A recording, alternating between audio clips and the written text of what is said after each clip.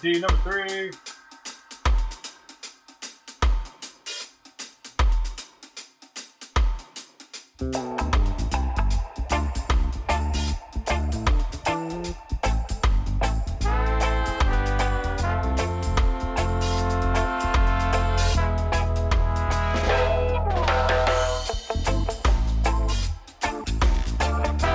Good afternoon, everybody.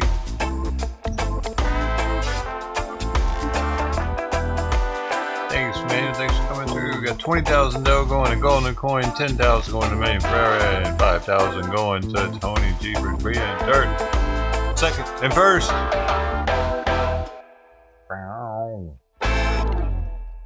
What's going on? Happy Thursday. I've already went off on 3 people today because I left the house without having a proper bowl. Dude, it's not just the stream I do it on, man. I called a complete stranger a stupid bitch. I screamed it at the top of my lungs. And there were a lot of witnesses. What do you do? What do you do? What the fuck, man? The Costco people, man. Hey, Jade44, welcome over there on D-Live. I see you coming through. Anybody else over there with you? Hope you're not alone.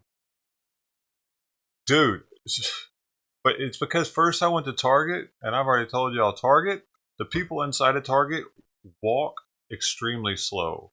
Go to Target in California and see for yourself. It's like, it's not just the people, it's also the cashiers. Everything in Target is extremely slow. What is that? Everyone I go to, and not just one. I just went to 3 different Targets. They're all slow. Everybody's just. Oh, what's that? Huh. Are they injecting them with Valium or something? I'm not part of the club, dude, because I'm just trying. I'm not. I'll get behind one. I'm just like, oh, fuck. Now I gotta walk like I'm literally walking like a senior citizen behind these people. I'm like, okay, I guess we're taking baby steps now. It doesn't matter if they have a cart or not. To Target, it's crazy. Have you been to? Is it like it everywhere? Because all stores aren't like that. I don't know. Maybe they are. I don't go to hardly any stores. Now that I think about it, I go to the pet store to pick up Simon's food. I go to Costco. And the only people you really got to worry about mandering in Costco are when they're getting the, the food. You can pass people in Costco. Well, I don't know. People don't really go too slow in Costco. It's like it feels like a normal speed. But in Target, it's like half pace. But anyway, I got. Oh, god dang it! I almost went off on the cashiers, dude. Because you can't. I got a bottle of wine because it was 50% off at Target. Coppola Merlot. It was like $7. It was normally 16 or something. I don't know. So, and you can't. Of course, you can't get that at the self-checkout aisle. Because it's alcohol. What kind of points is that? What kind of sense does that make, dude? You know what I mean? You got the lady right there. She can't see. She can't just come over and be like, yeah, it's a boop. Like, there were like 5 of those available, but I couldn't use them because I had a bottle of wine. That's all I had, too.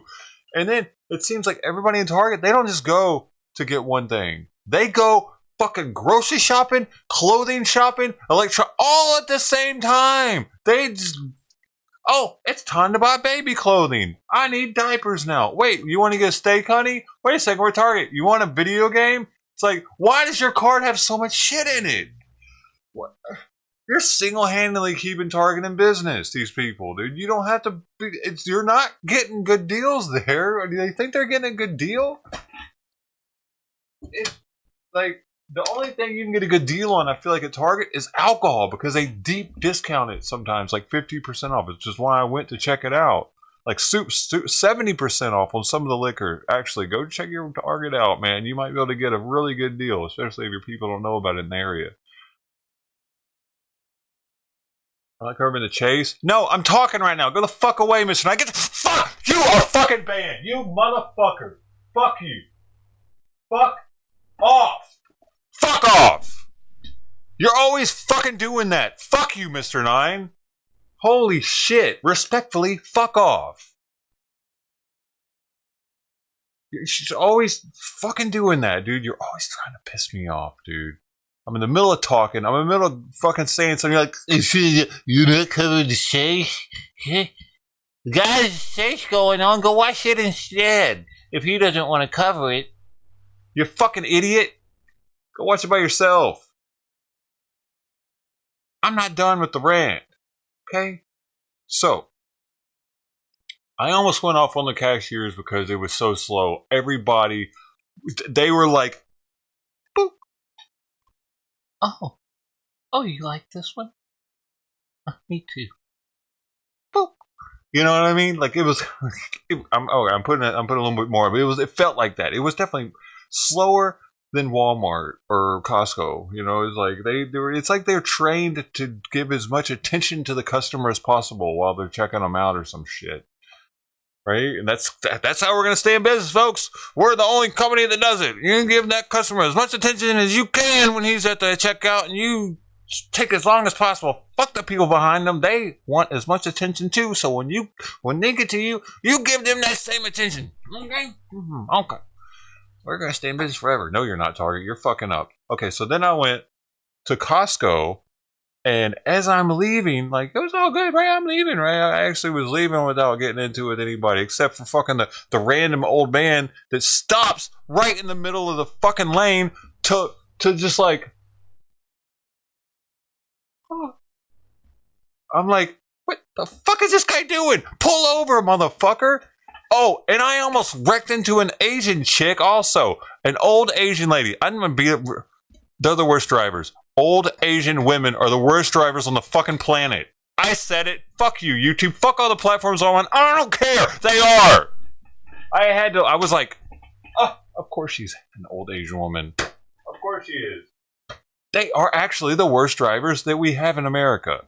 Okay, what else did that? What else happened? So then I'm leaving Costco after I dealt with like the dude that stopped in front of me and not knowing where the fuck he's at all of a sudden. I get out of the store, and right at the front of it, this lady decides she really has to have a parking space. She waits for someone, and I have to go that way to leave. Like, if I go the other way, I have to go all the way around the fuck. So I had to go the way that and she stops at the front of the store, blocking everybody just so that she can get that fucking parking spot at the front of the store. That's the one I called a stupid bitch.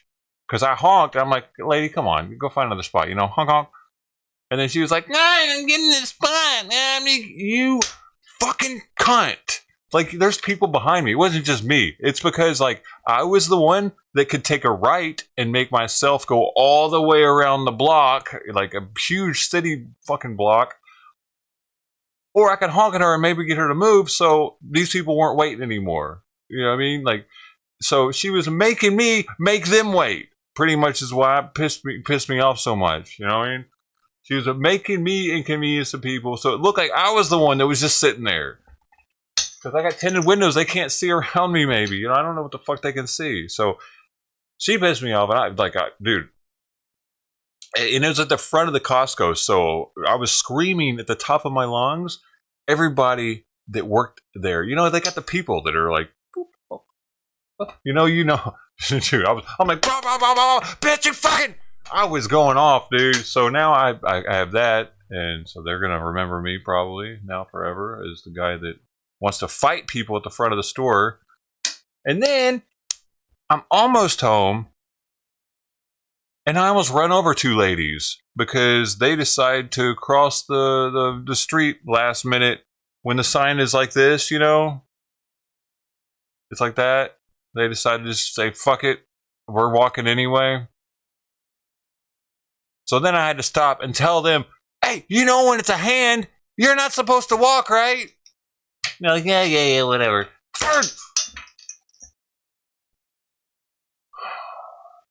I came close, dude, because I was like, stop. I had to actually stop in the middle of my turn. I'm in the lane, and I had to reverse back up into the turn lane. It was that close. The people don't even look both ways before they cross the fucking street, dude. They're just like, yeah, if you run over me, you're going to pay me. Yeah, you better. You're going to. You hit me, I'm going to get paid. That's what they think, dude. It's a California thing. There's a new law in Long Beach now where they have complete right of way now. No, even if there's not a crosswalk. Like, there's no jaywalking law anymore. You can't get a ticket for jaywalking anymore here. They want people to get ran over, dude. They want people to go to jail for running people over.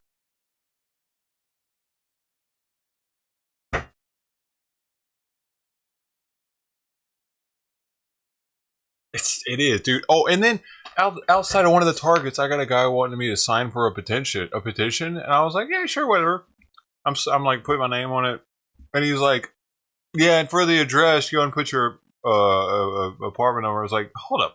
I got to put my address on this thing? Yeah, I'm good. He's like, no, that's how they always are. We're not going to send you anything or anything. I'm like, yeah, I'm cool, man.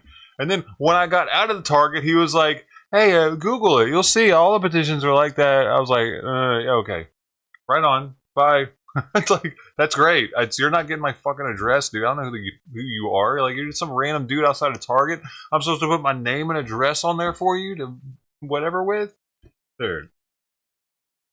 And how is he even out there? Why aren't they kicking him the fuck out of there? Soliciting people as they're walking in. Not just they had two people trying to get me to do something to decrease rent in California. He said it was a petition to decrease rent here. Good luck with that one, buddy.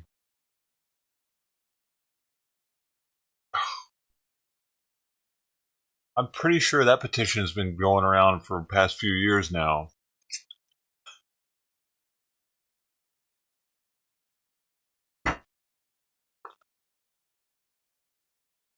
I should have gotten baked, dude, because I still haven't smoked. That's why I'm so wound up right now. That's why I'm paying Mr. 9. He should have known better. I haven't smoked, dude. He came in here. You're not covering the chase, dude. Fuck the chase. No, I'm not. I don't give a shit about every chase that happens. I'm not like,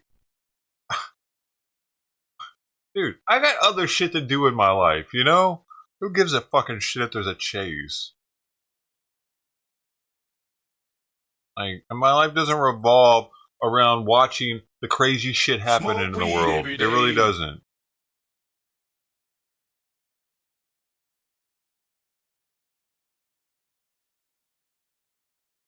Became that with all the protest streaming and shit, but before the protest streaming, that's not what I did, man. You know, I didn't go out looking for all the fucking crazy shit to watch and soak in and absorb and be affected by and have dreams about and shit. Black Lives Matter, dude. I couldn't even get rid of those things. For a while, I couldn't get rid of any of them. I would go to sleep and I would hear them when I woke up in the middle of the night. Literally, dude. I would hear them in my dreams. It's not healthy to constantly consume stressful content, dude. Y'all want me to do that? Fuck you! Fuck you! Okay? You want me to do that shit. Yeah, surround yourself with garbage constantly. Hey,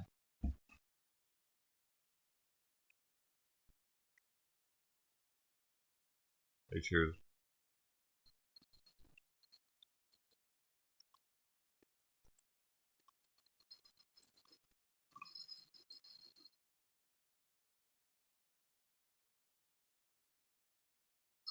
And Mr. Nine, bro, whatever. I don't know why you always want him back, dude.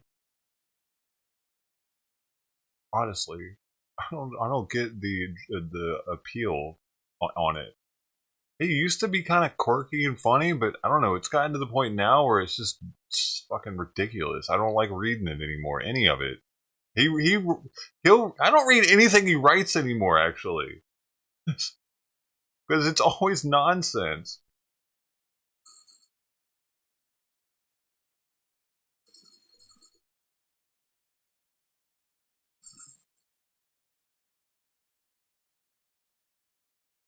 I don't know if he's trying to help me, dude. I really don't. Maybe he was trying to help me by telling me that there was a chase happening. Maybe he was trying to help me the other day by telling me that there was another stream up for it. Well, I don't know, man. Stop trying to help me.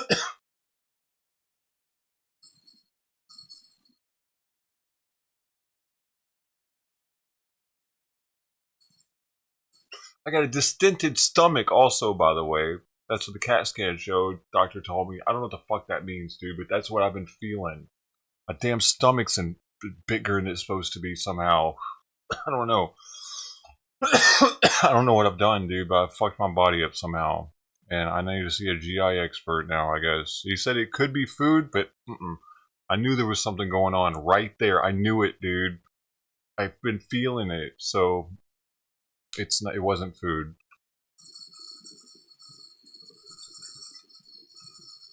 I've been feeling it for months, dude. It's something. I could tell that something was bigger right here. Actually, I even said it. I was like, something's bigger right here. Why? Like, I've been freaking out on it for like a month or something.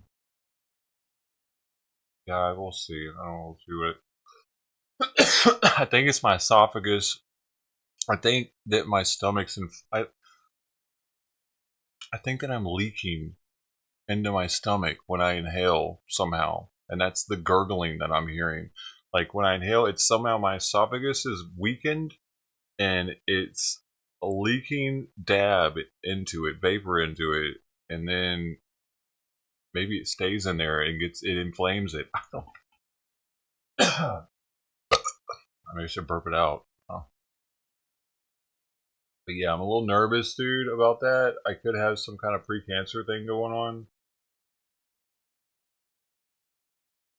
I could have to have an endoscopy where they put a camera down my throat. Also, I've had one before. They're not pleasant. So I found that out this morning too. I mean, whatever.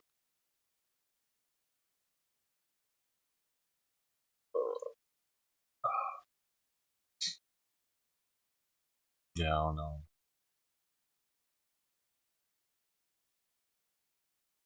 At least they saw something, I guess. You're right. I mean, because he said that the nodule in my lung hasn't grown. It's still the same size, but they're gonna have to recheck it in 6 months. From what I've read about the nodule, if you go 2 years without it growing, it's probably not gonna grow. So they're gonna have to check it for 2 years. Make sure it doesn't do anything.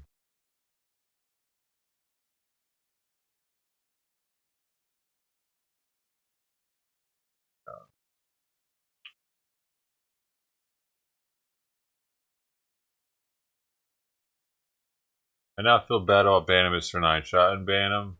He's probably just trying to help.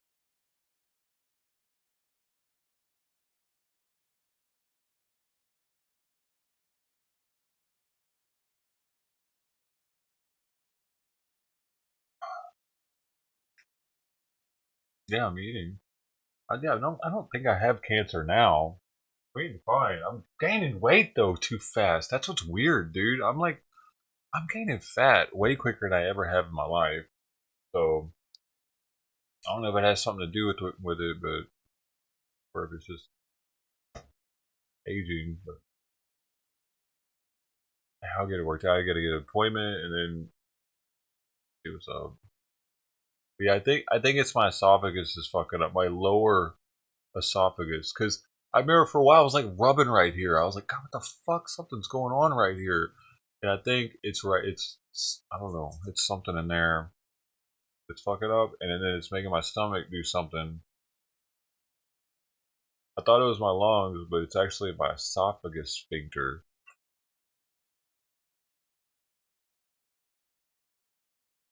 Vaping can do it. I've been looking into it. It's something called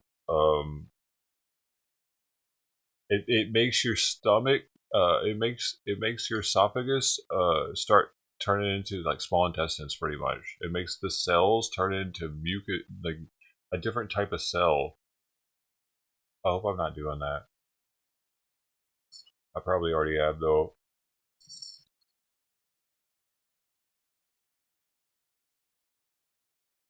More sugar? I don't know if more. Oh, well, probably over the past year or two. See, I feel it right there. It feels. Wait, is that where it would be at? Lower.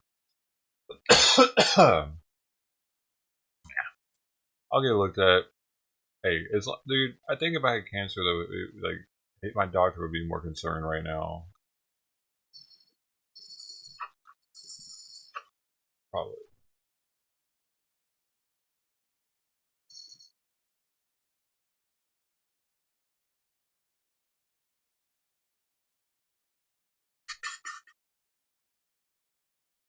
I'm probably all right, dude.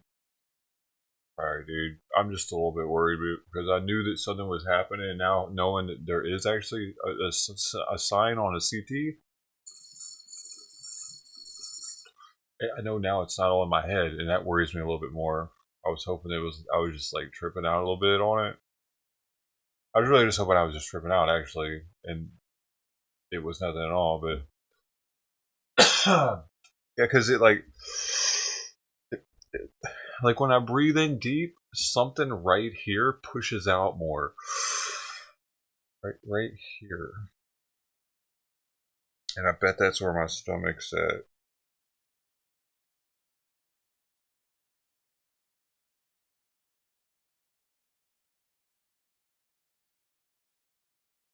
Distended stomach.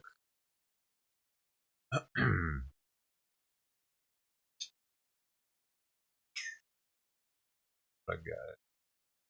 Easing up on the vape.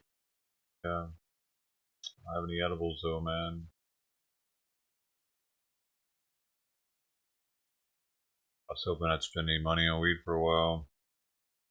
Edibles are expensive. I'm definitely not trying to use that weed for edibles. I do, man.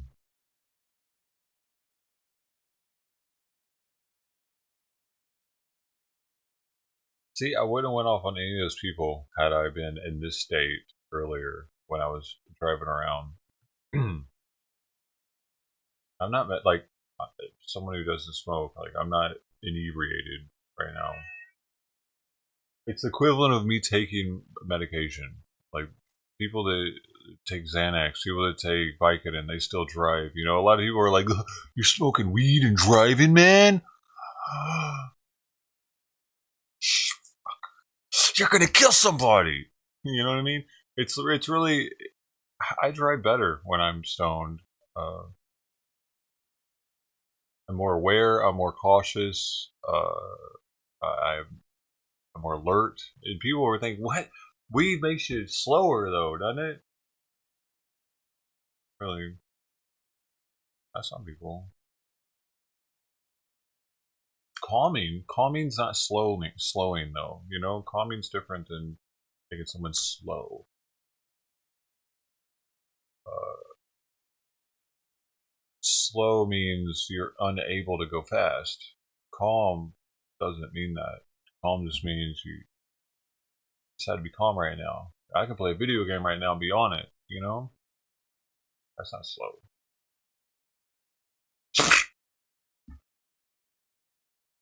Yo, I gotta teach some fucking random sober non-smoker that might be here just lurking. You know what I'm saying? I'm a teacher. Simon, chill the fuck out. You're gonna get fed. O'Reilly's Auto Parts. Ow! Oh shit. No, dude, the kitten's alive. The kitten's alive, dude. I heard it. I got up this morning. I had to, dude. I went to bed early last night. This morning around like 4:30. Meow, meow, meow, meow. I heard the little kitten out there, dude. I had Simon right next to me too, and it was next to. It sounded like it was next to my bedroom window too. So Simon's like sitting there hearing it too, and no, actually it was. It was not. It was 4. It wasn't 4:30. It was 4, even earlier. But I was like, kind of like, damn, shut up, kitten, go to sleep. You know, I'm tossing and turning, kind of like, go to sleep, man. I'm sleeping.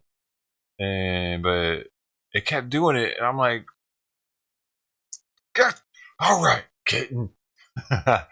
So I got up and I shut my door so Simon couldn't get out. That way he didn't like get all pissed off because I'm feeding something else. Like I didn't want him seeing I was getting food.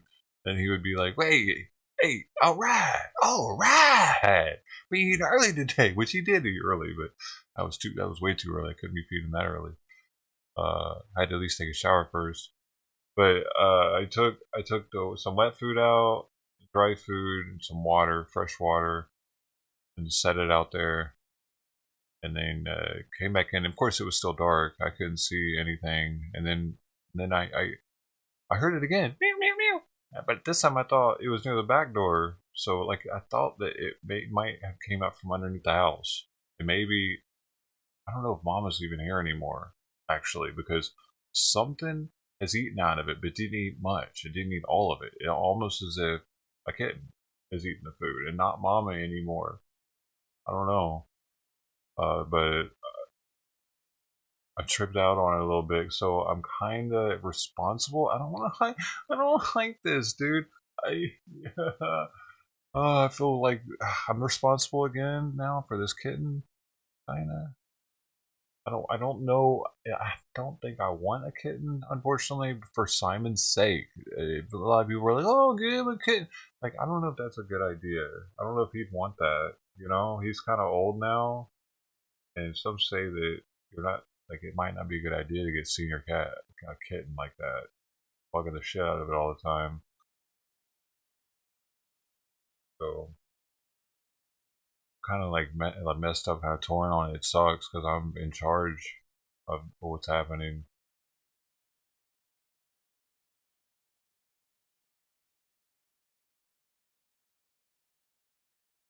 I'm the one that didn't get the hole patched up in the side of the house.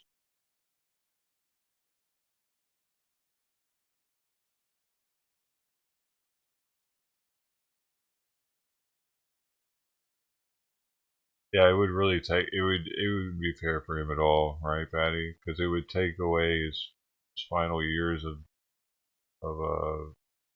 like the attention. I would have to focus attention onto this other thing, other kitten.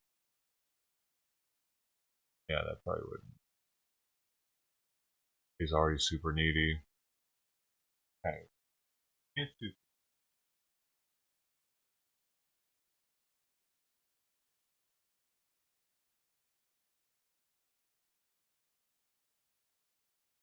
how you doing, Patty?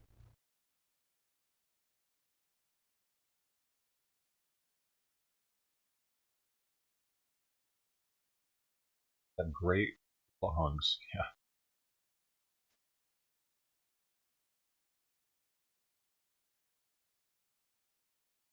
I just hope the mom hasn't left it. That's all. Because they'll probably, if she might, dude. Once it gets a certain age, she might just say, "All right, good luck. Here's your house."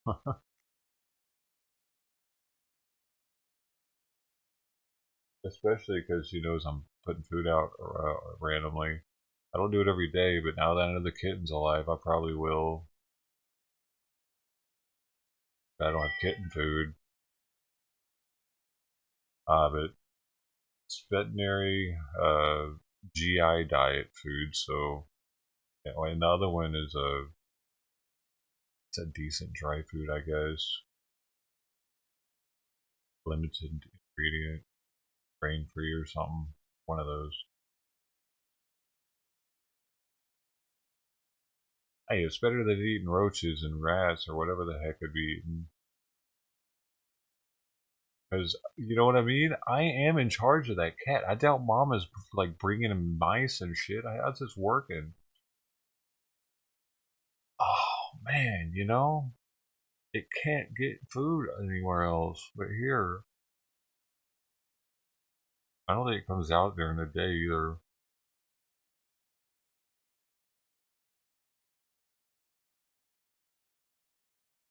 Hey buddy, I know you're hungry.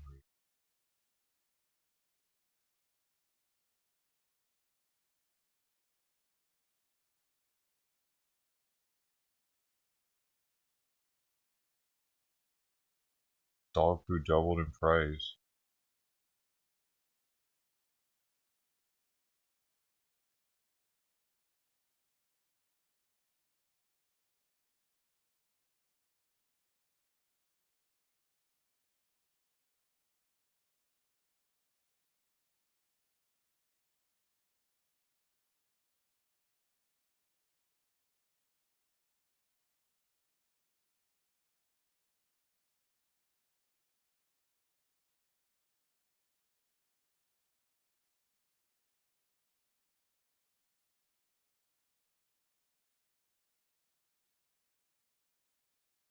I gotta get Simon's food, dude. He's chilling. He's chilling though because he wants some food. But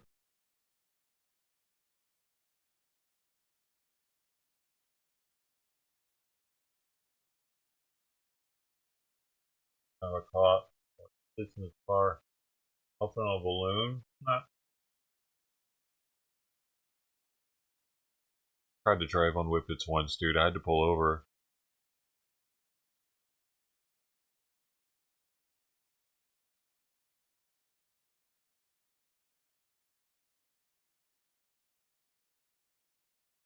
It's pretty much impossible.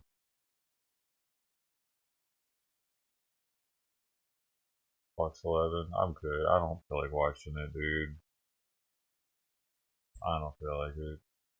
I've had a fucking crazy enough morning and afternoon in real life going out in public. I don't need to watch somebody else fucking ruin their life. That's all it is, really. You're watching somebody ruin their fucking life, right? I mean, it's exciting and shit, seeing like stuff happen, but it's kind of depressing. Like, I've been to Twin Towers, man. I've been where those people are about to go, unless they die. I've been to Men's Central and Twin Towers, so they're gonna go to one of those. Which it's both the same. It's LA County. Same building, pretty much.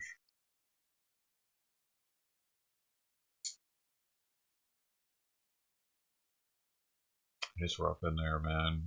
It's rough. It's not fun. It sucks. And that dude's about to be in there.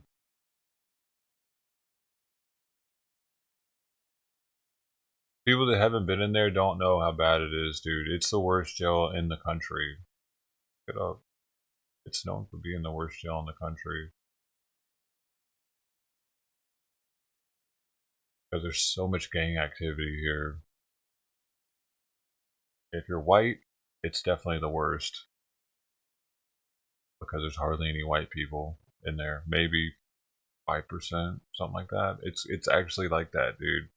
It's scary. Small percentage of white people in a 100-man pod. And you gotta click up in there. They make you. The Woods, I had to hang out with the Woods. You have to be a little bit racist. They make you. The guards are in on it. The guards will show you to your rep, your wood rep, when you get in if you're white. That's the guy who's going to show you the rules, the ropes, which telephone you can use, which toilet you can sit on, because that's your toilet. That's the white toilet. Don't sit on the other one, you might get slapped. Well, you'll probably get warned first. But after that warning, you'll probably get slapped. I saw multiple people go there. I saw a dude get his nose broken there by his own people. Because, well, they said he was a pedo. They said he was beaten off to a picture that had a mother and a daughter in it. Kicked his ass. I woke up with them kicking his ass too. That was wild. They almost kicked my ass too, because I woke up and I was like, yo! I was new there. They swarmed on me. They stopped beating his ass, but they swarmed on me.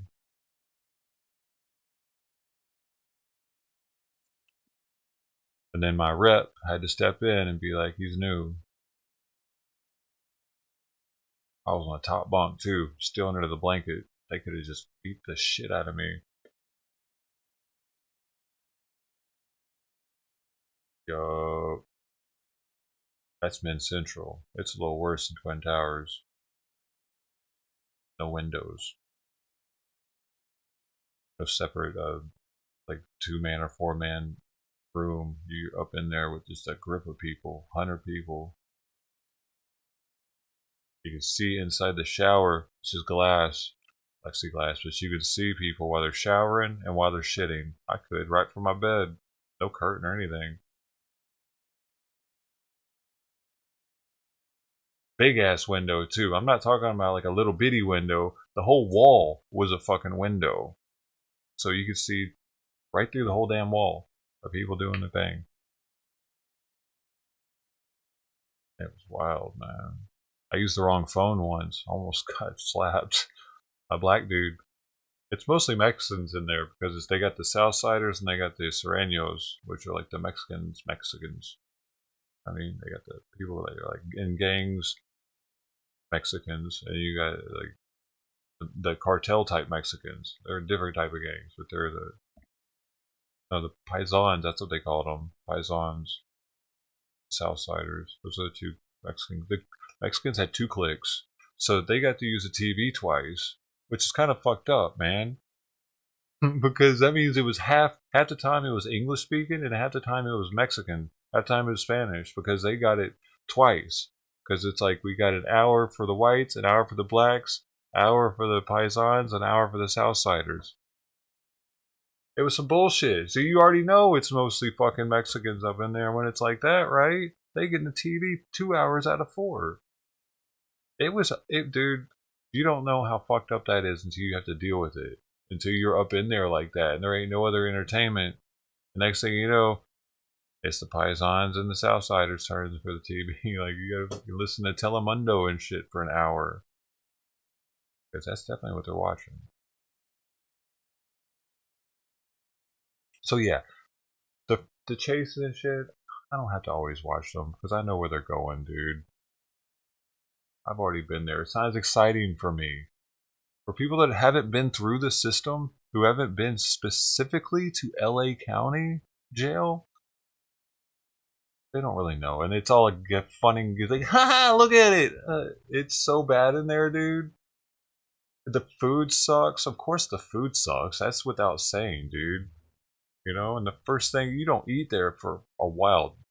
Getting in takes like a day, dude. And you're eating the worst shit then, like the fucking worst peanut butter and jelly sandwiches. And I don't even know where they get the peanut butter and jelly from, but it's worse than MRE food. MRE peanut butter and jelly would be better.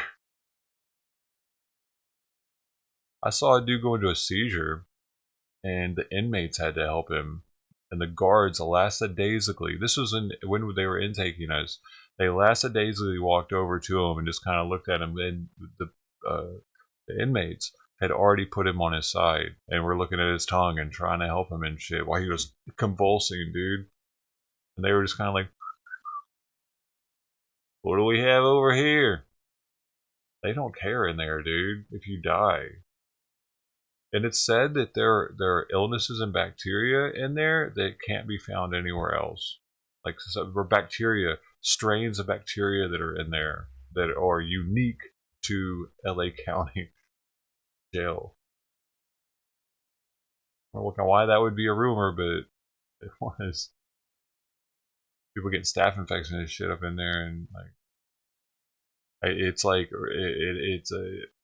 it can't be treated as well. You know what I mean? That kind of thing. Like you can't treat it's a resistant to antibiotic type shit. Is what I'm saying.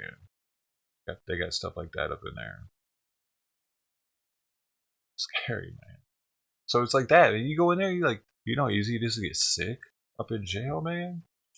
That's one thing. It's super scary. Beat up in a pot with that many motherfuckers.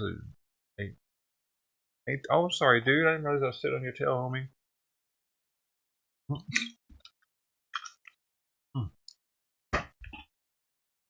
That dude's just trying to get high as shit before he goes to Men's Central. That's why he's hitting that balloon.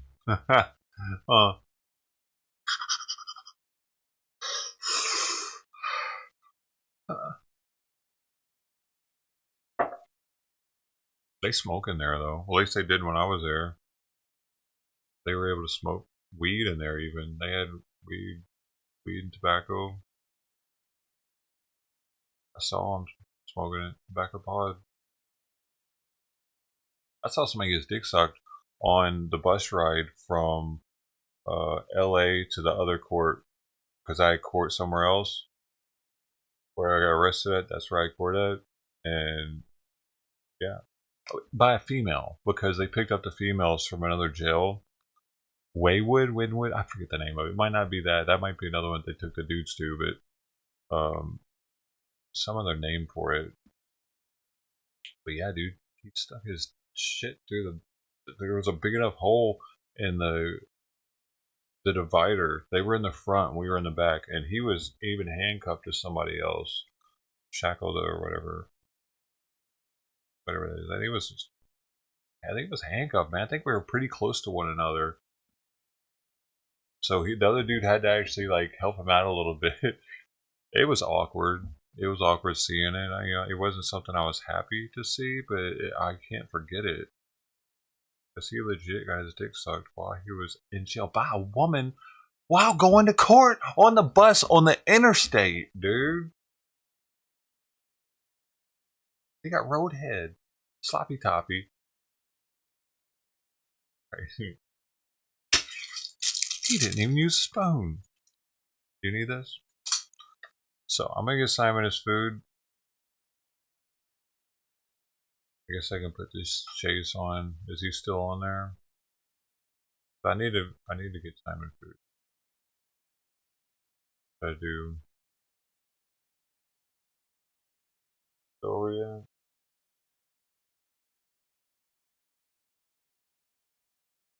Oh man, I watched the rest of that one last night. Also, it was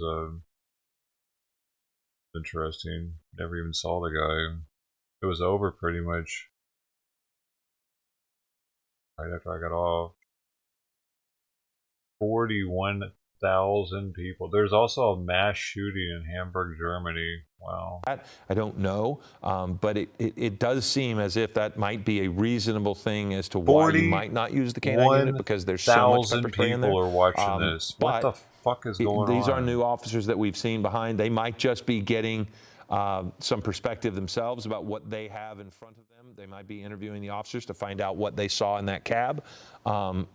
But it does seem as if that's a new piece of the puzzle. Right. Also new, we have a crew on the ground there, and that is what you're looking at. To the right of your screen, that's a live picture from one of our cameras. What's happening? On the, we believe that's, behind those deputy vehicles. Good to see you back on YouTube. Shit, I've been here for a month and a half. Armed and pointing their guns. Their weapons towards the pickup truck. At least, you can see the gate that we're looking at and the bridge. So yeah, that looks to be his pickup truck in the front. Yeah, that crew on the ground is directly behind what you're looking at there. March 9th. Up the street. We saw the yellow tape a moment ago, so Air 7XD is able to get you a shot inside the crime scene. And our ground crew is just outside that crime scene tape. So, you know, if we get a chance, they might be able to talk to some of those residents who are leaving. But we are going to be able to continue to let you know how this all resolves itself. Because it will. At some point, it is going to. And again, we mentioned General Hospital is going to air later.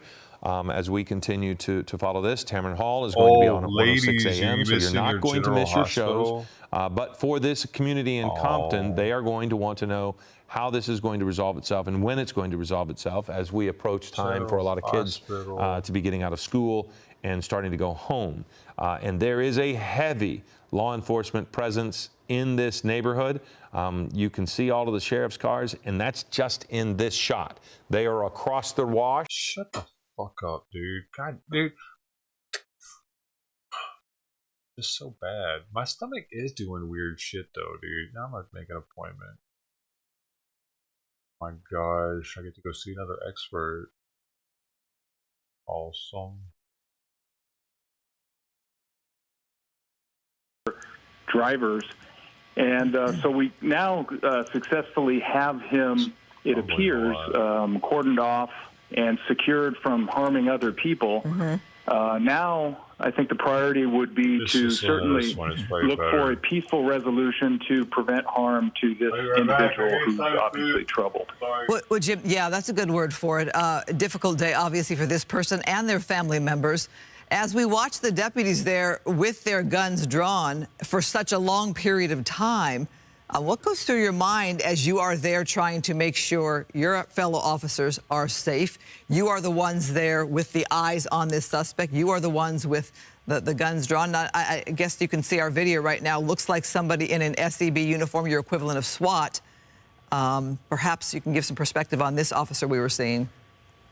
Yeah, so initially, as you mentioned, the patrolmen and women on the scene are first ensuring that if, unfortunately, the individual comes out with an immediate deadly threat, that they can resolve that so there's no harm to the public or deputies on the scene.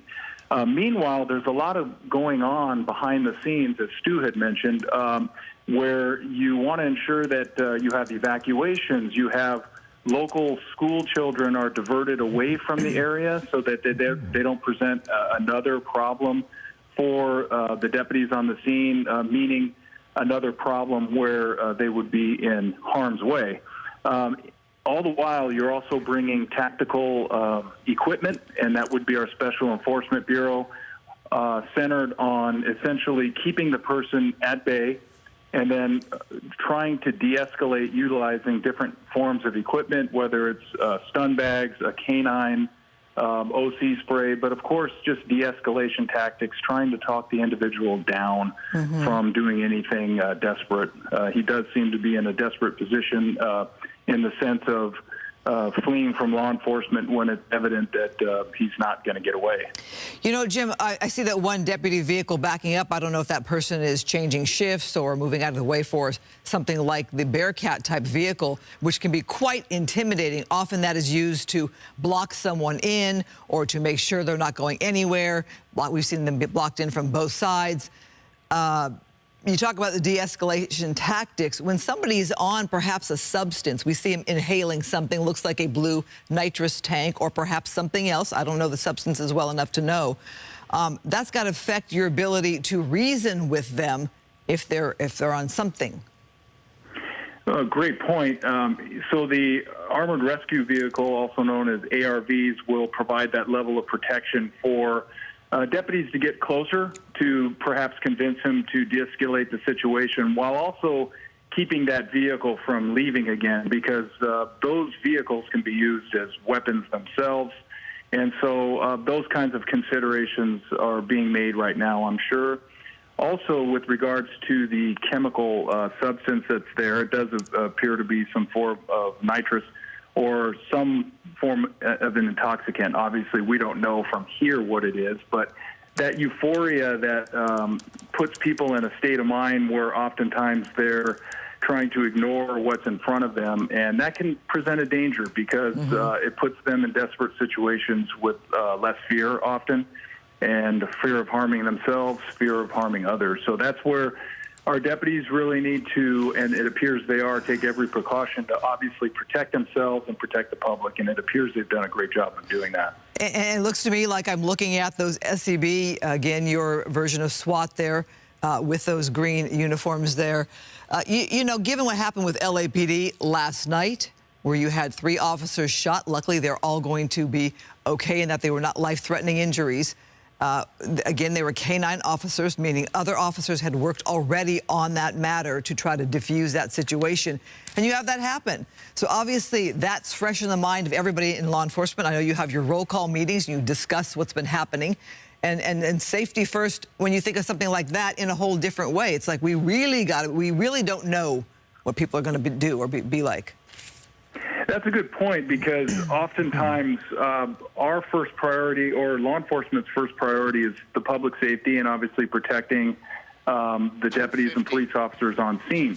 As you saw with the LAPD situation, oftentimes the vulnerability comes by actually creating that safety layer for other individuals, including the suspect. I mean, certainly we could take a further approach or be more distant, which would move law enforcement from harm's way, but then it puts the public in more jeopardy because the person could flee with a weapon, flee with the vehicle again. So oftentimes those types of shootings where we saw 3 LAPD officers, and our thoughts and prayers are with each of them, oftentimes that's because they're putting themselves in harm's way, ironically, to de-escalate a situation with a desperate suspect, as we saw last night, and also in this case as well. Yeah, our thoughts with them, indeed. Quick healing, we hope. Let's just talk about your credentials for a minute, because you have seen every scenario on the planet, I believe. Retired Chief of Sheriff's Special Operations. You currently work as a senior advisor for the United States Department of Justice. You've trained people overseas as well. How have you seen the tactics change over the eras, and in the way you're seeing things being handled right now today?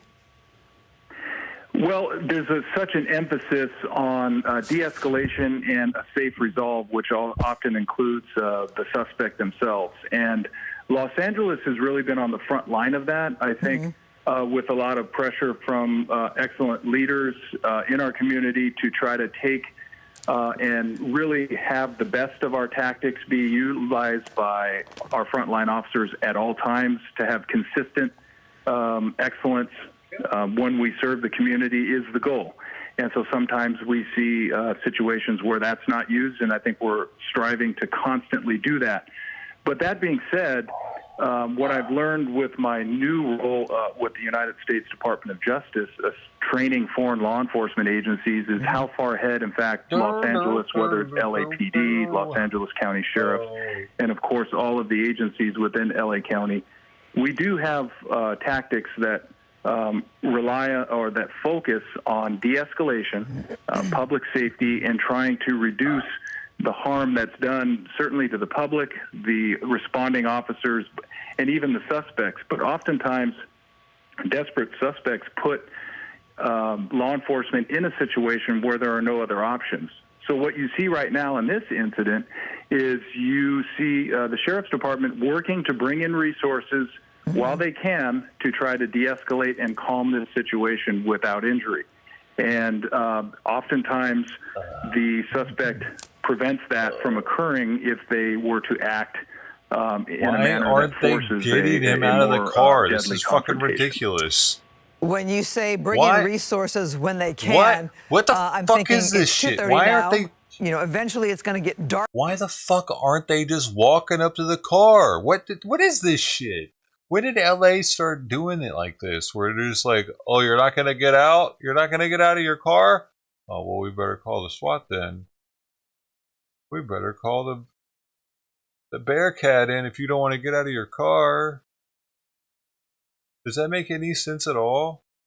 Cops used to have balls, dude. What happened to cops' balls? They all shriveled up. They all shriveled up, man. Cops used to walk up to cars and be like, get the fuck out of the car! And they point a gun at them. Get the fuck out of the car. Now they're like, get the Bearcat. We gotta get the Bearcat. He won't get out of the car. Get the tank. It's a little weird, right? There's all these cops there. Get him the fuck out. Why do they need the SWAT team to get him? It's not like he's got a gun in his hand or something. He's just sitting there fucking high as shit on nitrous. Does it make any sense, bro? Yeah, exactly. He's super fucking baked. What is he eating too, dude? He could probably barely walk straight after he hits that thing. Dude, you ever done nitrous, you know. You hit fucking nitrous good, you're out of it for a second. You're wah-wah, wah-wah. Oh.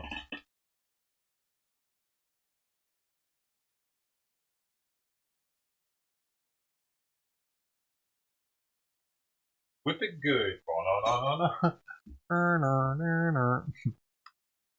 Dude's whipping the shit out of it. He's got a straight nitrous tank, dude. It looks like it goes in a car. Like he's inhaling the car shit. You're not supposed to do that, actually.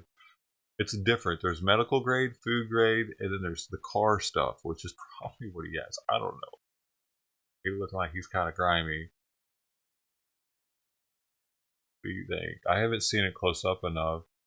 From earlier in this pursuit. Oh, wait. It started around 12:55. Let's go ahead and roll a clip. Really? And Stu, if you can see it, great. Went on if not, for I can that paint long? the picture. I wasn't even at home yet. And well, you're gonna have to paint the picture. Okay. Yeah, definitely, because we can't see it up here in Skyvox. Gotcha. Okay, so what I'm gonna do when I call for that video is I'll paint the picture and you can weigh in on it. But basically, you took this over around 12:55, give or take.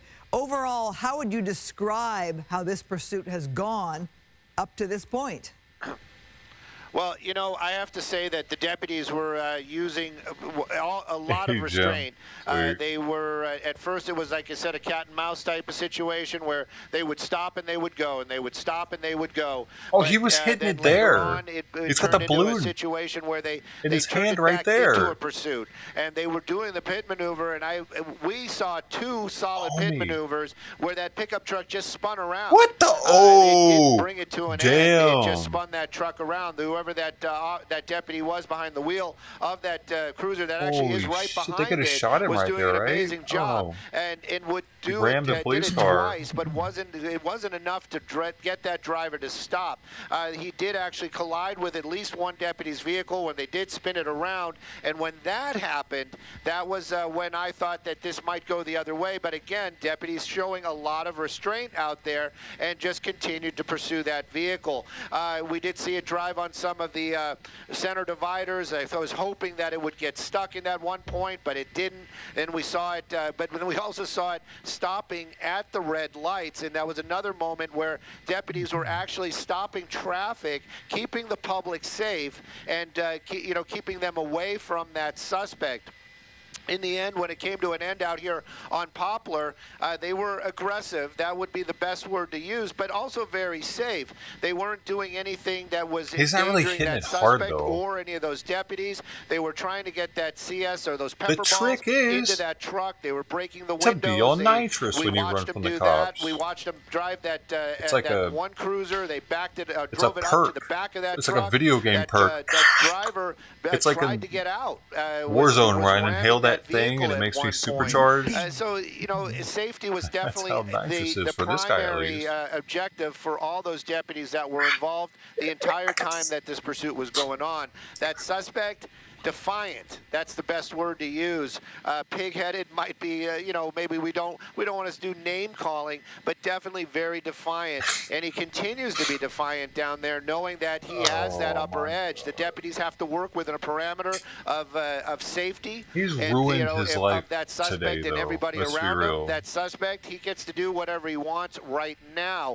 But again, you pointed it out. This is not something to make light of. That suspect clearly has issues. You know, and one of those issues is going to is clearly substance abuse, and he continues to abuse that might be his way out. Deputies, actually, I didn't think about that. Right now is watch. You know what I'm saying? Because he's been hitting that this whole time. I'm not saying he won't get charged with anything. He's definitely getting charged. But that neighborhood, he will be able to take advantage of drug and alcohol programs now to get this off his record, because it will be from drug use directly, and he's got proof of it. Wow. Yeah, he might, like in the long run, this might not hurt him as much as it would someone that wasn't huffing it is really just a huge waiting game, huh? Actually, I'm wondering, Stu, could you perhaps give us that wider shot again to show the neighborhood? How much of the neighborhood is affected here? The whole street there.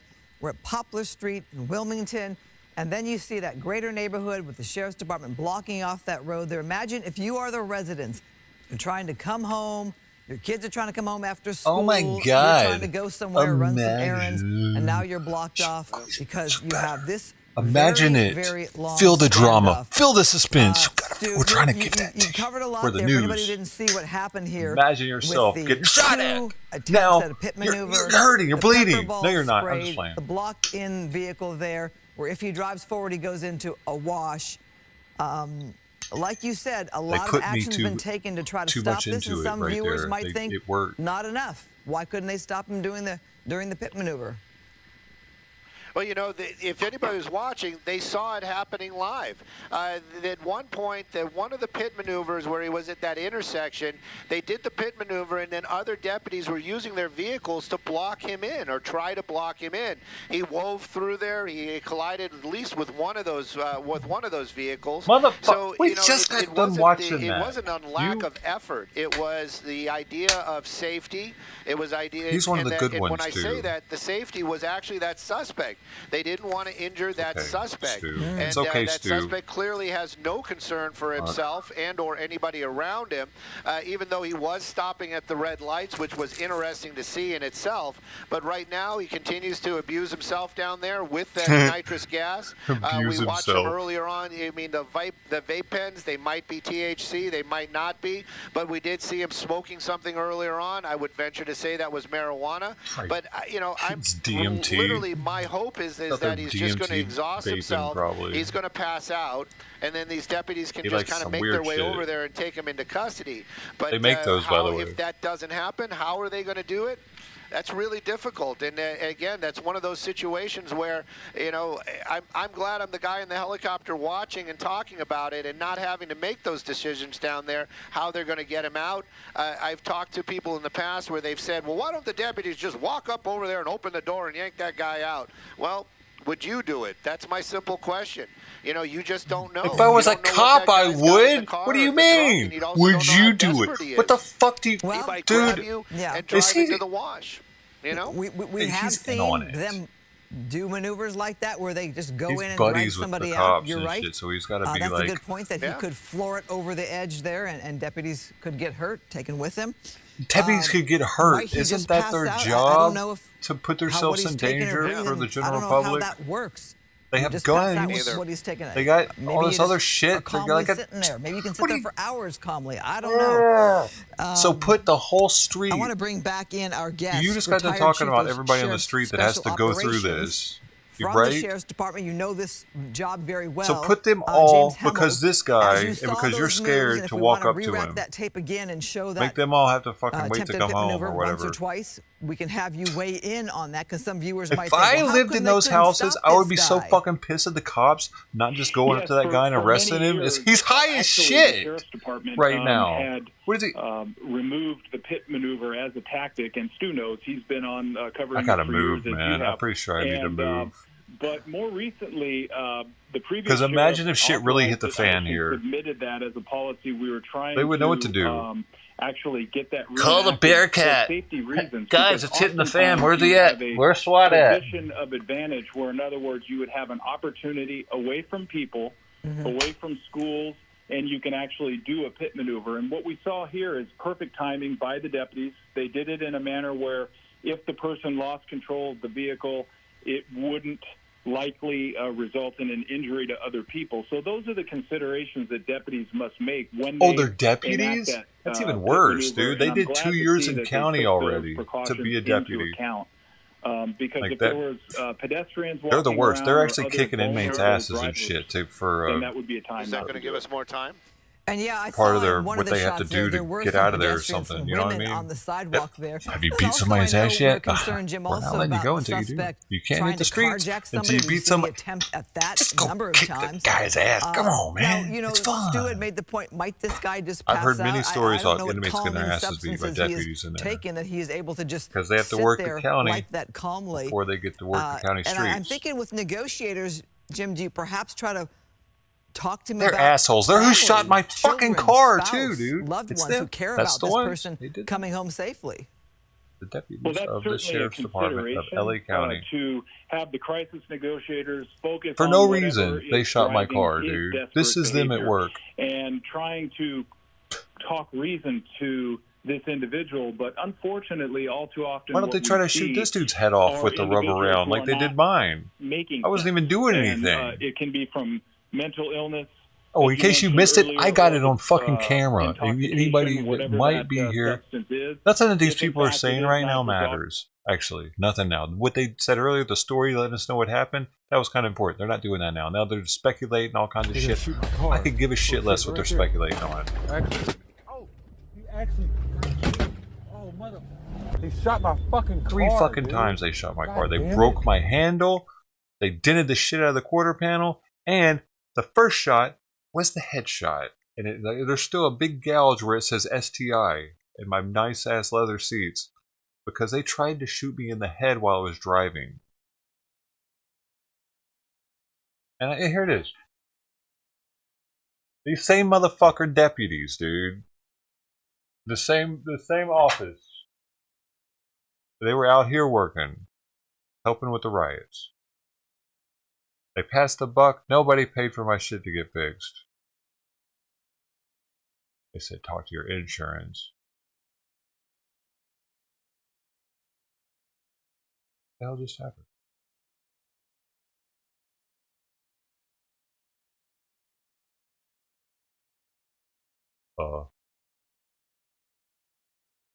Weird.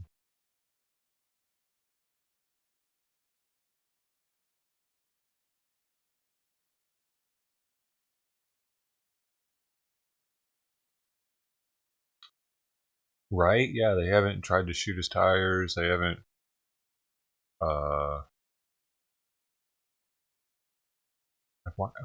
Why aren't they gassing this dude out right now? Remember that day that they gassed that lady out and she had the baby in the back, like a kid in the back seat under a blanket? Nobody knew the kid was back there. Maybe that's why they're not gassing him. They gassed the shit out that car too. Remember that? And all of a sudden the kid comes out the back seat and everybody's like, what? Oh my god, there's a kid in the back seat. The whole time there was a kid in the back seat. This is the one where they're... That even looks like a different negotiator now. There's one with a hat and this one does not have a hat. So it does seem as if they're both there. The guy in the hat's behind, yes, that's and it correct. looks as if another guy. So they may be both talking to him now, because they're both wearing the different kind of shirt. You know, the black polo. Mm-hmm. But it doesn't look as if this is the negotiator. Walk in on the. If you look there to the right, that is the initial person who was talking to him. Get the bomb squad out there, man. You never know. He could be strapped up, dude. You know what I'm saying? You got to get the EOD out there. Get the Navy SEALs out there. Bring a shark, just in case. You throw it at him. You know what I'm saying? If he does anything crazy, a smaller shark, but really sharp teeth and hungry. Make sure it's hungry. Don't feed it. Don't feed it on the way.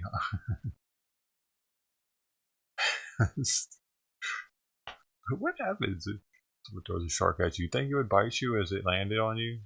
If it was able to? Yo, there's Jeffro All. What the fuck? Pull that up, Jamie. What does that mean? Pull that up. Does he think that someone sees his comment but me? Does he think that someone else actually just read that? They didn't. I'm the only one. There's 41,000 people in here, dude. What is he doing over there?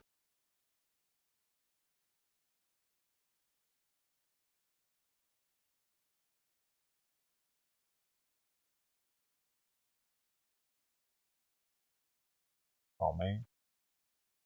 Who was that? Forgot who it was, dude. Oh, shit. It's too late. He's gone now.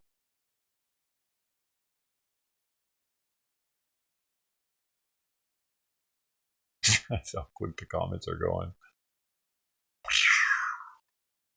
Who was that? What was his name again? Forgot it.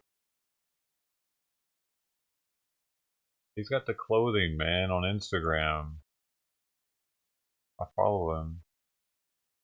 Who was it?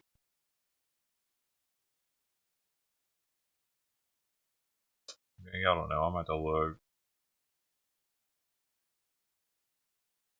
I don't know how to find him either, unless he's posted something recently.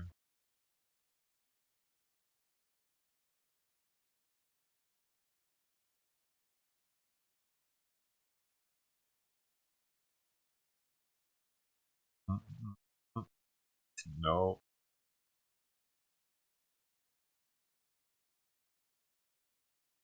Don't know. I don't know who that was now.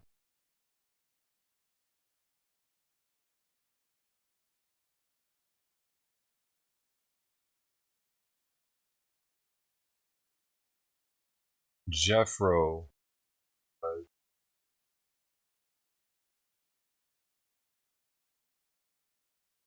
Did he leave already?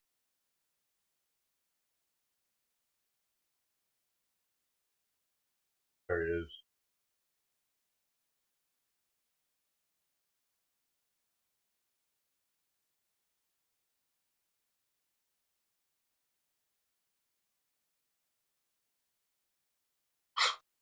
I said, bro, who are you talking to? See if he even sees that.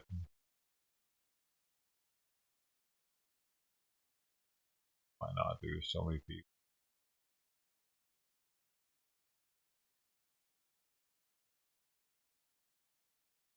Oh my god, the Trump 2020 people, man, they're really going at it. What the fuck, dude? Dude, you Trumpers are fucking annoying. How about that? You really are. You Trumpers, you're annoying. But you don't even know if he's running. He's probably not gonna run with that stupid NFT shit he pulled. There's no way he's running after that.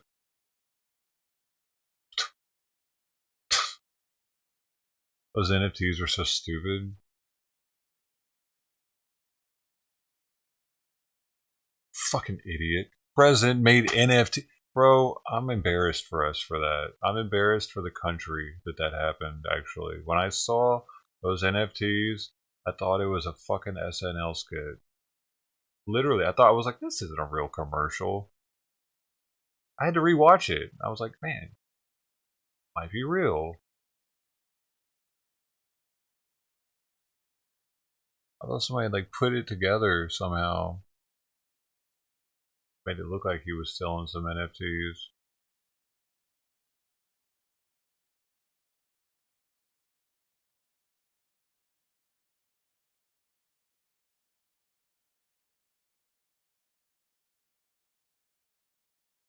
That's probably gonna be DeSantis, dude. Trump's just made him. He's trying to live off his fame, rather than like being a good leader. DeSantis looks like he might actually be a good leader, man. I bet he'd get a lot of votes, dude. Get more. I don't know. I bet Trump would get a lot of troll votes at the same time, though, because fucking idiots. That's how he got nominated the first time. Kids nominated him for like because they were trolling. Like the youth nominated him as out of a like, yeah, fuck it, dude. That happened. And then Biden's probably the same thing. Antifa kids. There's tons of them, apparently. Oh, Antifa wannabes, too. There's probably a lot of people that wanted to be in Portland and Seattle to be shoulder to shoulder with those idiots. There's probably a lot more of those people than you want to know.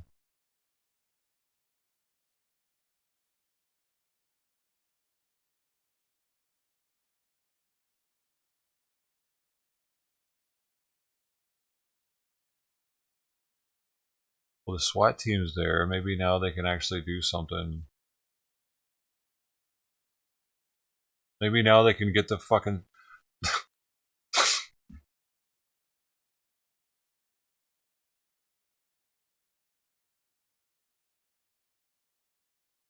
This is where we're at nowadays, dude. I'm just like thinking about what we look like to other countries. Russia wants to take over the world.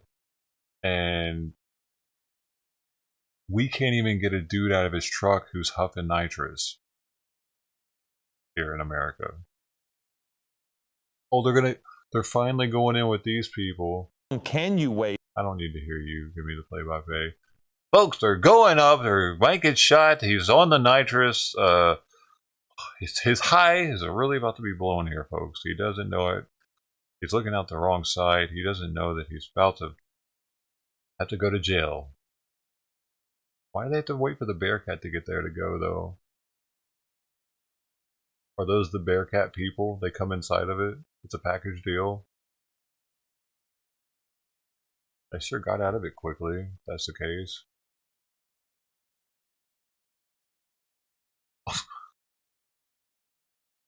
Homie. Do they know something I don't know? So it is interesting. He turns around and watches. But what also is interesting is that he's monitoring them by looking in his... Are we being trolled right now as people of the society of LA? Like, did they see a grenade in his lap? Bubba, hey. Everywhere at the same time. So it is interesting how they approach in different manners, never in the same way. And they do have the negotiator. When he's talking, he's always over there to our screen right. Yeah, Philip, what I thought they might have were going to do was get a driver into that sheriff's patrol car Trump people and swap it out with the Bearcat, which gives them a tactical advantage to look down into the vehicle. Nobody even see it. Fire position, 40,000 people in here. They may not be able to do that, but I thought that was what they were going to do. Well, they you know what, Bruce? I mean, they still could, because I'm not quite sure from our on the ground shot where the Bearcat was, but they still have the possibility of moving the disabled sheriff's vehicle, which we've seen, the one that is perpendicular to the scene. That one's got a flat tire. They ran over the spike strip with the second vehicle we see there. So they could be moving it out. It does look as if, Bruce, they positioned that so that there's a better the cops ran over a for the spike officers strip as they're mustering there, and they can approach That's awesome. a little more safely in that circumstance. But I mean, they would have to move. You couldn't use the Bearcat with that vehicle still there, right? I mean, you can't see. There it is. Okay, there we see the Bearcat. But they can't get it until they move that other vehicle out of the way. You know, yeah, as a supervisor, I'd be like, okay, it's got a flat tire. You know what? Let's just move it. Let's move it. Let's get the Bearcat in position. Let's put our plans into play here. Yeah. Hi, Bruce. Thomas, Colleen Sullivan join you. As always, thank you for giving us your insight in on this one, because we've been watching this for quite some time, where that driver really does not look like he is in any rush to get out of that pickup truck. But again, you know, Philip said something a while back, about 45 minutes ago, and he said, you know, you had touched on it earlier, that they, you know, police use their canines as another tool of getting suspects to surrender. Dude, this is.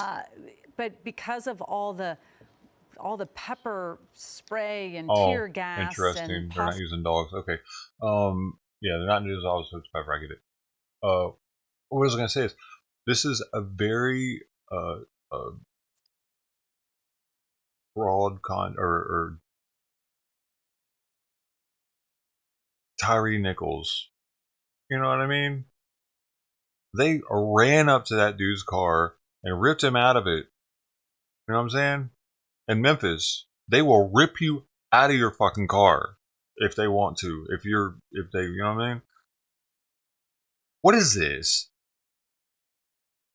Is this because of like the backlash of them fucking up? Now they gotta do all this, man. What a waste of fucking time, money, effort. All this is ridiculous, dude. Just rip him out of the fucking car.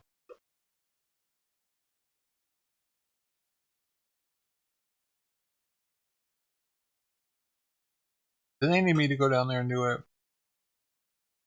I'll do it. Give me a bulletproof vest. Give me a gun. I'll take him out.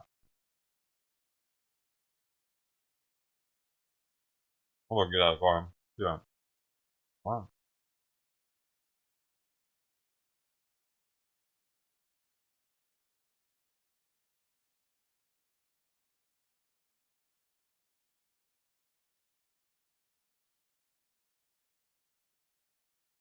If they see anything interesting. Is there one officer whose job is to kind of watch the interior to identify anything that?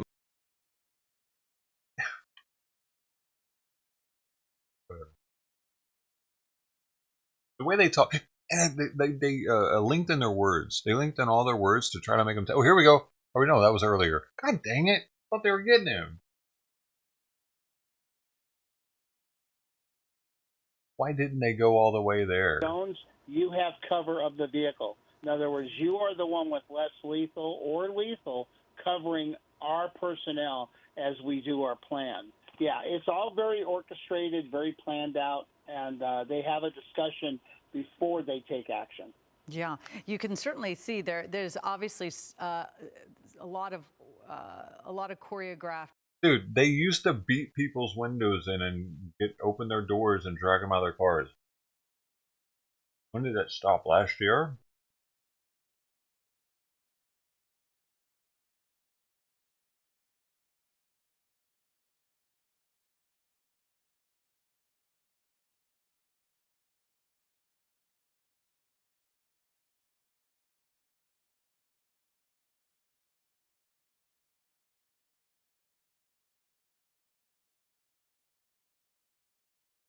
I know.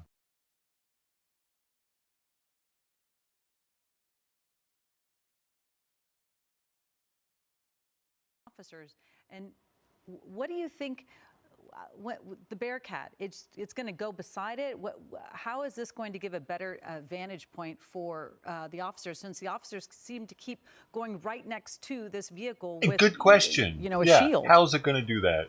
Yeah, ultimately what they're going to do is they're going to swap out the Bearcat for that patrol vehicle. Why? At the rear of the pickup what is that truck. going to do? The problem lies, you have a very narrow street with cars on both sides, and you have a very big vehicle. The Bearcat is a heavy-duty armored vehicle. And when they move that patrol car... It's for show, dude. They just love bringing this fucking thing out, dude. And back it's up. Weird. Endangering the officers. Or are they going to try to deploy a spike strip to the rear or something like that? Well, I have not seen him. They're trying to justify their inflated budget by using their toy. Air 7 looks away periodically, but yeah, for a minute I had hoped that maybe we really need it. Run out of See, we're using substance it. That he use had it all been the time. inhaling, Look how much we you use saw it. Just a moment ago that he did still have it. Remember the bomb disposal truck that they fucked up? Even if they do, it was like a year or two ago in downtown LA, and they tried to dispose of a bomb in it, and it like was way too big of a bomb to be doing that with. Take off backwards, but he's not going anywhere with those like Bearcats. Ruined the truck. So he can't, even if he did run into some other people because he's going backwards, he can't really steer it because we saw I don't know what the fuck they're doing out here, man. That's what I'm getting at. Or maybe the spike strip that's wrapped around the wheels on the other side. We can't show see you that right video. Now. It's crazy. You can just see a slight bit of it on the ground there from the passenger side. So there is something that's disabled his vehicle as far as being able to steer or move. So he's not going anywhere. I mean, I'm surprised they had 2 Bearcats in this June 30th, quarters. 2020.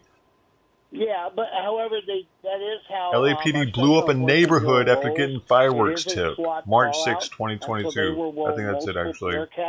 Miscalculated the weight of fireworks. And they used LAPD's total containment decibel was destroyed after bomb squad members miscalculated the weight of fireworks they placed inside. For quite some time. So they don't even know how to use the fucking equipment that they're getting. They just want to get it and show it to people, and that's LA police. That's a different, but you know they gotta do it too, though.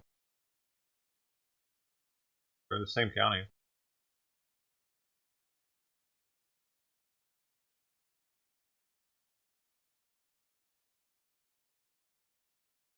Sure will look fine.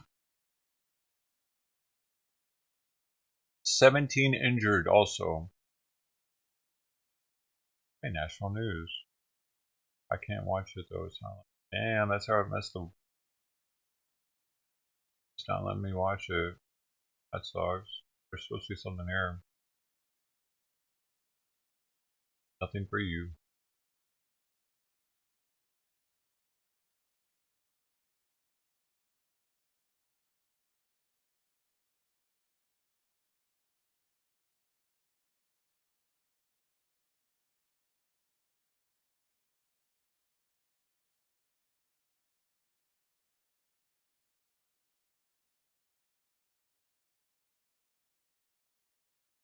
Oh shit, here's a video of it happening. Here you go. There's no audio though.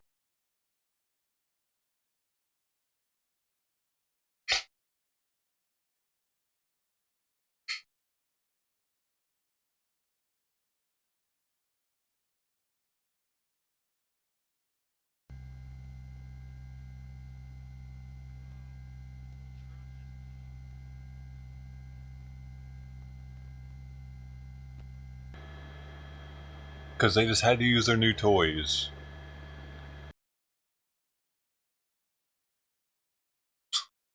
Thought it was a good idea to just explode explosives in the middle of a neighborhood in a truck. Like, they really needed to do that. Our path to wherever we're going, work. Gotta move, man. Because of whatever the delay is. They're getting dumber and dumber. The cops are getting dumber and dumber out here. You can see law enforcement there across from that wash, across the street, making sure residents there are safe and staying away and reminding them that there is police activity going on. Even a block over, you see law enforcement. But I can't imagine being the homeowners who live right there, who now are not able to perhaps come home. Enjoy their afternoon with their family, kids coming home from school. And they're letting this dude just get high. Whoa, that's way too loud. Turn that down for sure. I'm sorry, y'all. There's been no sign of movement, though, of him even opening the door, acknowledging law enforcement. He's just been sitting there for a good 2 hours now. Jim, stand by. I wanted to bring in Rick Dickert, who has been in Skyfox for many years, covering many events, man right there. scenes like this. He's a man's man. Rick Dickard, as you are coming into our Rick, coverage, that's here, a double dick, ain't it? Here? Rick Essentially, Dick. you could see that pickup truck ran into that dead end. That's Compton Creek there. It's just to the west of Wilmington Avenue, and we are on West Poplar Street. What we're concerned with just a block away is General Benjamin Davis Jr. Middle School, and Stu alluded to this. That school. They call me double dick for a reason. That's what I would say. We're trying to ascertain if that school is on lockdown, if parents can come and pick up their children, because as we widen out in Skyfox, you'll be able to see that middle school is just a stone's throw from where this standoff is occurring. You can see the Bearcat there making some movement. And when we talk about SEB, what the acronym for that is, it's the Special Enforcement Bureau of the Los Angeles County Sheriff's Department, and they handle high-risk tactical operations involving things like barricades, like this one, hostage situations, or high-risk warrant situations. They have plenty of manpower and women power there on the scene. They have this gentleman surrounded. You had to say that. Just going to women wait power. This out. This is a very erratic individual that's an oxymoron. But yes, protecting the residents of this Compton neighborhood is paramount. I'm just playing, ladies. It's your month. And they are trying to get everybody out of harm's way. We saw a similar situation. Yesterday was your day. Do you know that? It was Women's Day yesterday. Congratulations. When's our day? Do we have a day? When's Women's Day? 3 LAPD canine officers. You can see they've got the yellow tape up there. They're surrounding the area, that perimeter, that line. You see the street sign there saying Poplar Street. That was Poplar Street and Wilmington Avenue, which Wilmington is a major north-south thoroughfare which borders General Benjamin Davis Jr. Middle School. Again, trying to get information there, but that Bearcat there is making a move, getting closer to where that sheriff's patrol car is, that SUV. This individual clearly under the influence. We could see him using there in that pickup truck. He's the only one inside the cab, clearly there. He is communicating at times with those deputies, Christine, but he just doesn't want to give up, and we haven't seen the Sheriff's Department make a move towards that cab yet, but they have that manpower in play. They have that Bearcat there, and now it's just a wait and see. Woman power. Come on, bro. So as we think, Rick, of someone not wanting to give up, I want to bring Jim back into the conversation. So why doesn't the person want to give up? As we said, are they under the influence? But I also wonder, do they have some kind of criminal record or some reason why going into custody is a bigger problem? They know where they're going, probably. Perhaps they have been in the system before. Perhaps they don't want to go back to jail. Perhaps they're going to just wait out their day because they don't want to go to jail, period. But, Jim, you have to factor, if you're the deputies there on the ground, you factor all of that into account here as to why this suspect is not making a move, knowing they can't go anywhere. That's certainly I tell you why he's not making a move, because he doesn't have to. People take desperate actions when they know they're returning to prison for a substantial amount of time. Now, not knowing anything about this. The dude has been huffing fucking nitrous. These people are squares. They've never done nitrous. Don't think that they have. I don't think that they have. Do you think that they have? I don't think so. Maybe when they're at the dentist or something, but they don't know what the fuck. Like, you know what I mean? This isn't their person. Like, they wouldn't ever have hung out with a guy like this. I, on the other hand, probably might have at one point. Actually, I can see I've hung out with people that have done some pretty crazy shit, dude. Because I've been in programs.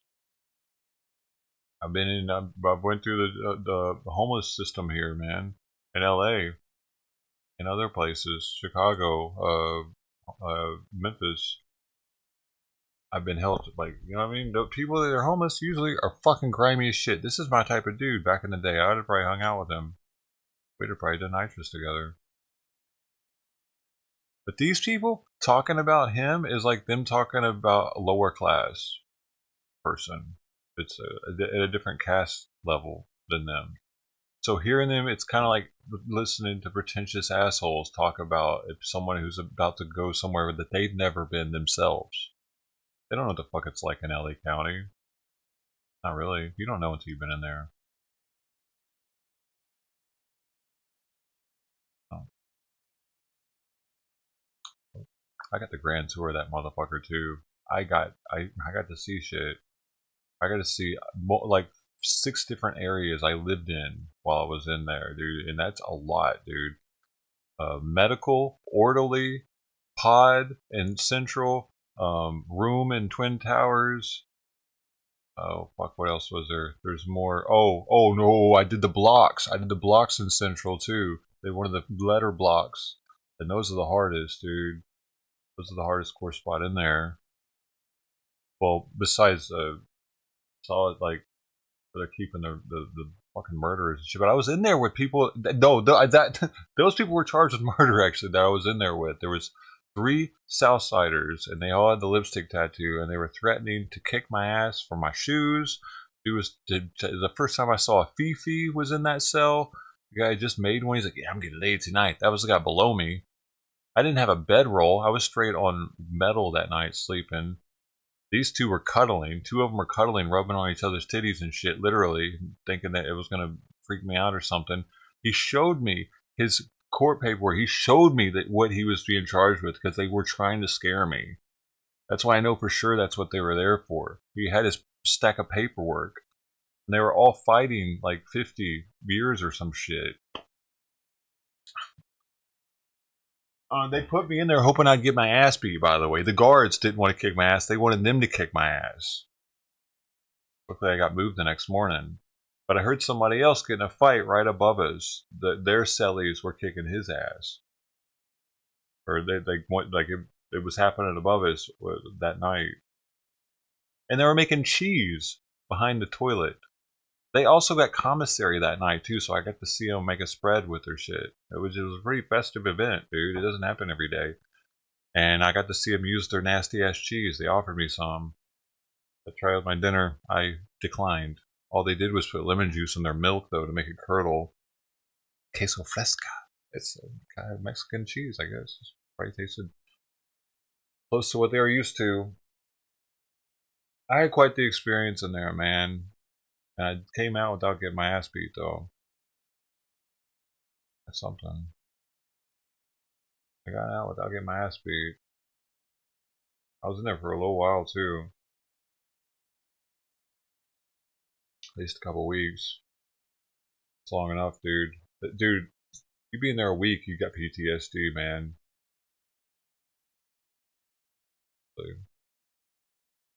I've been in the jails all over the country too, dude, and that's the only one I'm genuinely scared of. I'll say that as a man, I don't care, dude.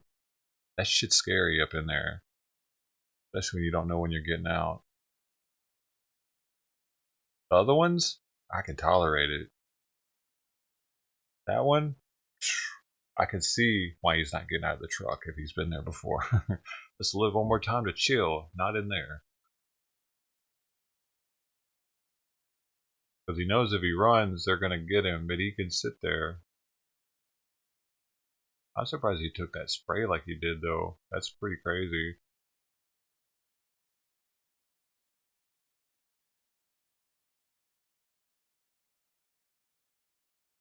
Oh my gosh. Man, I remember one day the orderlies came back with a big ass bag of boiled eggs, dude. Like the thing, dude, it was like a trash bag full of boiled eggs. Because if you were an orderlies, they wear the white outfits in there. You're working for like the kitchen or you're cleaning the hallways or something. Well, the kitchen dudes would come back with like all kinds of food after their shift. It was, dude, that was a dope ass. I couldn't stay in there though because I was on medication. They had to move me into the pod. It sucked, man. I only got to stay in there like a couple days. It's one of the reasons why I got shifted around so much and got to see so much of the jails because I was on I was on an injectable medication at the time.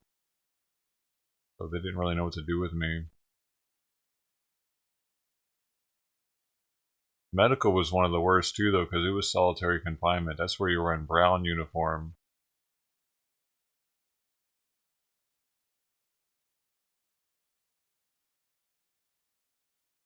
The light stays on constantly. You only get let out for like 20 minutes a day. I remember hearing their keys as they'd go by, be begging them to use the phone, and I would just hear the keys keep going by.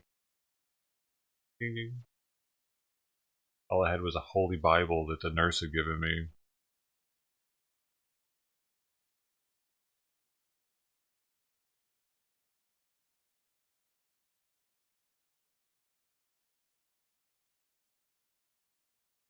It's good to remember that place. I think it helps keep me out of it.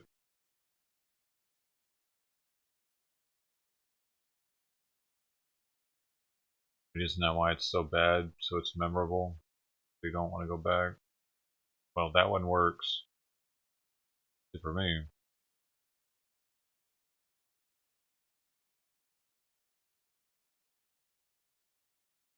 I did get locked up again after that. In another state, though. I failed to smoke before leaving the house that day.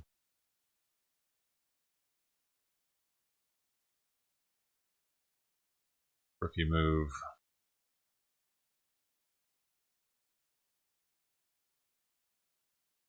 That's usually when I get arrested.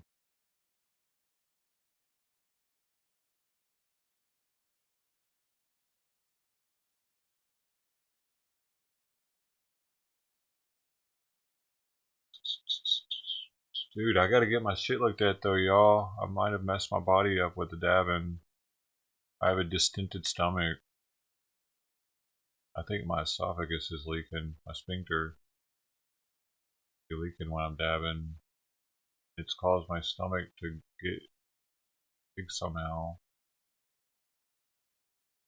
I've inflated it every day or something. I don't know. I gotta get looked at now. The CT scan showed it. He said it. They saw it on the lung CT scan, so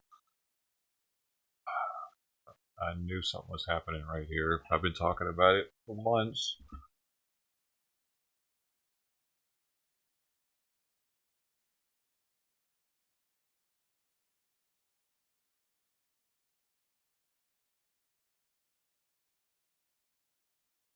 Or you think he's just gonna start backing up with them as soon as they get out of his way?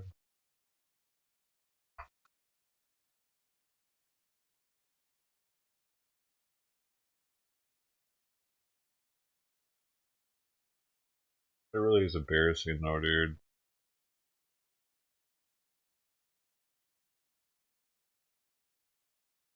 I feel like LA City would have gotten him already. Though, I'm not sure. What do you think? They have 2 Bearcats, dude. Not just one. They brought 2 of those stupid things out there. Why is it even there? He doesn't have... Dude, they're acting like this dude is brandished a firearm. He brandished a balloon, dude.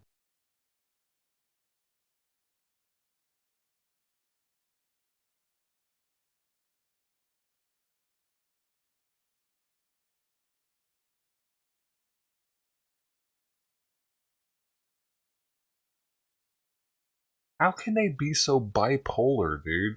Like, how in one instance are they shooting a guy in the back while his shoes are coming off? Remember that one in LA that happened?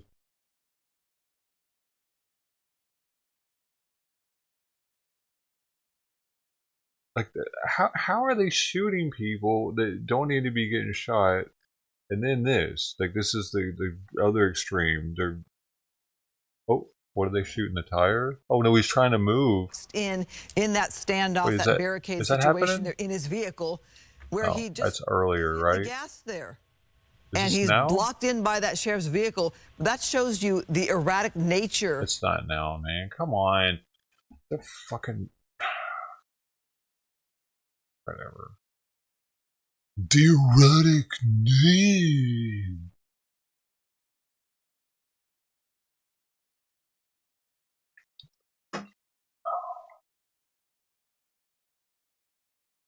Yeah, it seems like it is kind of backwards. The people that are...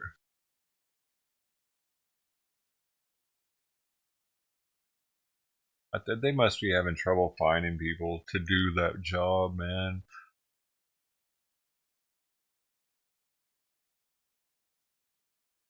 I guess. I wouldn't want to do it.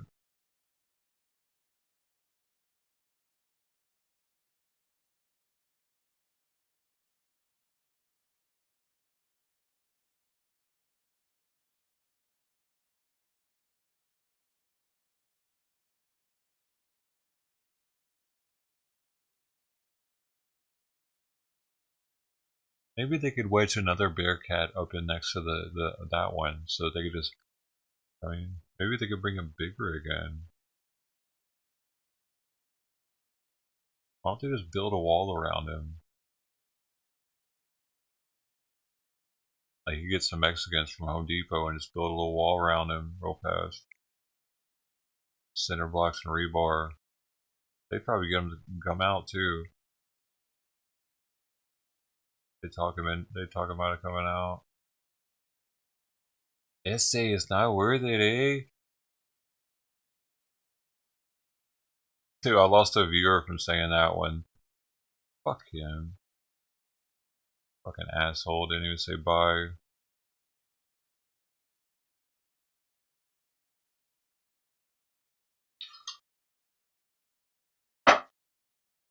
I'ma learn you. You know what I'm saying? I'm not. I do that all the time. Go to people's streams and not say bye. Usually I don't even say hi.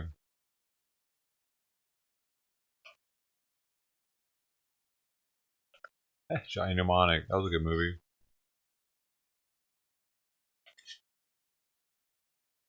I made a plate shiv. Fuck with me.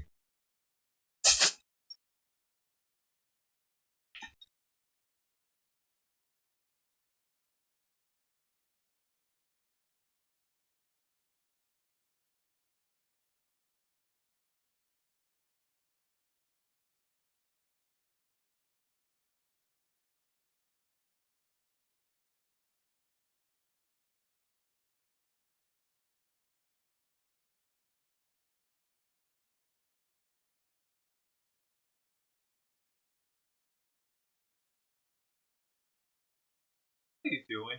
How are you so active, Simon? How are you so active?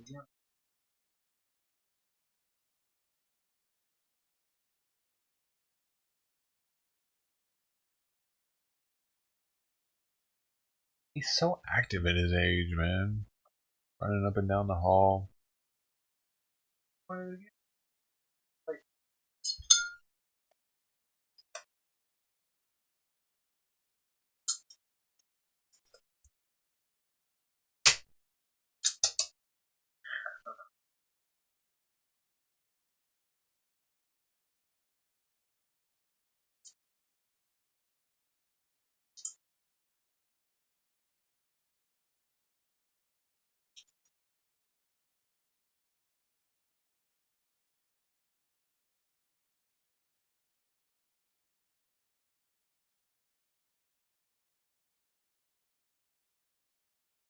Play.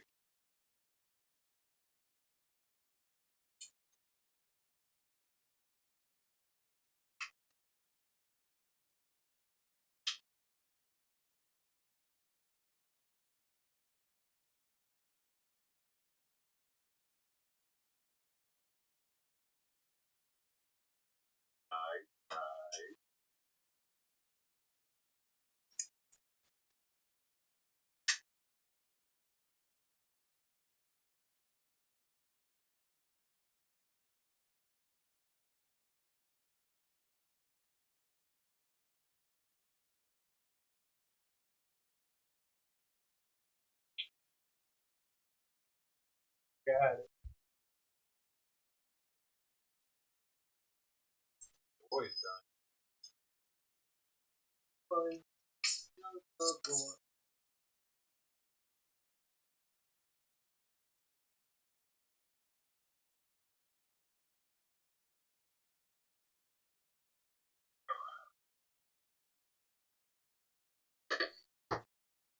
I gotta play with him a little bit. I appreciate that he's still playful at his age. After reading, like, senior, he's elderly. It's interesting that he's still so energetic.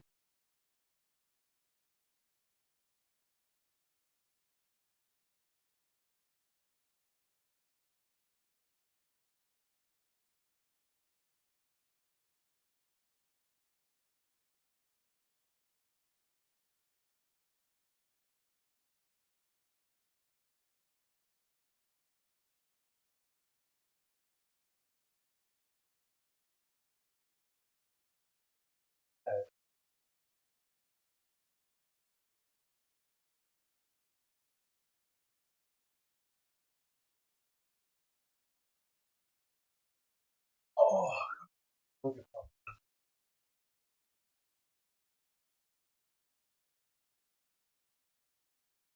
that. Hey.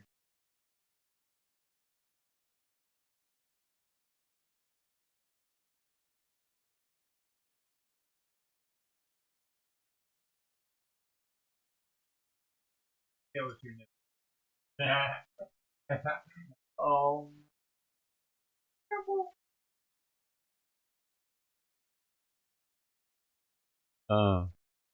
Almost scratched his nipple off, I think. I don't know. I think that was his nipple, though.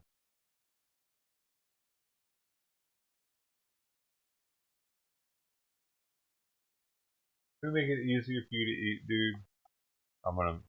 Deputies that, okay, here's my arms, but I think it is clearly just him being a bit lethargic there and under the influence of what he's been sucking on that out of that tank there. Again, Poplar Street here. If you're just joining us online, thank you very much. This is in the community of Compton. A standoff here. When we mention SEB from the LA County Sheriff's Department, that's the acronym for the Special Enforcement Bureau. And they are special because they handle high-risk tactical operations involving things like this: barricades, hostage situations, high-risk warrant situations here.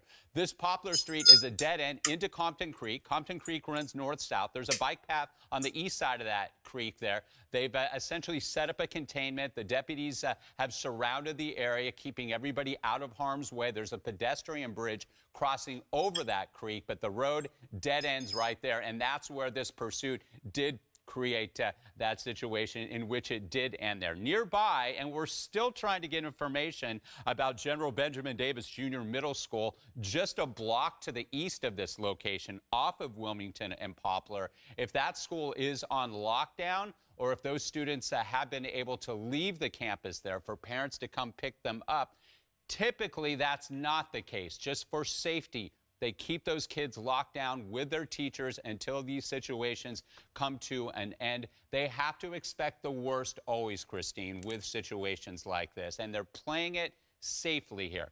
All the units are on scene here.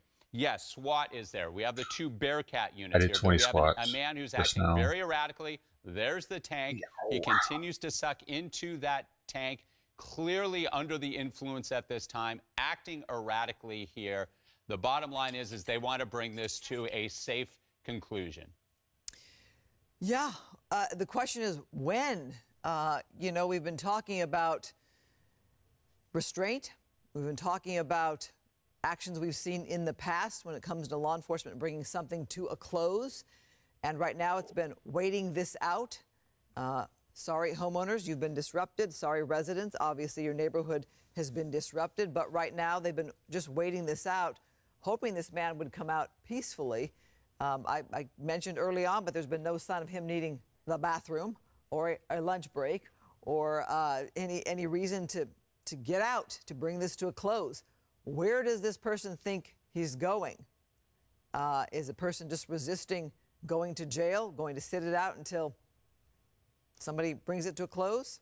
And they'll bring in crisis negotiators if they have not already. They've obviously tried to communicate with this individual. We haven't seen him on a cell phone, at least from our vantage point, if he has one with him or if it's charged even at this point so that he can communicate with someone.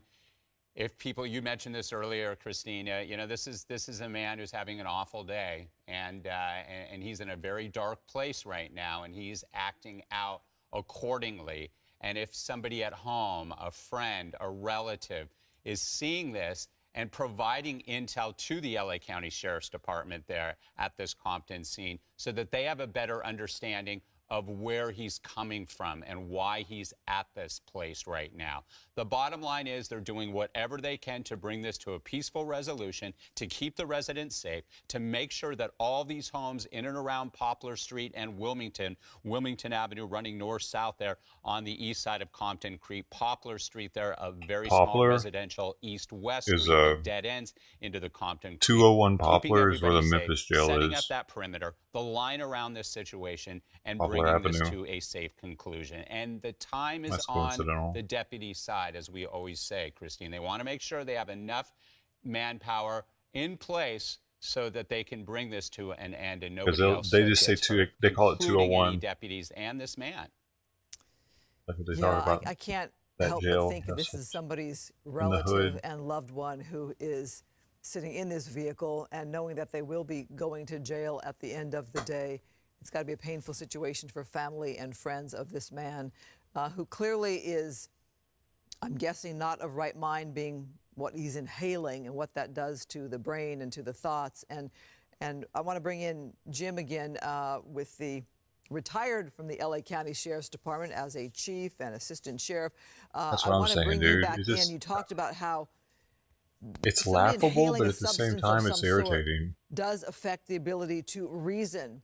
So with crisis negotiators, that discussion might not even come into play as a reasonable discussion. Jim, your thoughts? You bring up a great point, as did Rick, when he mentioned about what the crisis negotiators will do as far as get some background from the family as what might be troubling this individual.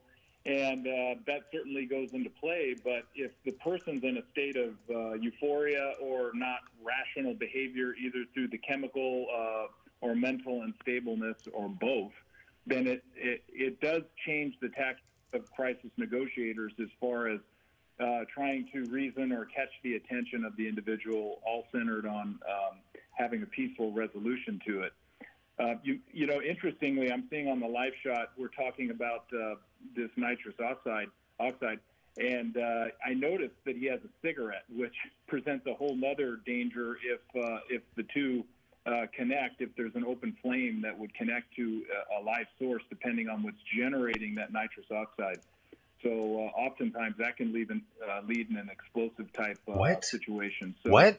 I don't understand. Also, little nuances like that can also nitrous drive, is flammable. Why the Special Enforcement Bureau is waiting and taking every precaution before stepping in and taking the person into custody, knowing exactly what's in the vehicle. But I can see on a couple occasions he's had a cigarette, and you see the smoke coming out. So. Well, gosh, given that thought, does that perhaps give law enforcement extra concern? I mean, that's a whole different kind of danger there. It does. It's every precaution is taken. These people are retarded. In the practice days at Special Enforcement Bureau, having served there both on the line and then eventually as the commanding officer for Special Operations Division, I know that these experts deal with training constantly. In between the hundreds of incidents that we actually have, whether it's warrant operations or barricaded suspects or hostage negotiations or things of that nature, there's constantly something. I saw a bunch of retarded kids today at Target. Deployment is training, and what you introduce into each of the training equations is they're in wheelchairs and shit. They were all together. They had to go on the bus together. Of what could occur. They seem like sweet kids, though. What can occur is the I'll say retarded in a degrading way for them, though. This is how it is, man. Things of that nature, or contained gas, things of that nature. So we take those types of precautions. Obviously, with the canine, they're still good people and everything. Gunfire, so the dog understands and they don't give a shit what I say retarded or not. You care more than they do. They're the people that care. And training for every type of scenario. They're happy with whatever. They're happy with having some pudding for lunch. And so they're formulating what plan applies to I know the I would be. And shit, pudding's delicious. We can know, especially when you can smear it all over yourself. Or me or generally speaking, how law enforcement deal with these situations. But what we don't know are some of the finer details of intel. You don't remember being a kid? It was awesome. They get to be a kid forever. Referring to, is this person armed? As you mentioned some before, of them might care. It depends on how fleeing something, whether it's a criminal charge, aware they are, a family situation, other factors that we don't know.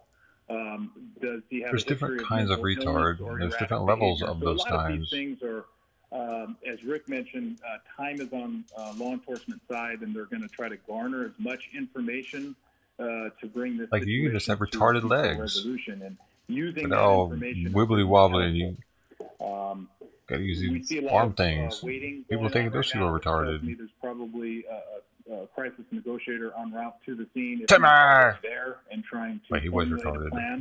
The tactical operators are always on the forefront of those plans, because if the person takes immediate action, then you have to have a contingency to deal with that. Unfortunately, that often... Remember when we could laugh at retarded shit? Now we're not allowed to anymore. That's all been canceled. Was Timmy canceled? Oftentimes don't provide that opportunity. Remember we could laugh at Pat? We didn't know what sex Pat was, and we could laugh at that. Everybody laughed at it. Everybody thought Pat was funny. Who didn't think? Even people that were like Pat thought Pat was funny. They thought it was the most funny. Which the deputies have successfully done. Yeah, and not just fired on. They were actually because they're like, ha, that's me. To the hospital. Luckily, we were told they were in stable condition. I believe 2 are leaving the hospital today. Non-life-threatening injuries, but still wounds that can affect you for an entire lifetime. We're hoping for their quick recovery. It looks like Taco Joe, bro. Here, it's so unpredictable. But if you're a neighbor there, or you're a citizen, or perhaps the general public watching, might you be thinking, you know what? Enough. You don't just get to just sit there and take over a neighborhood. You don't get to taunt law enforcement. You don't get to incur the expense that taxpayers have to pay for all of this expense when it comes to dealing with a standoff for several hours. Well, you're definitely in tune with what frontline deputy sheriffs have to deal with in the context of we serve a community and we answer to the community. And oftentimes, ironically, the frustration is delivered to law enforcement. And we understand, the tensions are high. Even though we didn't cause this situation and we're trying to have a peaceful remedy and taking every precaution to ensure the neighbors are all safe, oftentimes people are frustrated. With man, what if I have a growth in my stomach, dude? I'm starting to. I'm about to call my doctor tomorrow. That, our community relations personnel, as well, and actually that responsibility is with each deputy, is understanding that approach from a standpoint of human decency and understanding their frustrations and not reacting necessarily to the emotions that people have. But people do get frustrated. I'm frustrated with listening to them talk, dude. Honestly, I'm not listening to them anymore unless something happens. Especially if viewers leaving, like y'all, I'm not gonna listen to them while people are leaving. That's for damn sure. I'll just sit here and talk and watch it.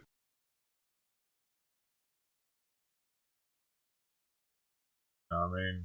I don't need any of their words because he's speculating. That dude doesn't know shit. He doesn't even know that nitrous oxide is not flammable. He definitely doesn't know shit, dude. He thinks that the guy's like huffing gasoline or something. Moron. He's not even a car guy. He's not a car guy. So is he even a man? Is he a Pat? He is to me now.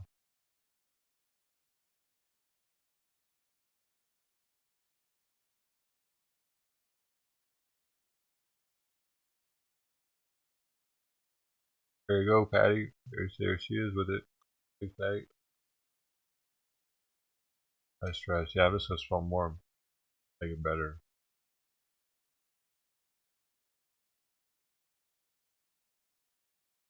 Feel the deal, baby.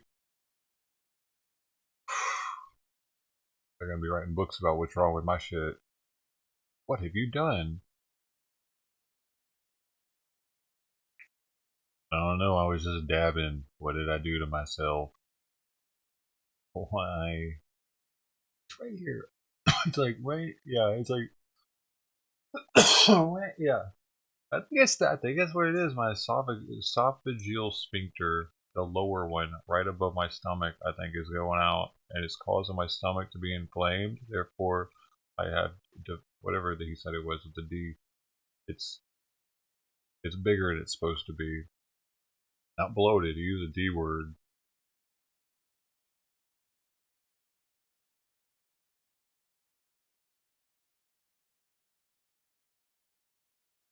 What is it? Deviate? No, not deviated. Gotta look now.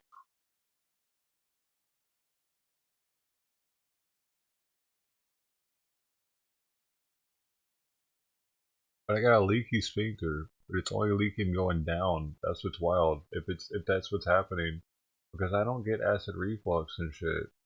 Oftentimes, people that have that problem, they actually get it from acid reflux. But I guess if you get it from vaping, I've read that there won't be GERD. There might not be GERD symptoms at all. It just transforms the cells there into like the same cells that are in the small intestines. They're mucosal something, and not supposed to be that cell. There's no getting rid of it also if I have it.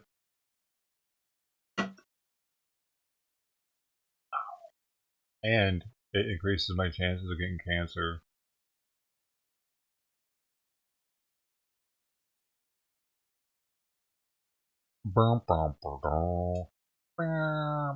So I'm making an appointment tomorrow.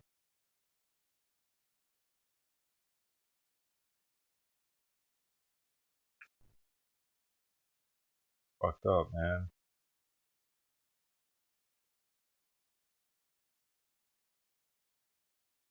I bet I did it with that other dab rig, because that's why I got this one, because I thought that I thought I was fucking up, dude, with that other rig, but it was so big. I think I fucked something up.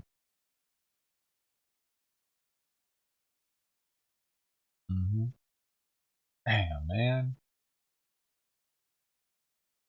Hey, Anthony, how's it going, dude? Let's see what this says.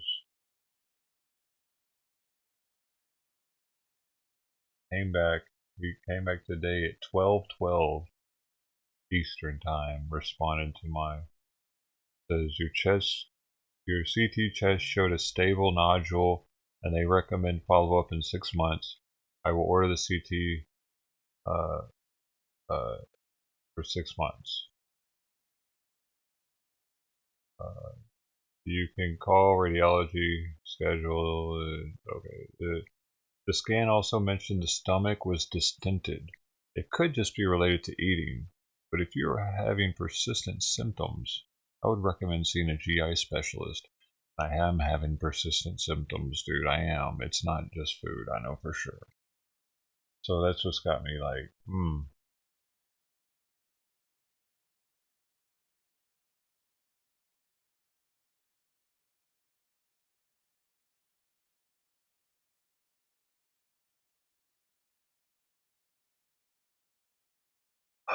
Weird. He thinks that I haven't seen cardiology since 2018, but I clearly had an echocardiogram just recently. Did I dream that?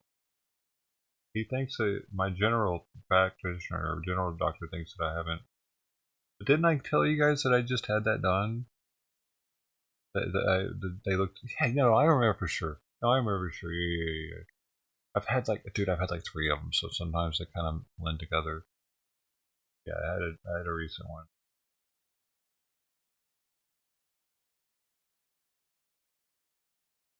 He just doesn't see it in the records.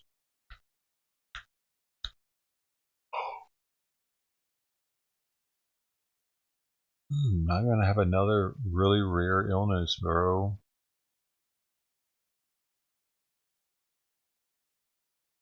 No.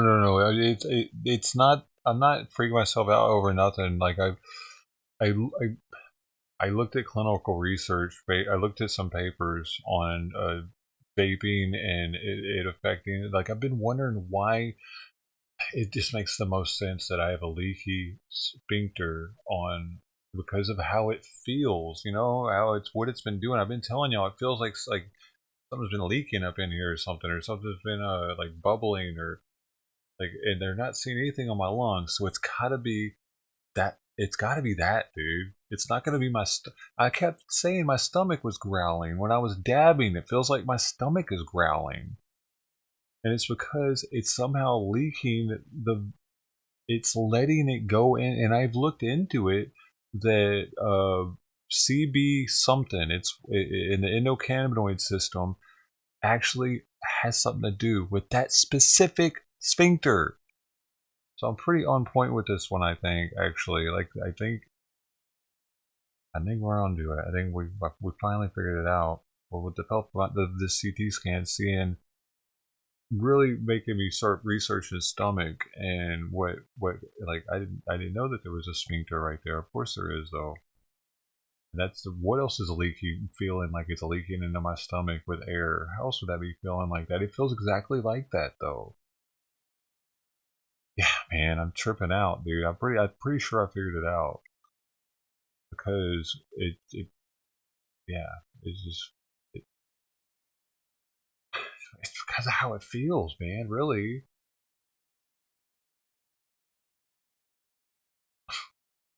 I don't know how else. What else it would be? Because if it's not my lungs, it's got to be my stomach. And then it comes up that it's a distended stomach. And I've been saying that it felt like it was too big right here, where my stomach is, right there. Because my skin has been coming out more when I breathe in really deep. It's been causing a line go across my ribs right there. I thought that was really odd. The skin was stretching differently. I just I wanted to chop it up as I was just getting fatter. No, my stomach's actually bigger.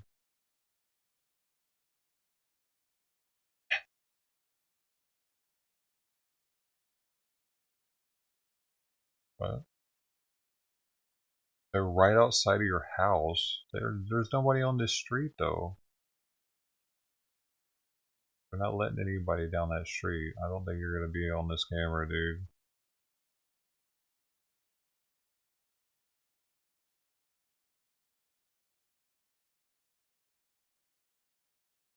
Oh, shit.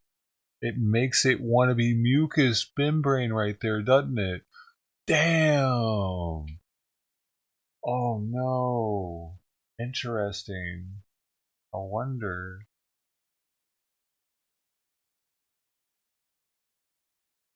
It doesn't just happen from vaping from weed, though. It can also happen from vaping cigarettes. So there's that too. Maybe nicotine also acts on that same whatever, that something there that does something with the sphincter and the system. I don't know, dude. But yeah, we'll see. I'm gonna look into it more now, especially now that I feel like there's actually something happening.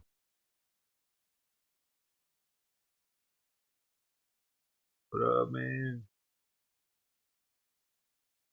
Oh my god, I broke my body with weed.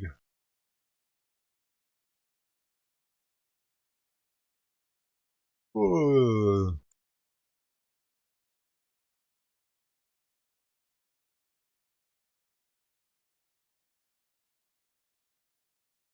And they have to show the old footage to justify any of this.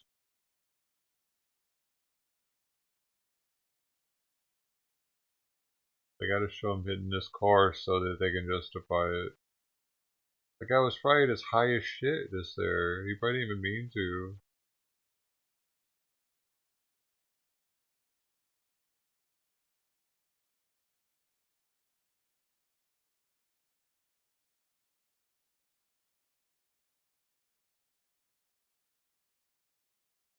Later, dude.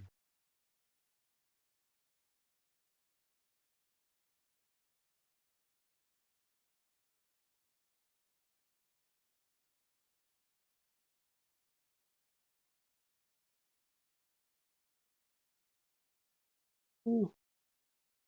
Oh my god. Dude.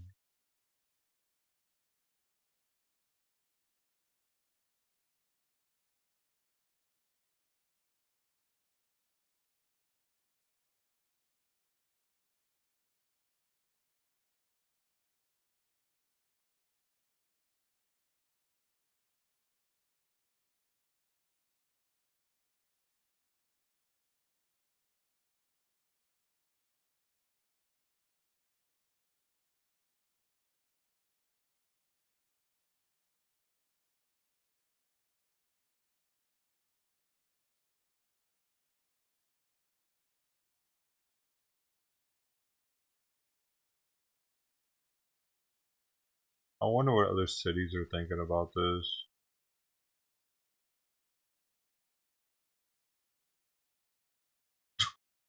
As you said, this is so California.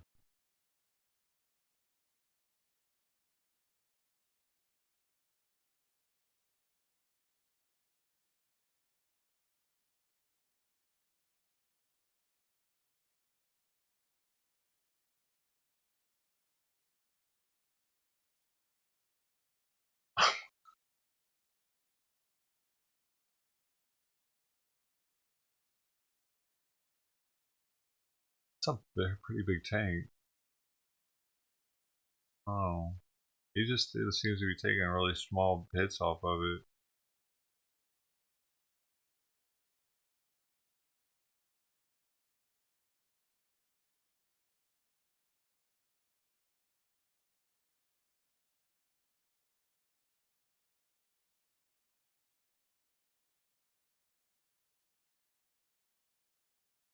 Because he was just going. He likes it. He likes to micro hit it. Man, I remember when I used to do that shit. We took the whole balloon at once, and then you inhaled and exhaled, and inhaled and exhaled the whole thing. You cracked it, and you. I mean, take the whole thing. Try to. You breathe with that.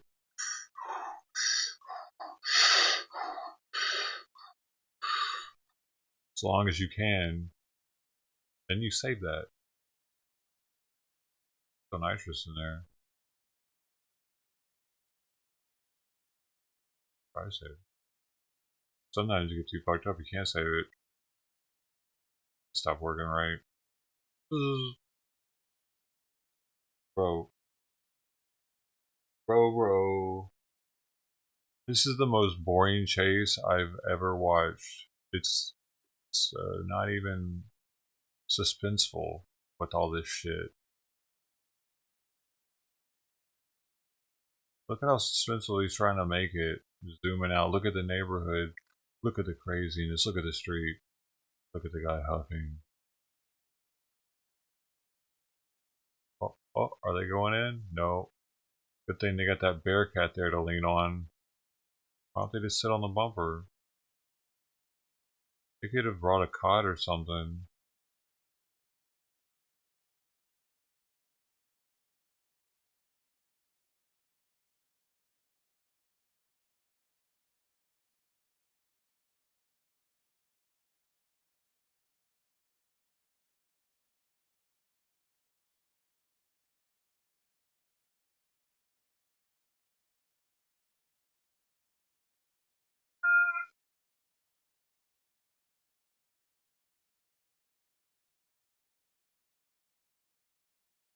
Dude, I fixed it for you. What?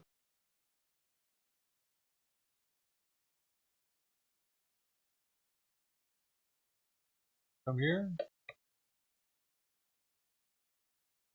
Look at it in my lap. Come here. What are you doing, man? You want to hear something first? Come here. You like that? Come here.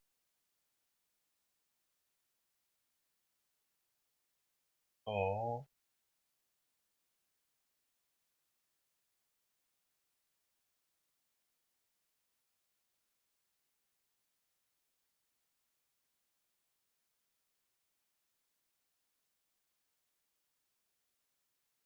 Guess it's time to lick the foot instead. He's got an obsession with licking his legs, dude. Probably because he's stressed out. I've read they can do that.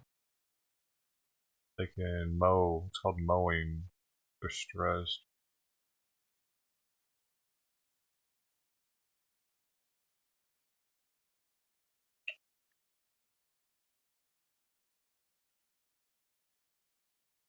Oh my gosh, you're going for the long leap? Take the other way, dude. You're getting old. There you go. Come here. Come here. Come here. I wanted you to come here. I just didn't want you to hurt yourself, bro. That's high. Come here. Hey, come here. Gosh.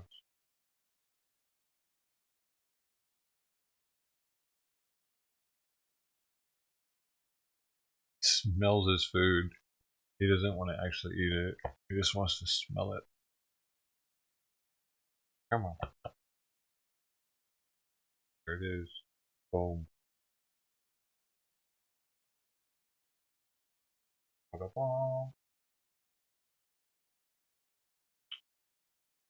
Brosive.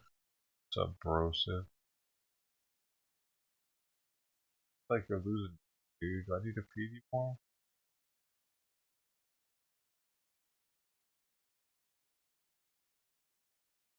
I actually went out today. I didn't actually originally go out to get alcohol and yell at people like it might have seemed like from the beginning of the stream. Even though I did yell at a lot of people and got a bottle of wine. But I actually left to get his food because I had to. He ran out of wet food today. I had to go get some more of the cooked food to blend in with the raw because I'm adding half a can with each meal now. I went through it a little quicker than I meant to. But he doesn't like it without more cooked food in it, so that's how it's got to be, I guess. Oh, at least now he's finishing it. He was acting kind of weird. Now he's finishing it. I petted him. He wanted some loving, I guess. Or he wanted to eat anymore.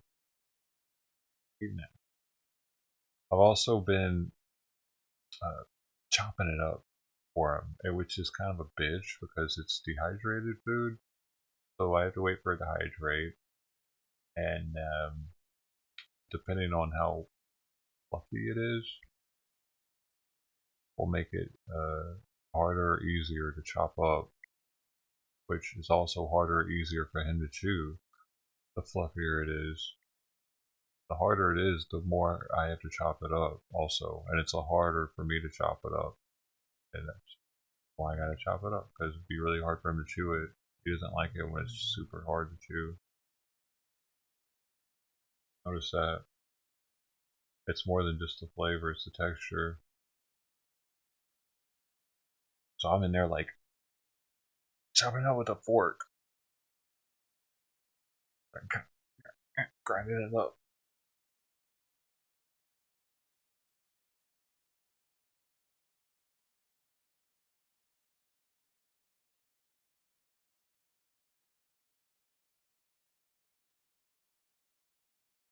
We're gonna have different food tomorrow though, because I got him a couple of venisons.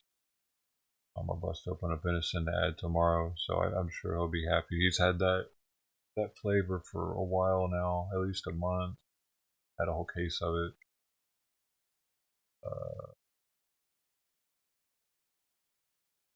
A month.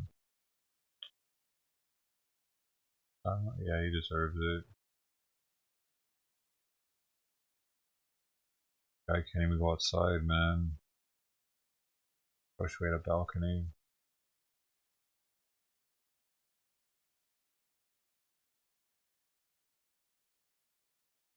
He just gets to hear the cats outside and see them. But he can't go.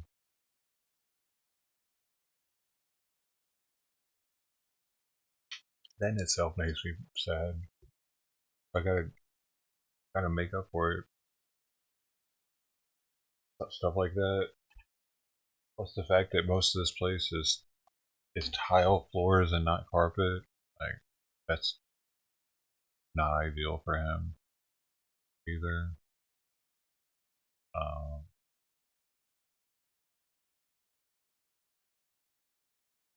I'm supposed to move just for Simon.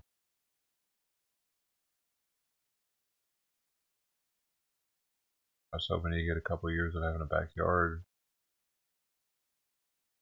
It wasn't next to like rats and dumpsters and the city like this place is.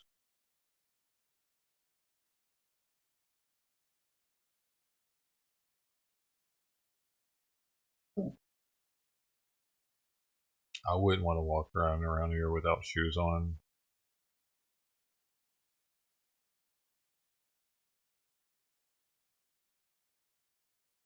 Are they doing something?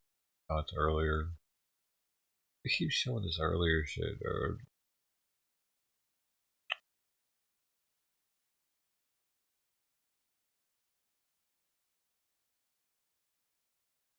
Good boy, son. Hey, hey. Yo, you tired already? Keep finishing it, bro. I keep finishing. Okay. Oh, hey, I was trying to be nice, dude. Fuck, Simon. Man, fucking broke. God damn it. Yeah, fuck you, Dan. Logan D goes unpunished, man. Fucking broke my skin, dude, with this claw. That's gonna probably fester in the next day, just like this other one is. Fuck, man. Like, my whole finger right here is red at the, where you did it, dude. I'm gonna wash my hands, dude. Fuck you, Simon. Second time this show. Actually, it's the third time you've done that.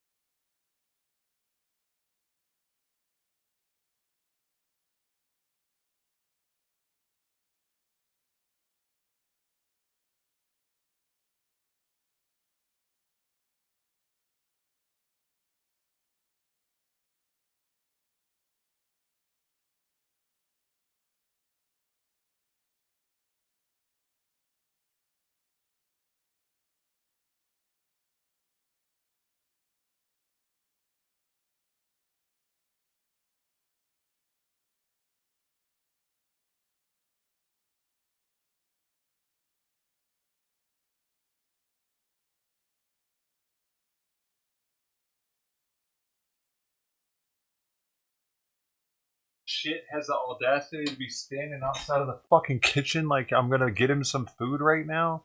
Holy shit. Dude, he's getting senile in his old age. Like, both of the times he's done it have festered bad this week. This one in the corner of my finger here, I had to squeeze pus out of. And this one is all super red and inflamed right now because he got me right in the crack of where my finger bends. I gotta clip his damn nails again. I thought I just clipped them, man.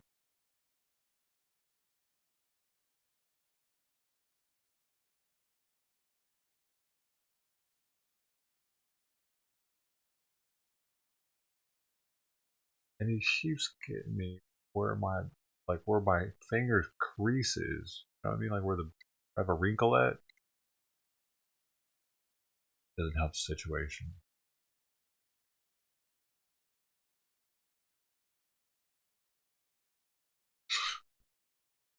But let me clip Simon's nails now. I gotta do something else.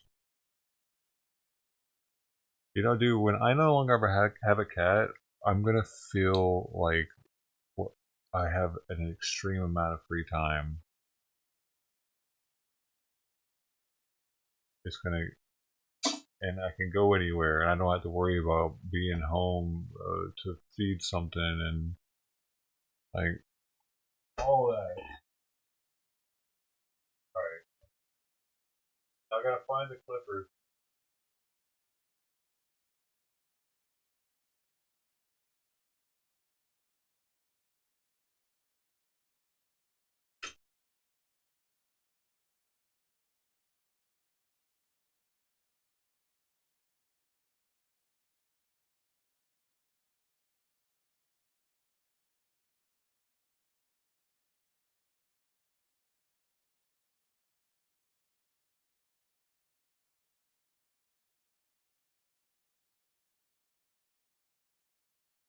Where I put them.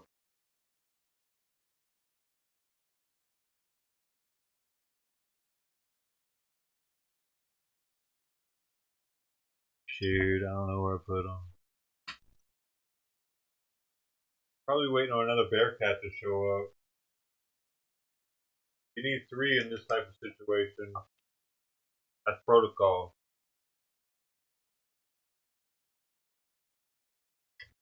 LA County protocol.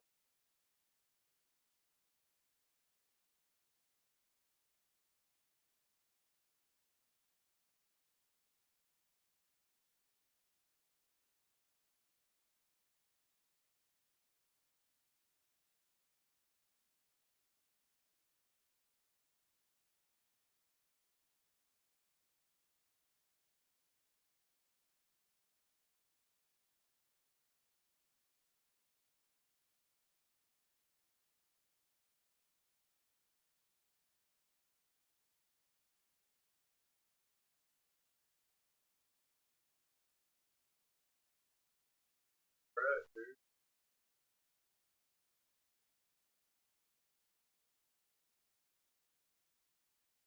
I'm about to run into them eventually. I don't know where the heck they are. Usually put them in a certain place, but they're not there. Did he come out? Is that him? That looked like him. Damn, for a second I thought that was him there. It was just a big misunderstanding. They were just laughing about it. It looked like it. I looked away. Yo, Jack. Hey, man. Mr. Miyagi says hello. Jack's been with us this whole time, even though he's been gone for a while. He's been with us right there.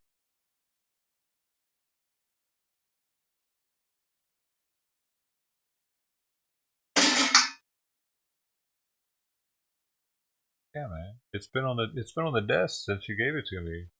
That is the one thing that had to get on the desk. Because it's such a cool art piece, dude. Wax on, wax off, dude. That's sick, man. And it's good. Like, it's good art, man. It's clever.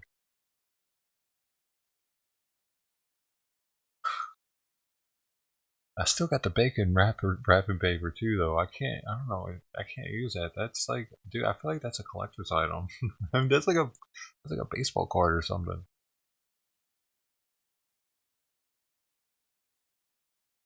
Collector's item. That was a collector's item.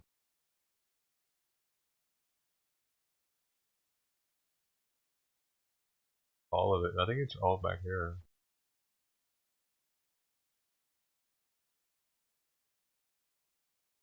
Unless I put it up somewhere.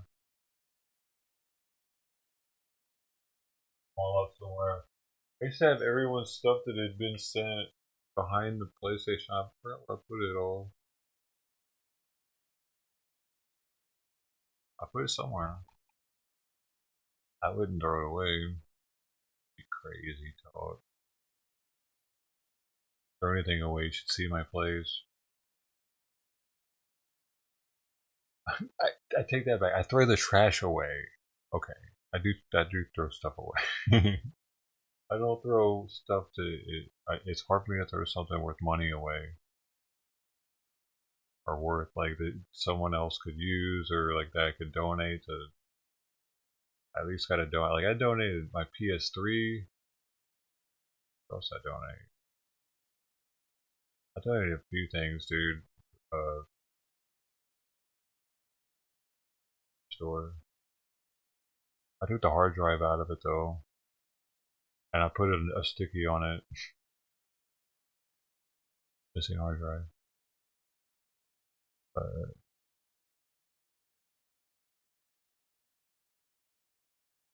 I didn't know. Yeah. Oh, actually, I'm glad I did that. Holy shit, that's my saved game data for PS3 games. So eventually, if we're able to play a PS, I might be able to migrate that data, dude. Because back then they weren't cloud server storaging the game data. People are still playing SOCOM Confrontation. I'm waiting for them to get that on PlayStation, where you can cloud stream play it. They're doing that with some old PS3 games on there. If I could somehow get that save game data, that'd be wild. Turn it into an external hard drive, and then just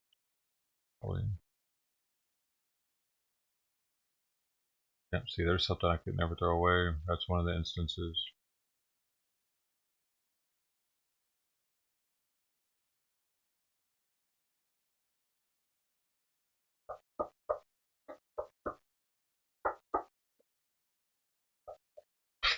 I'm just trying to imagine living in one of these houses that's right there at it.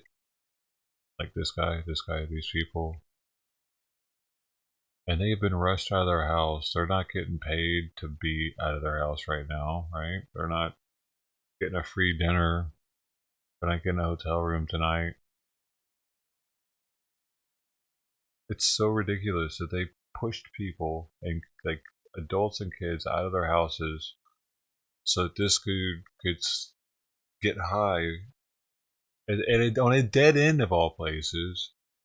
I mean, what are they scared? He's going to drive off into the thing? I don't think he can. Is he stuck there? I just don't get it, dude. They got 2 Bearcats and a bunch of people just standing around. What are they waiting for? He could start peeing in the truck, dude. Like, he doesn't have to ever leave it. He's gonna start beating off in a second, dude. Okay, never mind. I don't know what he was doing there. You saw it too. He was in a weird position, homie. He was kind of looking like he was positioning things.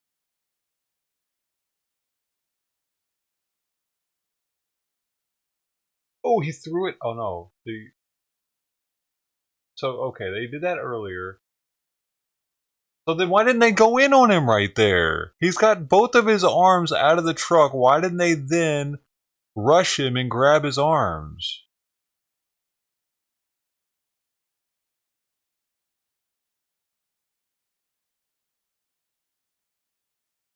Right there. Why didn't they go up to him? Why didn't they go up to him? What were they like? There. He even lifted his shirt to show there's no guns right there.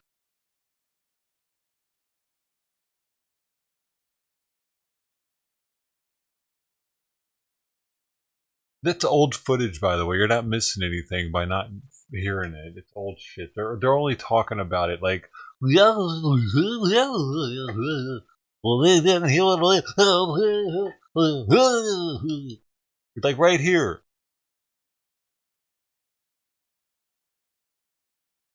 Why didn't they bust the window out at least? Pink. He should have clubbed that window so he couldn't roll it up. Like, and then that would have freaked him out even more, and maybe he would have gotten out. They're all too scared to get shot, man, is how I'm seeing it. Even though they got bulletproof vests on, and he doesn't.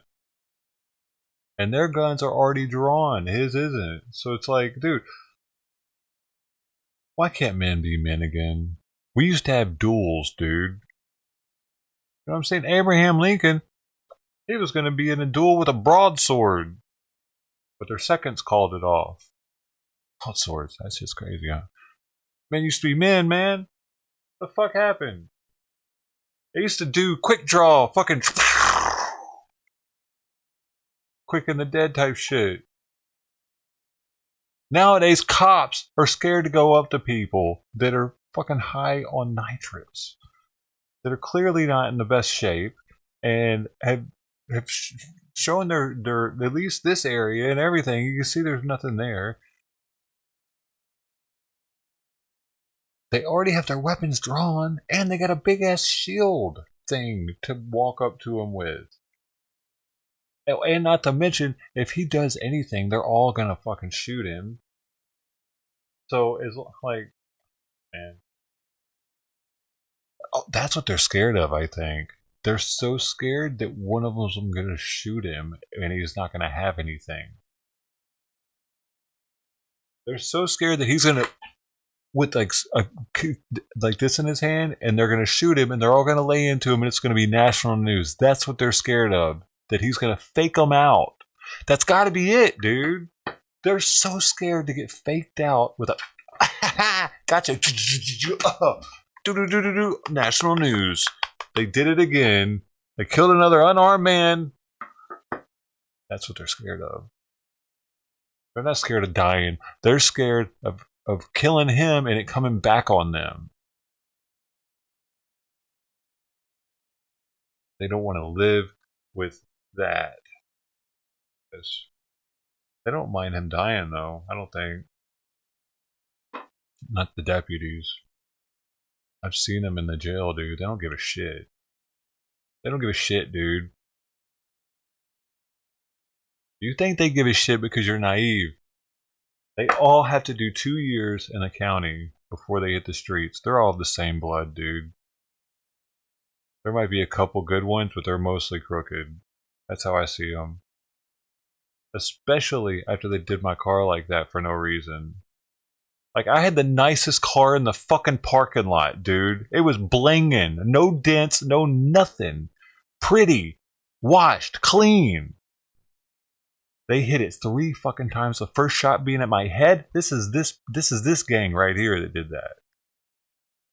So, yeah. Fuck them. They're pussies, dude.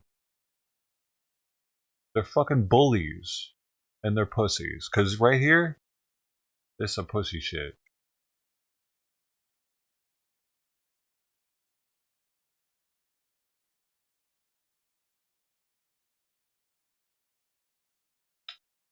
Fucking embarrassing, dude. I don't live in LA, though. I live in Long Beach. They come down here, though. We mostly take care of ourselves, though. You know? Mostly Long Beach, Police Department, Long Beach. They were only down here for the riots.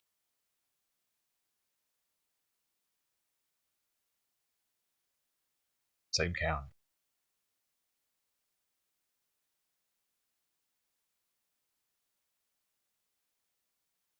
But we are the 7th biggest city in the city or in the state, so we're pretty big still.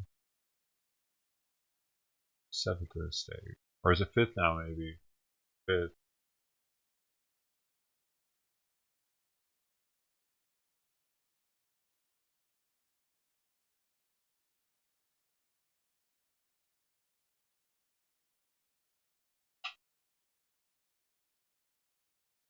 Oh no.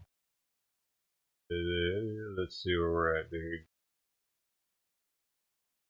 3, 4, 5. Oh no, 6, 7. Yeah, 456,000 people. What about all the undocumented ones, though? Are those counted?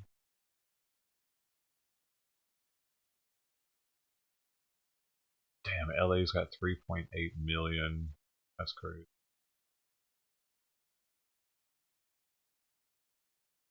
Dude, they're actually right on the border of Long Beach. Compton borders Long Beach for neighboring cities. So they're closer to Long Beach than they are to downtown LA right now.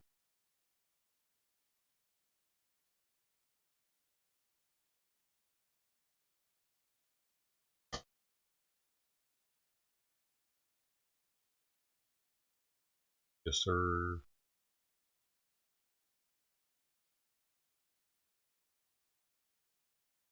Couple hours, yeah. The chase started around 12 something.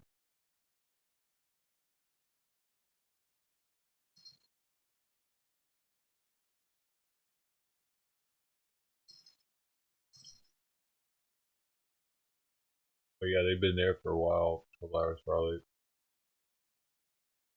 Probably about 30 minutes less than I've been live. Yep. At 2 hours 15.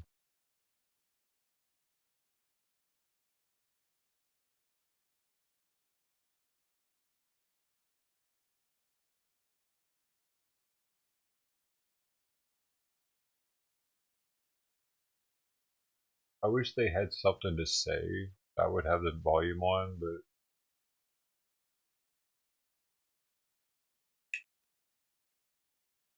they're only they're pretty much giving play-by-play for blind people right now.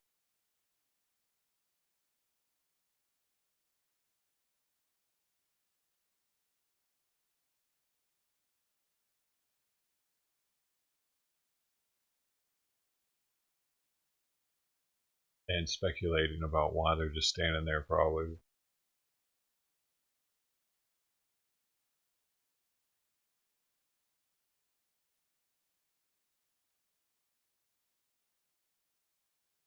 Dude, I saw this video on Reddit. This cop was chasing this dude, and he chased him to a house and then loses him, right?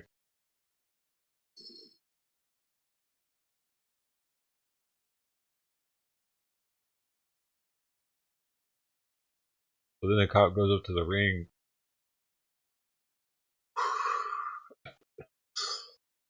he goes up to the person's Ring doorbell and calls it and asks the lady, like, do you have a son? Like, is your husband home? I just chased a man into this area with a red shirt. Is he inside? She's like, no, I don't know. No son, husband's not home. Like, I don't know. And he's like, can you check the camera and see, like, if you could see anything that happened? And she comes back and she's like, he's in the trash can. Dude, you see the cop run to the backyard and with his partner, he's like, get out of the trash can. And turn out that dude was in the trash can. Pretty wild, huh? Can you imagine getting busted by someone's Ring camera while they weren't even home? They were like at work. They looked at the footage. Them Ring cameras getting wild nowadays. Can't even tell they're there, hardly. It looks like a doorknob button, right? Small black dot. Or a doorknob button. A what? Doorbell. I'd say doorknob button.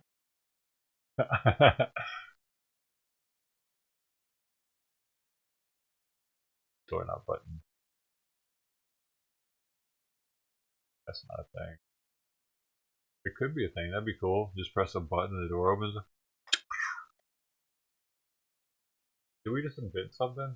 That's got it. Dude, you know they already invented that in the 70s. They invented everything like that in the 70s. That was probably in the medieval times, actually.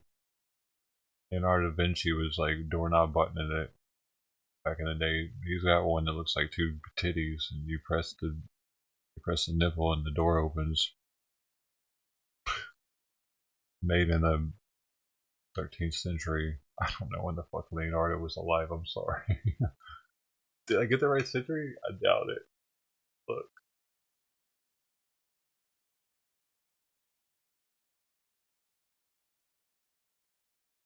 There's no way, because I have no idea.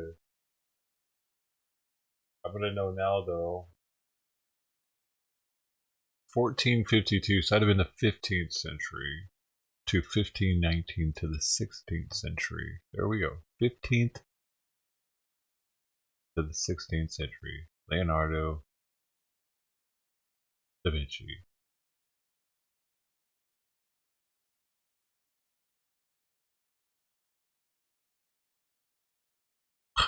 That dude did everything. You know, it's really interesting that he was an engineer, scientist, and at the same time he was a sculptor. He was an artist.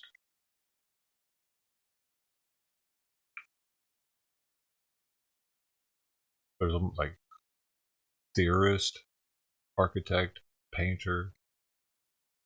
Yeah, the painter too. What's a draughtsman?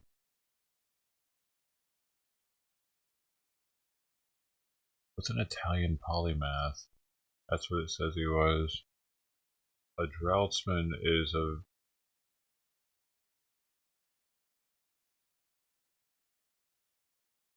preparing rough sketches and detailed work with CAD system. Calculations for materials and weight limitations, communication with architects and engineers, and incorporating knowledge gained into drawings, preparing, reviewing, and redrafting alongside the engineering team. Oh yeah, they're drafting it.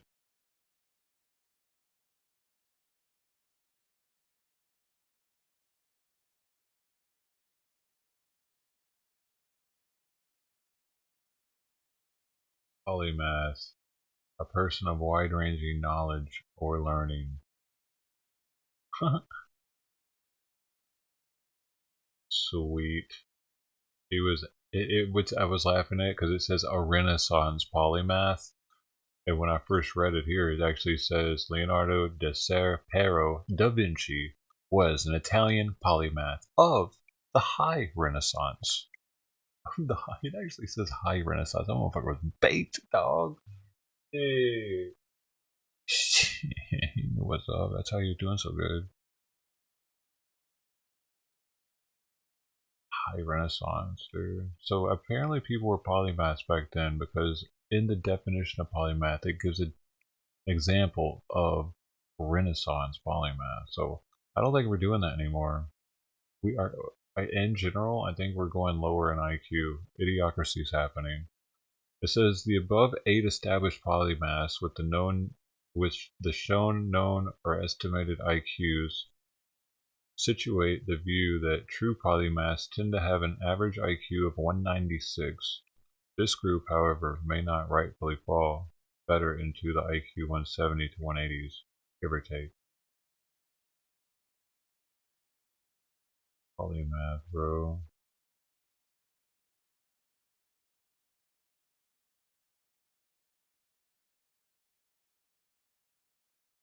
This thing is saying that Jeff Bezos and Elon Musk are polymaths, are new age polymaths.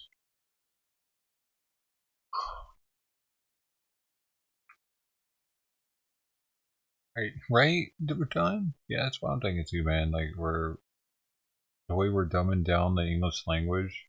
What's happening, bro? Change in tactics here. It looks like law enforcement that looks like a law enforcement vehicle, right? An unmarked law enforcement vehicle that has now moved its way into the wash. And in case he goes forward. What do you think of that maneuver? I don't see that maneuver on my screen right now. It's going to take that. Okay, you're in a bit of a delay. So there is a vehicle that is now moved its way. Like back in the day, we used to use hard words. People cared about grammar more. They cared about their language. Like English speakers cared more about sounding intelligent with their words. I feel, in general. Like you look at movies, timepieces, historical timepieces, where they're like anywhere before. Wait, when did it really get weird? Probably when everybody started getting high, probably 60s, maybe 50s. Before, I don't know, maybe before, yeah, maybe before everybody started getting high on everything. Could be. Before they had any drugs. No, they had drugs, didn't they? What drugs did the early settlers have besides alcohol? They have shit? They did.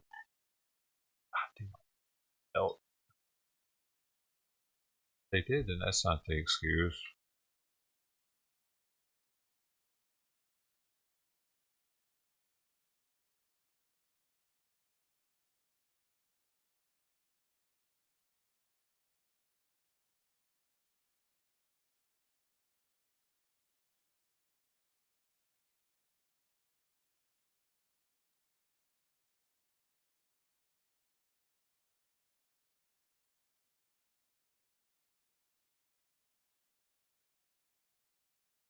We were integrated, though.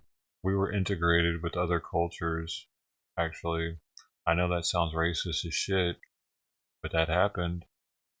And when it was predominantly English, like the Mayflower people and shit, I feel like they had better. They used the language better, possibly. And even early settlers that came from other countries and learned the English, they were learning from those people. So they were learning proper words, like harder words, more variety.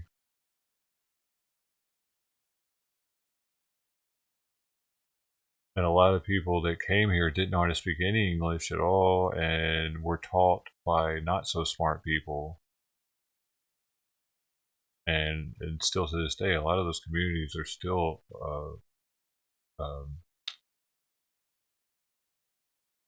they're still having problems with their reading levels in certain parts of the country. That's wild, dude. Like there are people that still can't read in America. Some people. If he can stand it, I can. What? Catman T coming through with a $20. Be quiet. Don't want the neighbors to think I'm rich. Thanks, Catman. Hope you have a great night, dude. Very much appreciated. Not necessary. Thanks for being here. Chat look all proper with the orange too. Festive. Reminds me of Halloween. I want some pumpkin pie now. The Costco pumpkin pie. Thanks, dude. I don't know why that didn't pop up on the screen. Hopefully it's just super delayed. It's supposed to be up in the corner. You're crazy. Yo, it's covered up. You're crazy. Those proper English account. Covered up. I can't remember which one that is.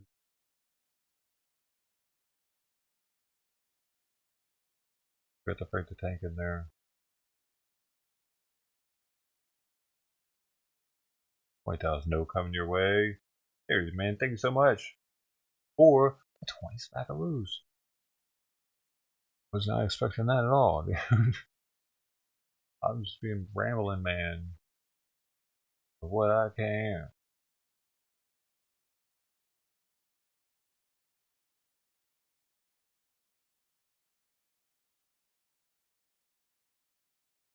Anything new happen, dude? Ted? I haven't seen Ted. Cognac. Oh yeah? Dude, I almost got a bottle of something today that was either cognac or brandy, but I didn't. I don't know. That's so much whiskey anyway. I didn't really want to get whiskey unless I knew it, the brand.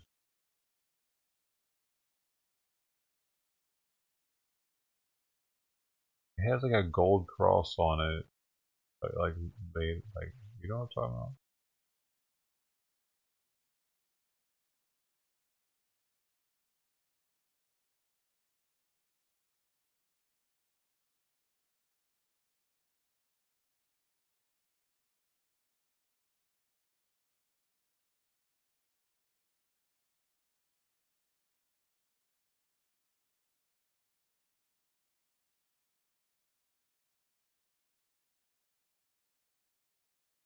I can't tell I'm doing this right.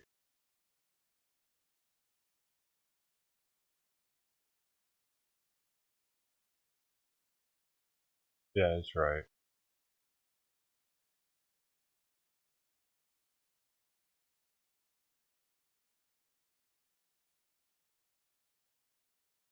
Yeah. You calling somebody?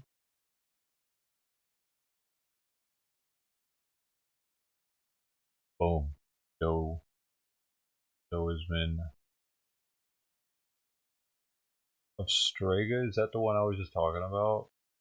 Found from earlier.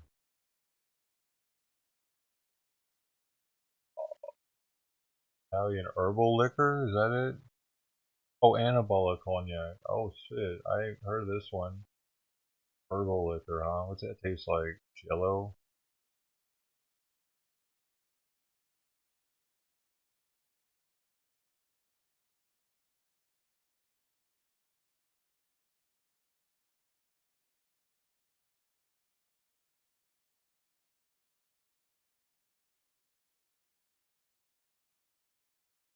Oh, cognac is what I almost bought. That's what you're talking about. It was this one.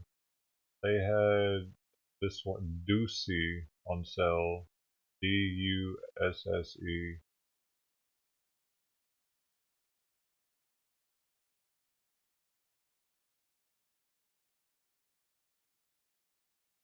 That's one that is. Bottle looks like this. They had the smaller ones, the half of.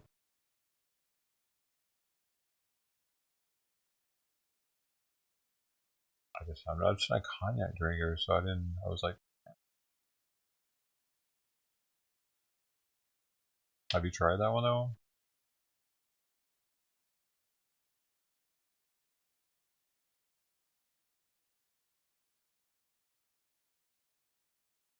That I've gotten it.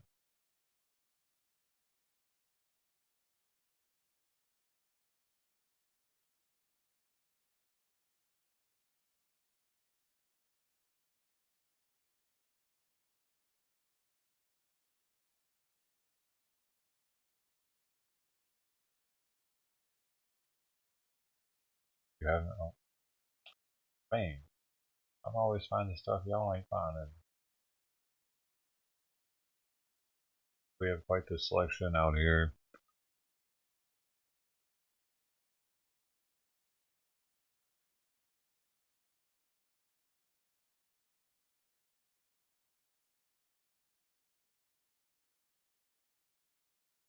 Can always try to summons Ted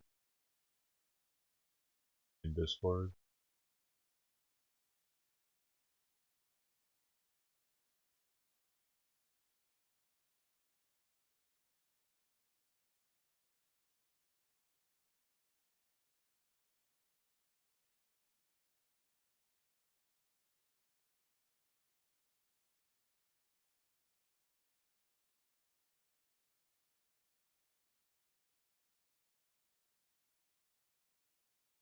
So I centered it. Oh, is that what he did? Is that what you think? Well, he can't back up because he's up against him. I think he could probably go forward. Maybe.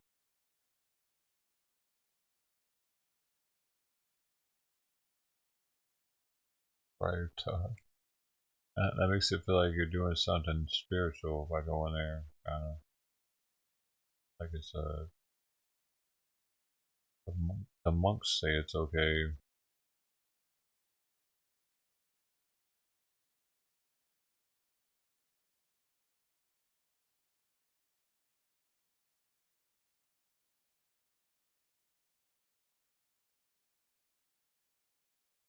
I'm blown away by this. Why are they letting it get dark? To evade, I think we all see the same thing. And we're just now taking, it appears the Sheriff's Department now is taking every precaution to bring a peaceful conclusion. And the ball's in his court in the sense that he can do that at any given time. But since he's not, there's more assertive efforts being planned, I can tell you that. There are options. It's not just one plan. There are contingencies that are taken. And so it's a matter of the scenario, whether the person's armed, whether he was seen to be armed, whether family has said, yes, he carries a certain firearm, things of that nature. We don't know. Or a criminal history that might reflect that as well. So all of these factors are going into what are the next steps for the tactical team on the ground.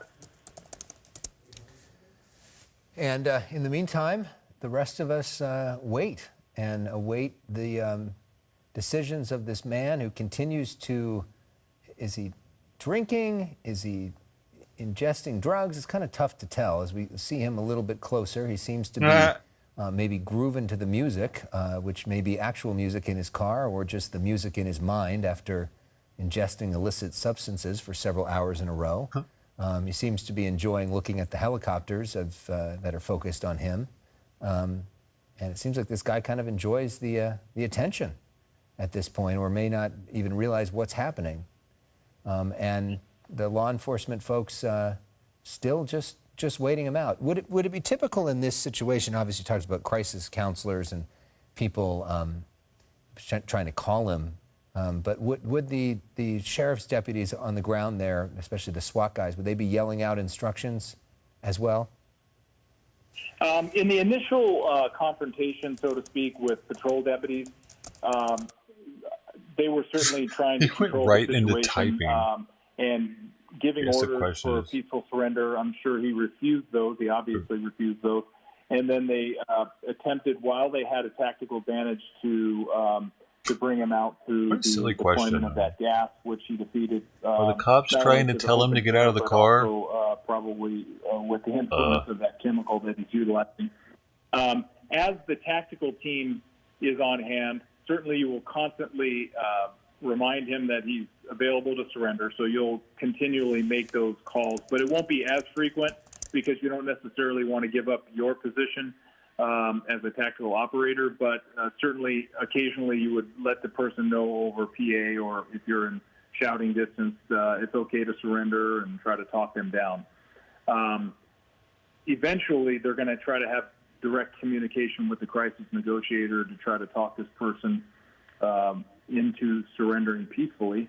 And that can be through the introduction of a phone that we provide, or if they already have a cell phone, they may have already been doing that. It's very difficult to determine. It seems as if maybe they have made communication just based on the fact that crisis negotiators would normally have tried to introduce a phone at this time, I would think in this time level. So they may have a communication with him, or he may be hanging up or not answering. So we really don't know. There's a lot of unknown factors that we don't know. What, in all your years of doing this, is the longest standoff that you were ever a part of? Can you remember how long it was? Well, there was an incident that was several days in nature, and this was behind a deputy sheriff who was killed in the line of duty, Steve Sorensen, up in the Antelope Valley. And this individual, first of all, there was a tracking down of this individual by the Special Enforcement Bureau and the hardworking men and women of Palmdale and Lancaster stations, eventually finding the individual in a abandoned shack, and then the exchange of gunfire and things of that nature made it clear that not only was this murderer, he was already involved in the murder of an innocent police officer, deputy sheriff, an outstanding deputy sheriff, by the way, but also that he was willing to kill more. And so every precaution was taken, and but this event went on for several days, quite frankly. Unfortunately, the suspect was killed, and every precaution was taken. However, some suspects are so desperate and evil, for lack of a better word, they're going to go no other way. And in the hundreds and hundreds of tactical incidents that the Sheriff's Special Enforcement Bureau, which is the Sheriff's SWAT team, they handle every year, to have a deadly confrontation by the SWAT team members are, quite frankly, rare. But when they do occur, it's by the desperate and violent actions such as what you saw last night by the suspect who shot 3 LAPD officers. There are those type of incidents that occur. And I think that story needs to be told, because oftentimes people are watching what you have, rightly so, called intimidating equipment, the Bearcat, Air 5. You see, basically firearms and rifles, M4 rifles, and also other MP5 rifles that are deployed by the tactical operators. You see stun bags. You see all this equipment that might be intimidating to the general public. But what you don't hear and see is the number of incidents that are de-escalated with the use of less lethal force, stun bags, tasers, the canine, and other remedies other than deadly force. Dude, they could have taken him. Have to have those if they just kept walking up to him. Firearms available, and which includes long rifles and those type of precautions for the desperate suspects that they want this to happen, frankly, emerge and the least expected times. And so you never know the desperation mindset of a suspect, so you have to take those precautions to ensure the public's safe, and then, of course, the deputies that are on the scene. Jim, it's Christine Devine back with coverage. Thanks so much for being with us since, a little after 2 o'clock this afternoon. Wow. Fox 11 Alex, we are going to stay with this coverage until it ends, I think, on our website, foxla.com, and our YouTube channel, Fox 11. We know we've got a lot of viewers who don't live in LA or who watch, other than their television, who want to see how this ends. It'll just be so the we chopper. don't want to leave you. We want to let you know we will continue that. Marla Tea is going to pick up that coverage at 5 o'clock. We have a newscast to do with a lot of news to cover for you in the day at 5. So stay with us for that as well as we continue to watch this coverage here. Jim, I cannot believe that we are still sitting here coming up on 5 o'clock in the evening with this driver sitting there for several hours not moving. I think our next guest needs to be analyzing what he's taking, what drug he's on that allows him to just sit there for so many hours. I thought you were leaving, lady. I can't quite figure it out. That's because you've never done drugs before. He's obviously enjoying his she probably euphoric sticks feeling. laxatives up her ass and thinks she's doing something. He's dancing to who knows, giddy, sweetie. Actually audible music My ass or tickles. in his own mind. But, it certainly brings to light the professionalism and patience of not only the frontline patrol deputies from Compton, but also the tactical operators who are in a position of waiting for the individual to safely surrender, and coordinating all of those resources, which includes evacuating the residents and making sure that our residents are safe, because that's our first priority. Certainly, to make a tactical decision to go in involves many factors, whether or not he's known to possess a firearm or any other weapon. There he goes, smoking again. Hopefully it's not too close to the source of what he's generating his toxins with. But because if he hits oxygen with a live flame, that certainly could be catastrophic as well. But I digress. But anyway, but making those decisions also include respect for our residents of Compton. And at some point, I digress. You have to make a common sense decision, which includes how long with that one, for this operation to continue. Nitrous is lights inflammable. May seem like a factor, but we can bring in lights to ensure that we have visibility from a tactical standpoint. This guy used to be the police chief. Not so much a factor, How is he so ignorant? But there's real life scenarios of families who have to return to their homes. I digress. But the decision to have reverence for human life and ensure that he gets to a point where he can peacefully surrender and be convinced into that will be at the hands of crisis negotiators, and all the while the tacticians taking precautions. He doesn't know what a nitrous balloon is, man. To keep everybody safe. But at some point there's a threshold where you do take action because let's say, for example, if he no longer has a source of intoxication, does that put him in a more desperate mindset? So you don't necessarily want to let those scenarios play out, and so you want to continue to keep a tactical advantage. Yo, Bob, we got to play sometime, and you add me? A, he doesn't know when you're going to deploy, but B, you don't put him in a state of mind where he's appearing to show desperation or escalating desperate acts. You're exhausted, Alex? I'm exhausted. You must be exhausted. Called him off guard. He wasn't listening. Fucker was typing the whole time. All these insights. He's like, I don't know what the fuck you just said. Doing this and waiting people out have sort of prepared you for that. That's part of the gig, huh? It does, and we've had a lot of SWAT deployments in the Compton area and surrounding area, which includes Century Station and Linwood and South LA, but actually all over the county of Los Angeles and wherever it's needed. But one thing that's impressive about the reverence for human life that the Sheriff's Department deploys is you utilize... Dude, they tried to take my head off for doing nothing. Their reverence for human life, he's a fucking idiot. If through your efforts of de-escalation, the suspect doesn't take advantage of that and comes out, then you'll be able to address that deadly confrontation as well. But those incidents are more rare than people think. I think the TV shows... People don't give a shit about human life. They really don't. And things of that nature, you should see them in LA County Jail, dude. Where you have a lot more deadly confrontation. I've seen them let a dude seize out on the floor where they walked up to him slowly, and the inmates had to save him, and we were all freaking out about how they weren't doing nothing about it. Where the actions of law enforcement were not appropriate. I witnessed it firsthand. These people don't give a shit. They're assholes. The The only reason why they're not rushing this guy is because the cameras are on him, and they don't want to slip up and shoot somebody that's unarmed on accident. Are more frequent than they're really good at that.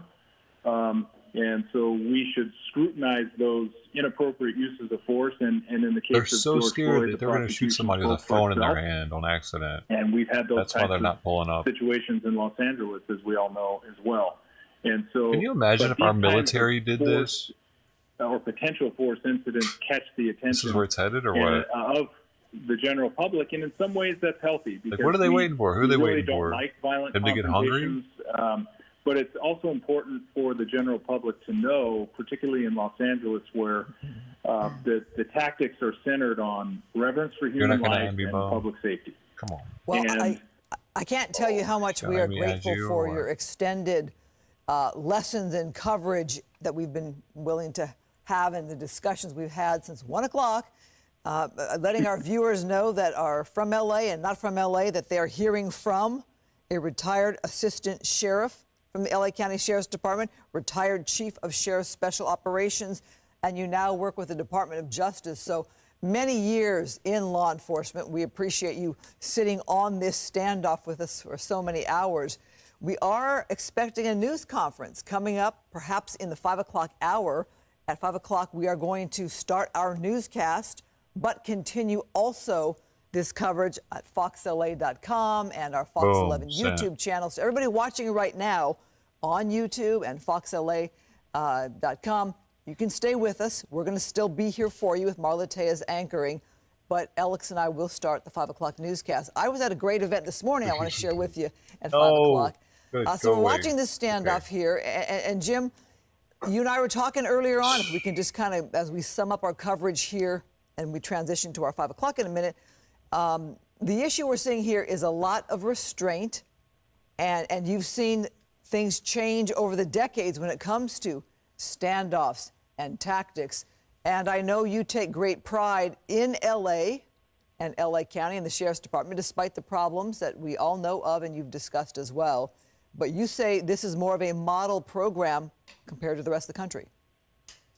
It certainly is, and working as a senior advisor for the Department of Justice, we train foreign law enforcement agencies, and they look to L.A. County Sheriff's Department, LAPD, and, of course, the local police departments, mainly in Southern California, as leaders in law enforcement tactics. And that's often because we have a lot of incidents that we have to confront, but also the great leadership that insists in the community, that insists and demands, professionalism from our law enforcement, which we should.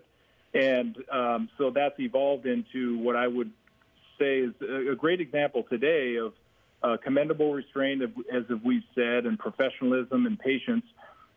There is a threshold where it reaches where you say, how far do you go before you take assertive enforcement action and bring this to a resolution? And there's certainly a threshold that we rely, in this case, for example, on crisis negotiators to say, hey, we think we are breaking through with this individual or not. And so that's a lot what will go into the decisions of when to deploy. Well, James, go ahead, Alex. I was going to say, thank you so much for all of the insight. You've been one of the best people we've ever had doing this. Highest ranking, too, I think. Yeah, so you're welcome back anytime. We'd love to have you back for more really fascinating insight. So reminder, again, if you're watching this on our YouTube page, foxla.com/YouTube, we're going to transition over. Our colleague Marla Tejas is going to pick up the coverage.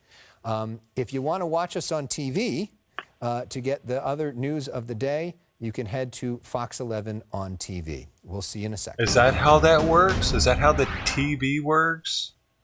God. We're on top of breaking news in Compton. How do I use it, though? Entering its 5th hour.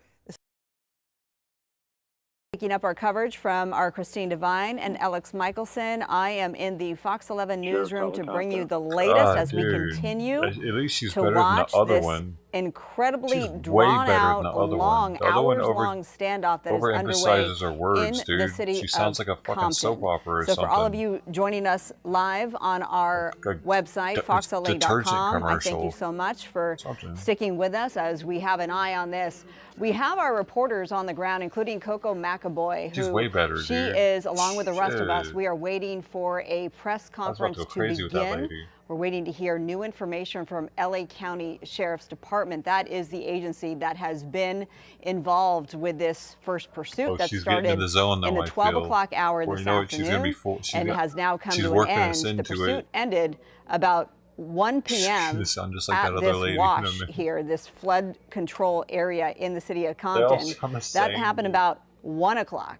And so since 1 o'clock, we've been in this standoff mode with the suspect in this white pickup truck, who, by the way, was wanted for reckless driving, DUI potentially as well. Hey, at least my asshole's getting He has just been in this cab you've gotten a good look at him. He's there.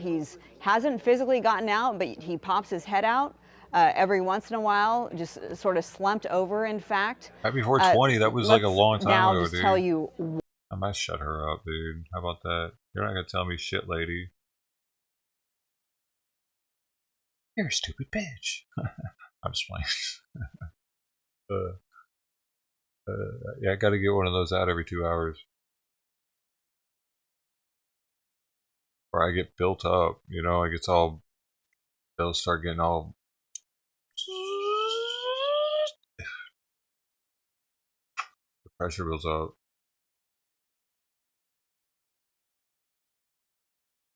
My Tourette's.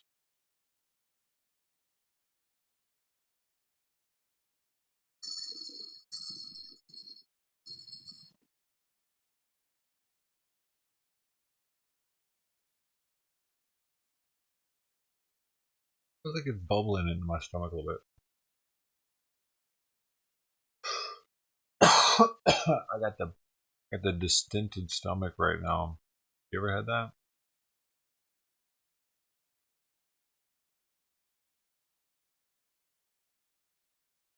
I did it from Dab, I think. In case you missed that topic earlier.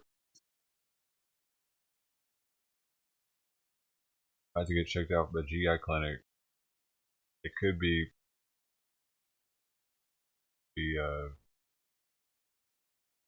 my throat cells are changing near my sphincter, esophageal sphincter.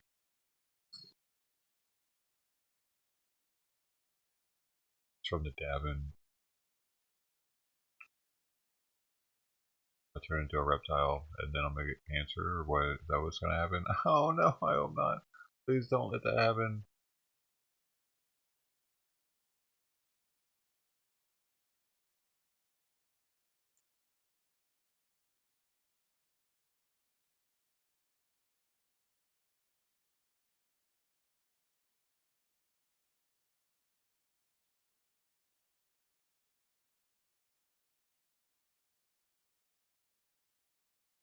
Let's see.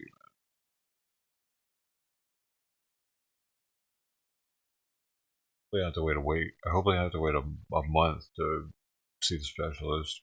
Simon, damn it, your nails are sharp right now. I don't know where the clippers are.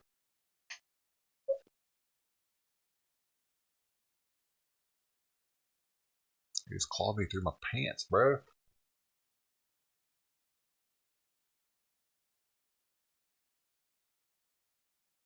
I don't know. They're lost. You get to be a savage for a while. Fierce savage. Oh, in case you missed it, there's a kitten under the house. Actually, it's still alive. So far, he's looking at driving under the influence and also assault with a deadly weapon on a peace officer. Oh, the car, when he hit the car.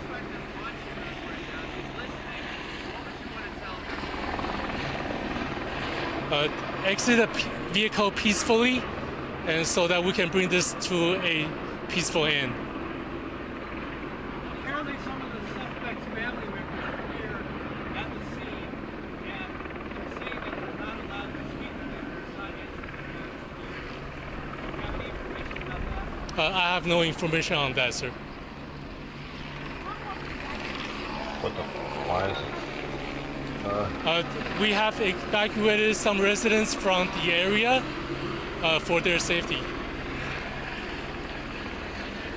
residents in any danger right now? Talking about that, the danger of residents in the area. We urge the residents in the area to stay in their home and listen to deputies' orders. Can you confirm that the suspect in the pickup truck has in his possession a nitrous gas? Do you have information about that? The driver was seen by the deputies inhaling unknown substance from a tank. But you can't confirm it's a nitrous gas? We do not know the contents inside the tank until we can test it. Do you know about how many residents are impacted by this evacuation order?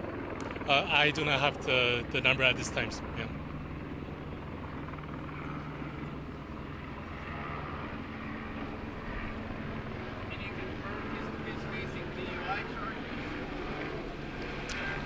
So far, he's suspected of driving under the influence and also assault with a deadly weapon on a peace officer. What can you tell us about the situation now? What is happening? So right now we are, the Special Enforcement Bureau deputies are formulating a tactical plan to bring the suspect into custody. How long is it gonna last? I mean, do you just let him wait it out? What's the plan? Our special enforcement deputies there are working swiftly to try to formulate a plan to bring this custody to bring the suspect into custody as quickly as possible, and we do not have a estimated time.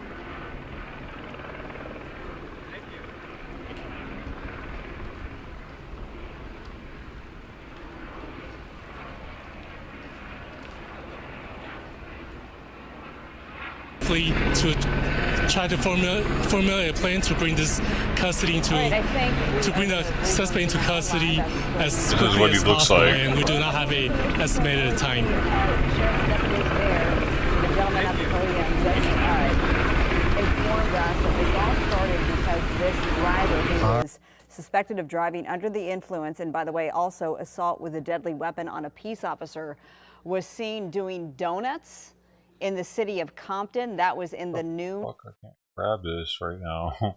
Hour. That's what set off this pursuit in the first place.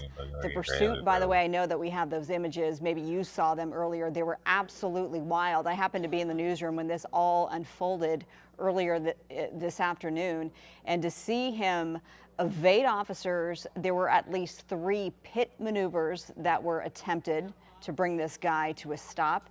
He evaded those. He crashed into plenty of black and whites. He crossed over center divides. I believe he hit some unsuspecting vehicles, if I'm not mistaken. I'll work to get that confirmed to you. But nonetheless, I do know that he came into contact with law enforcement vehicles. Again, 3 pit maneuvers at least were attempted, and then everything came to an end when he hit a dead end here in Compton. This is a flood control area. We just learned from that deputy there that some residents in this area, no surprise, have been asked to evacuate their homes out of an abundance of caution. People, maybe you're watching us from the city of Compton. If you live anywhere near this, the deputy just said, stay inside, lock your doors. Obviously a dangerous situation that has now gone on for several hours. Hide your kids. Hide your wife. We've also learned that maybe this isn't new information because I saw this happening earlier, that the suspect inside the vehicle was seen inhaling some sort of a substance. It's been reported that it's nitrous oxide, aka laughing gas, out of a balloon. I saw that with my own eyes earlier, where he was inhaling an unknown substance out of a balloon. The deputy there said he was also seen inhaling a substance unknown from a tank, from a canister. So that has also happened. So clearly the suspect not in his right mind. Dude, I had a friend once clear out like shot now zooms into the like 3 of those bad boys while you're at the grocery store from the sheriff's department. We heard from that law enforcement officer at the podium that the special enforcement team is collaborating to figure out the best plan of attack in order to get this guy out of that white pickup truck and into custody. That's the plan. He says we're working to do that as quickly as possible. Well, this has been happening since 1 o'clock this afternoon. It's 5:10 here on the West Coast. Maybe you're joining us from the East Coast. I understand that this has attracted a lot of eyeballs just because it's just been so wild to watch. I mean, the pursuit was wild. And when this came to an end at this wash at 1 o'clock more than 4 hours ago, we thought, okay, it's only a matter of time. We've covered these sorts of pursuits many times, and it's only a matter of time until we get the suspect into custody. Well, here we are 4 hours later. We've also seen, this was also why aren't they hitting him with more pepper? With assault with a deadly weapon on a Make police officer. him as spicy. soon as he hit this dead end, and he saw that he was surrounded and had literally nowhere to go, he did go in reverse, and he was ramming the black and white that you see there right behind him. So he used his vehicle as a deadly weapon. It will be considered as such, and hence the charge that he will face, assault with a deadly weapon on a police officer. Don't hurt him. Bless Jesus, it's hard. In terms of injuries, I don't think that there have been any injuries to prove me wrong. pedestrians along the way. Maybe vehicles were damaged, but in terms of bodily injury to innocent, unsuspecting bystanders, I don't think there are any of those. I don't think any deputies have also been injured in this, but we're working to get that figured out for you and confirmed. Certainly hope not. Skyfox now zooming in on this. They're getting SWAT the UAV team. ready. They are getting ready to make a move. Joining us, it's nice to have a little bit of company here. We have Stu Mendel. He is in our chopper early in the morning, and he covered this pursuit earlier on when we first jumped on the air with Araxia Carpathian. Stu, you were overhead. You saw all of this unfold. Go ahead. What do you make of it all these hours later? Let's not lie to one.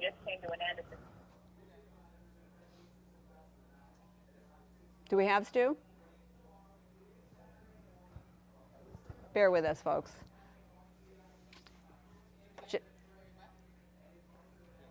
Just give me the thumbs up if in fact we do have Stu. We got some audio issues here, but I've been listening to Marla talking, and she was making comments about what was going on earlier on. We were there. Clearly, we were there. We were watching this happen live, and that whole part about the attempt. We heard the press briefing with the PIO from the Sheriff's Department talking about the assault with a deadly weapon on a peace officer. That was when that pickup truck collided with one of the deputies' vehicles. After that pit maneuver, we saw that, and I pointed it out when it happened. We saw that vehicle kind of bump one of those deputies' vehicles. I'm watching the feed live. I hope the timing is about right. It's crazy they can get them with that charge for that. Folks, it's the Sheriff's Department version of SWAT. They've got one of their toys out right there. That's going to be a drone. He didn't try to they're going to be bringing that drone flying around, looking maybe trying to really make sure that the best they can. Is that what he would get if he hit another person's car intentionally also, we're talking about this going on for 4 hours, maybe more. It definitely has been, and you've just got to wonder about that guy in the truck. Wow. Even if he was inebriated earlier on, how long can you just sit in a vehicle? I was watching some of these shots moments before we went live, and it almost looked like he's getting bored about just sitting in that vehicle. It's like he's almost kind of saying, come on, guys, arrest me. Let's bring this thing to an end. This all happening out here in the Compton neighborhood. Right now, they're keeping a real focus on that drone. They probably want to see that fly over there, keep an eye on where it's going to go, and that's probably the reason why the camera operator and the helicopter right now is keeping that shot.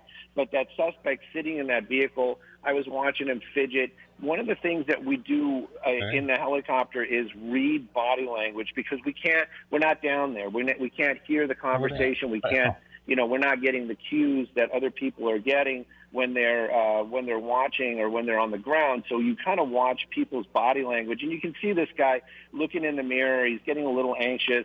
He's, the body language has changed. So this kind of gives me the idea that perhaps that this is going to be coming to, he's starting to get desperate. So maybe he might even just open the door and give up. I'm just hoping he doesn't throw that thing in the drive and try to get away.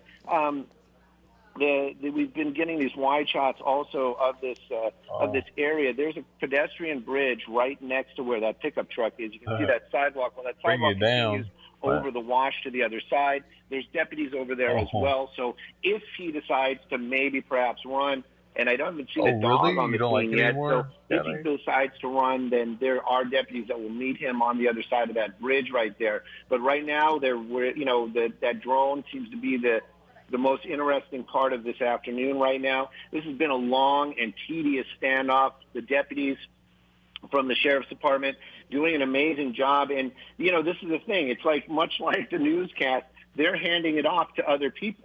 The original deputies that were down there were the patrol deputies. We watched them as they basically pulled out every trick in the book to try to get that suspect out of the vehicle. Then after that, we waited for a little bit, and then we started seeing, I make the joke that it's management, but, the sergeant started showing up, and they were like, okay, we're going to bring in SCB. And so they basically changed, they did a shift change down there. So now we have these SCB guys there, and these are, you can see them, they're trained for these type of situations. They do standoffs, they do rescues, they do this type of deal. This is their thing, as it would be. So they've been here for a good, probably almost 3 hours now. And, we heard the PIO talking about putting together a plan and making a timely effort to get that suspect out of the vehicle. Well, I'm almost wondering if that suspect doesn't want to just get out of that vehicle. Come on, I mean, if you've been sitting in a truck for 4 hours, I mean, it's time. It's time to get out of that vehicle. So right now, we're just kind of keeping an eye on what's going on. And, of course, we want to see what's happening out there. But, of course, the other side of it is, it's still a dangerous situation. That suspect could injure himself. They don't want to see that. There's always that possibility. That truck still runs. He has the keys.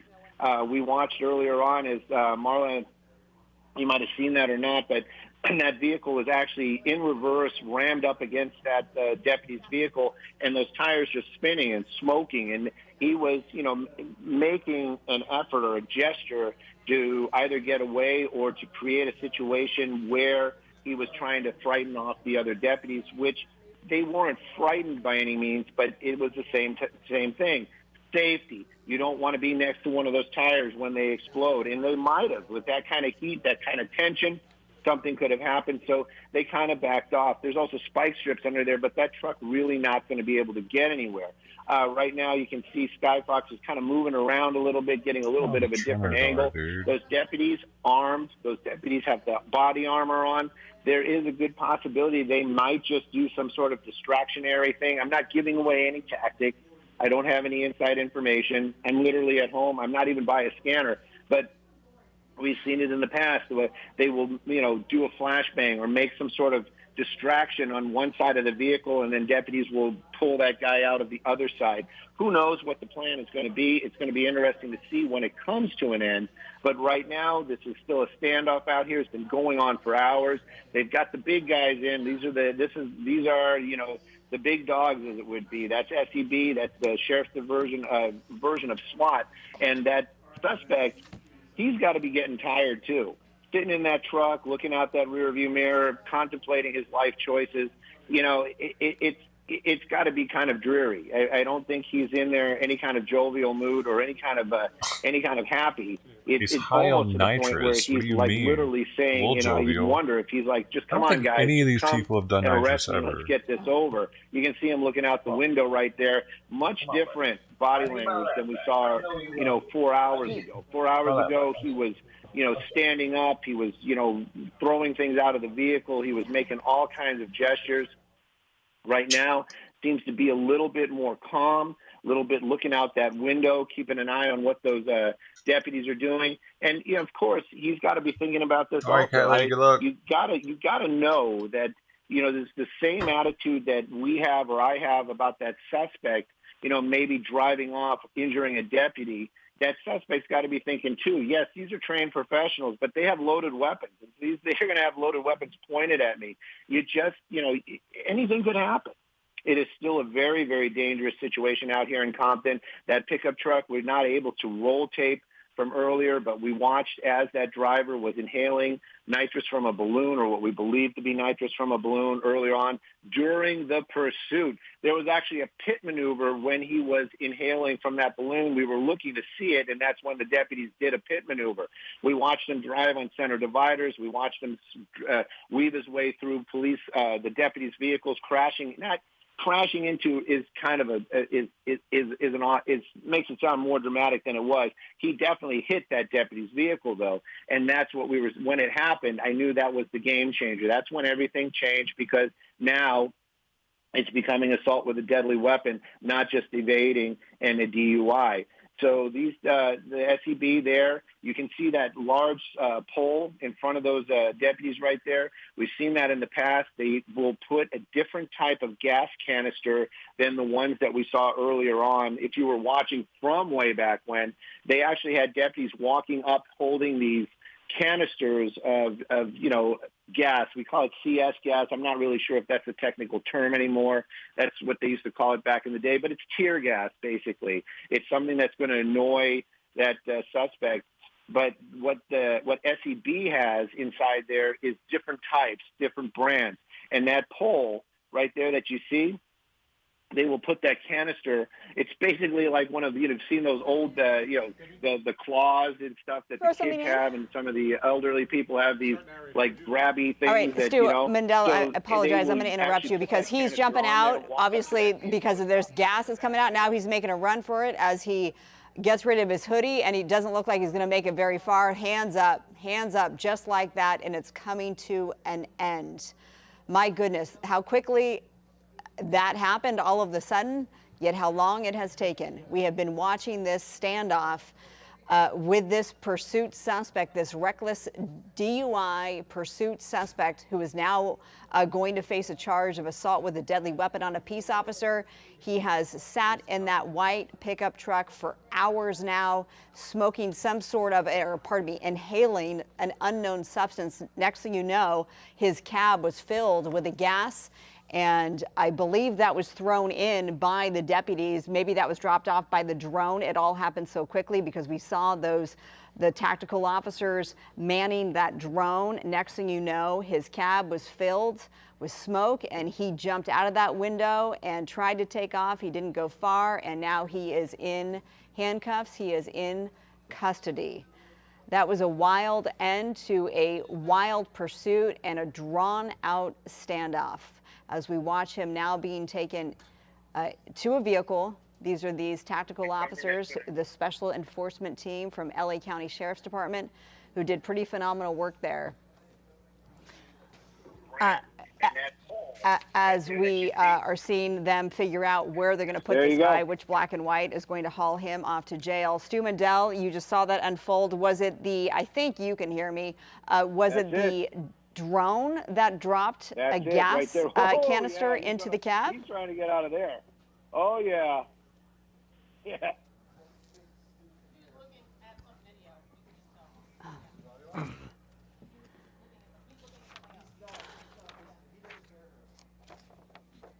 Try again. Stu, are you there? And that's what, that's really what we were talking about earlier on, too. That was that's that real CS gas. That is the serious stuff, and that's what SEB brings in that armored vehicle. That's what they were talking about earlier on. As far back as I can remember, I always wanted to be a gangster. And that right there is a massive dose of it, and you can see that suspect definitely was not. He made every effort to get out of that truck. That truck's still smoking down there. So this definitely coming to an end right now, and SEB, pulling out, reaching deep into their bag of tricks, and this was a pretty simple move. And again, if the deputies would have had that, they would have taken care of this earlier. But these types of tools are available to different types of deputies, and clearly this was something that SEB has that they don't carry around in their patrol vehicles. And you can see right there that suspect in custody. It's all done.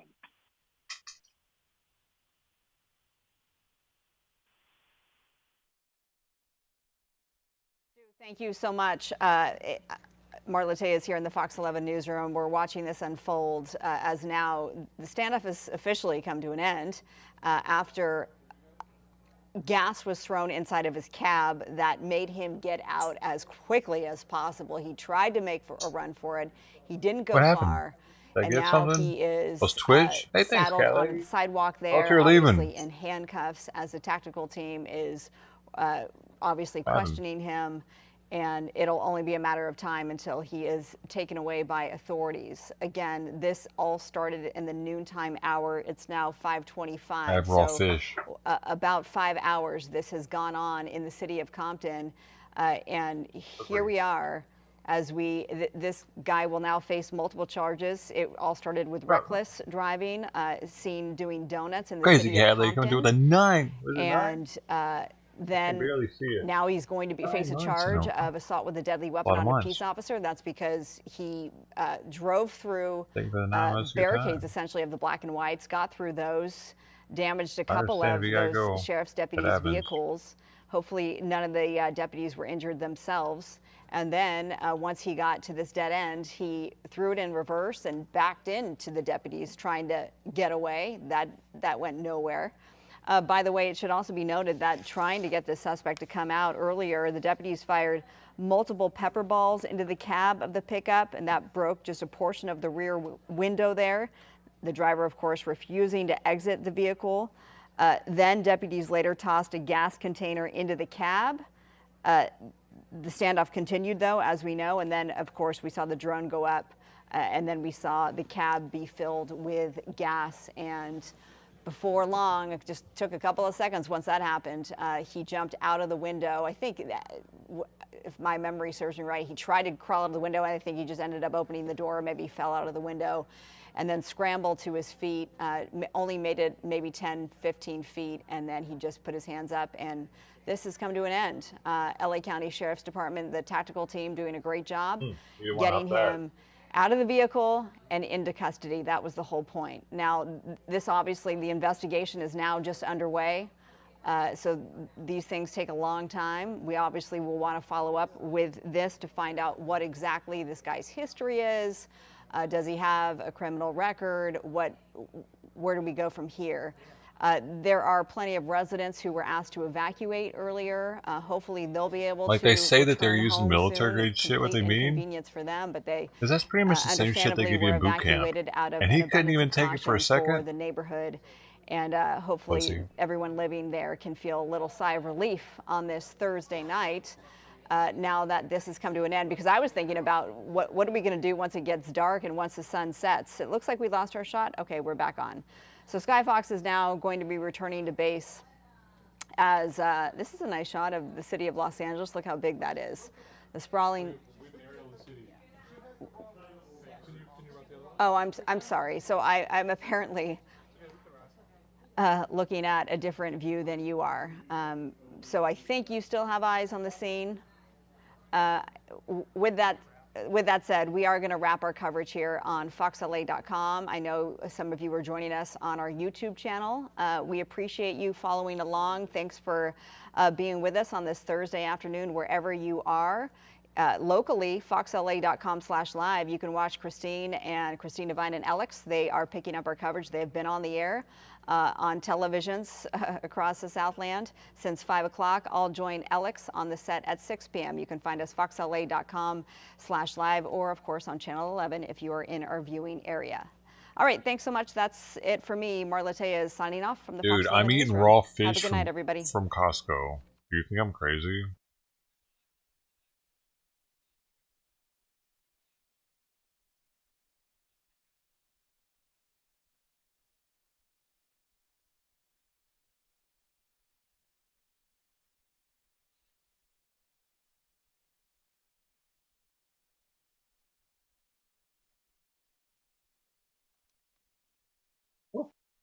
Delicious.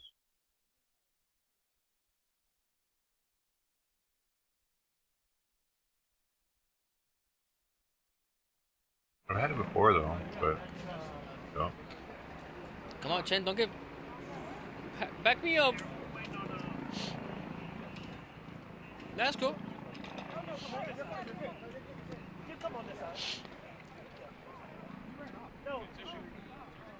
Fuck, it got me good, bro. I was over there and I'm like,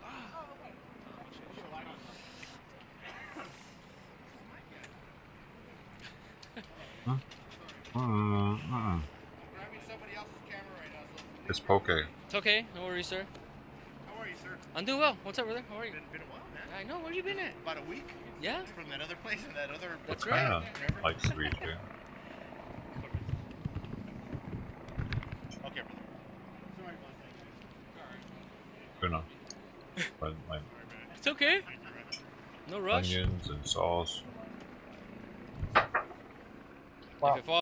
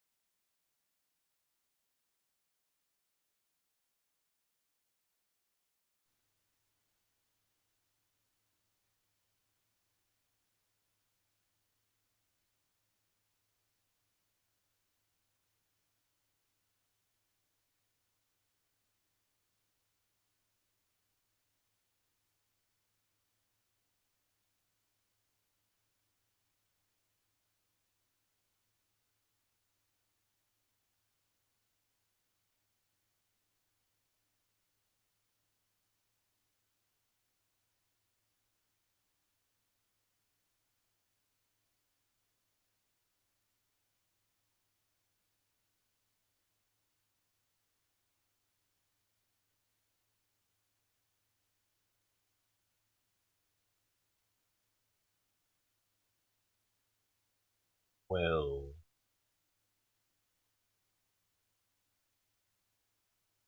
Goes.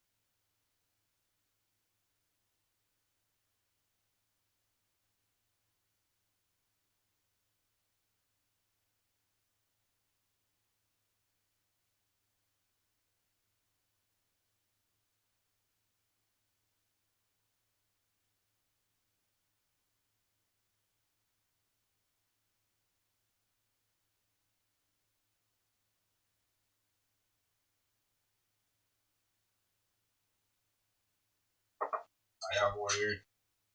Now I gotta give Simon some more of these flakes.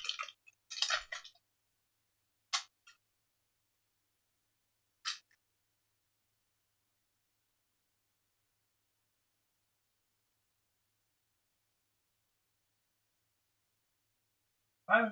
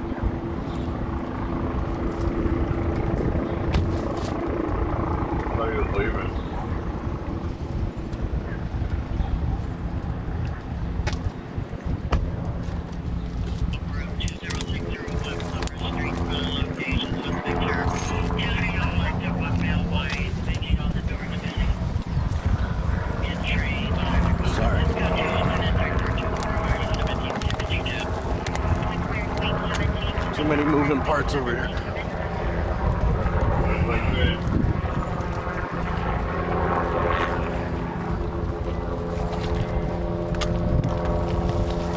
All right, so we're just gonna go to the end of the scene here. Check out the Bearcat SWAT. Just check out the end of the scene, get some shots. I'm probably not gonna put this video up. We'll just leave the live stream up.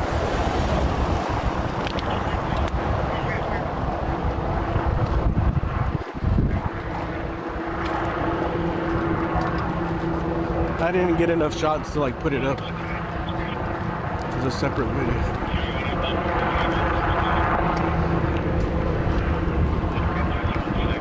So thanks everybody for subscribing.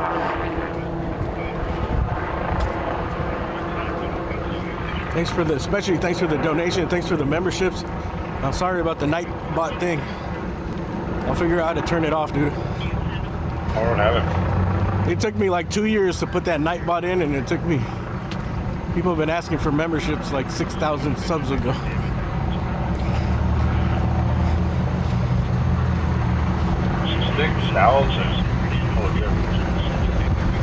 I think this sheriff right here is the drone operator. They needed it longer. That's why I'm not turning them on. Nobody wants them.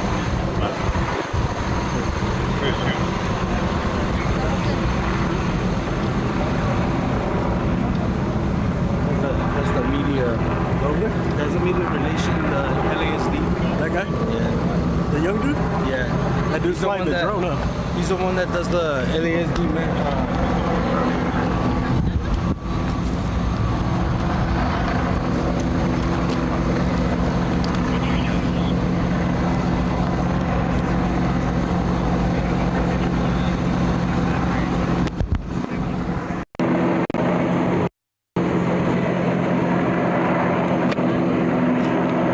Sure this is clean because they're not going to want somebody coming back to Costco and being like, y'all's fish got me sick and I ended up in the hospital. I don't want that.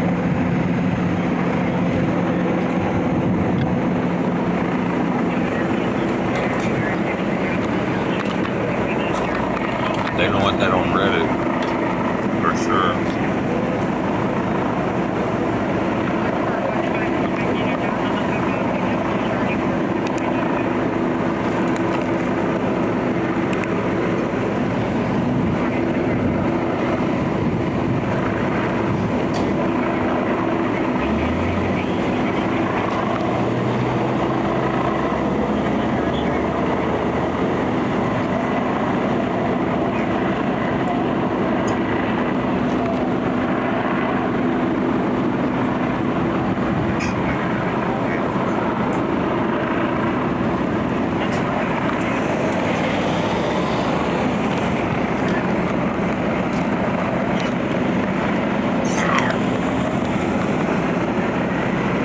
Just be eating this fish without putting in some work, you know. Raw fish chunks.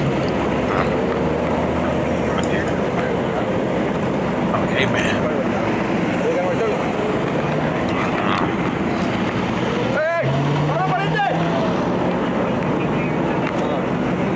He was in the back of that. He was there? This is some high-end. This is some high-end caveman food, bro. Did you? For fire. I didn't know he was in there. Yeah, I didn't know until they said something like he's in there. Yeah. No, he was in there, but couldn't get a chance to. He was sitting on the right. He was sitting closer to the left. He was in that car, guys.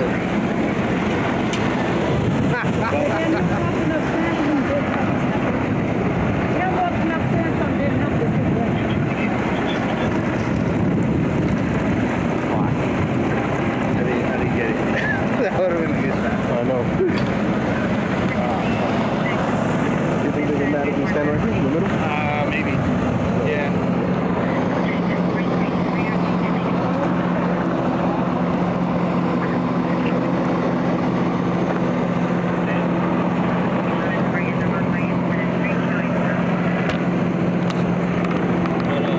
How many Bearcats did you hear were here?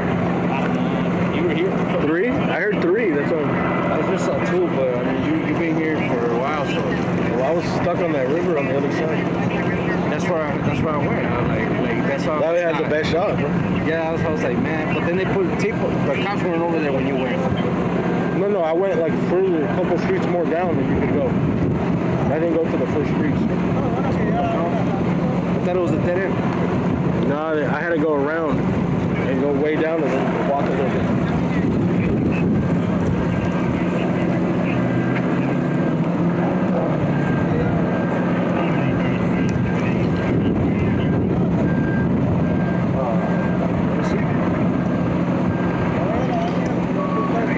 Out of battery, only got 14 minutes.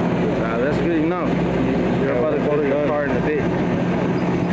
I'm just mad I didn't get a shot of that fucking suspect, bro. God damn it. Well, I didn't know he was in there anyway until they said something. It was more mad if I knew that he was in there, he was coming, and I was ready and missed it still. Yeah, I'd be mad. Yeah, man, I gotta thank everybody here. Hold on. M-Tice, Be Real Beast. Shit, dude. Legendary CEO. Legendary CEO again.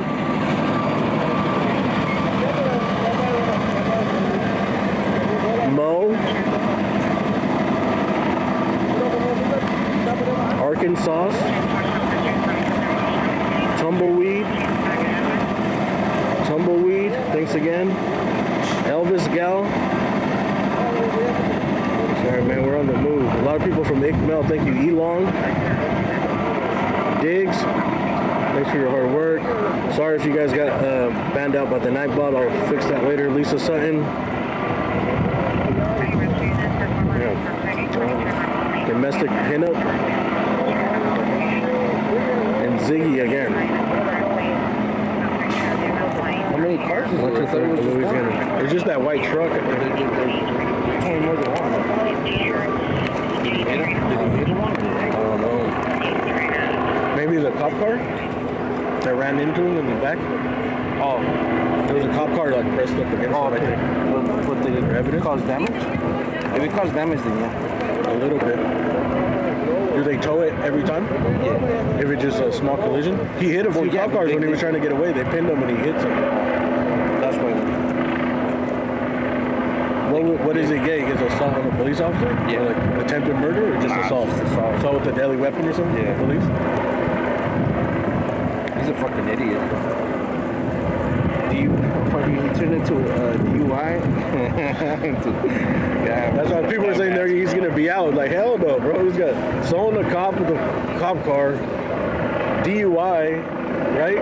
Possession of that NOS tank. Doesn't even count, bro. Like it's the other shit. Well, yeah, but like imagine all that stuff put together, and then these other sheriffs, they're not gonna cut him no break. They're gonna give him every single charge. The stop signs, the red lights, they count everything. Traffic violations. He's gonna need a lawyer, for sure. Well, who knows if he has a record? They're gonna put him away for a long ass time. But hopefully, he doesn't have a record for his sake.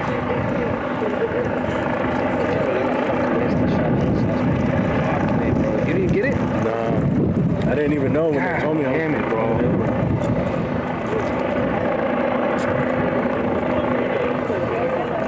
Well, he initially got pulled over for suspicion of DUI. No? Make sure you guys follow PNTV LA on Instagram.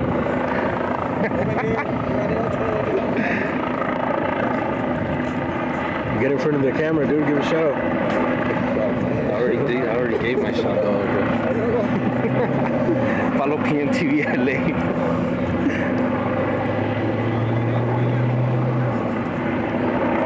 Well, the scene's pretty much done here now. The news is gone. But yeah, they're gonna tow the car. I'll get this shot. Where's the truck? The truck's I think at the very end of the street. Like on the side or just at the end? At the very end. And you couldn't shoot it from here?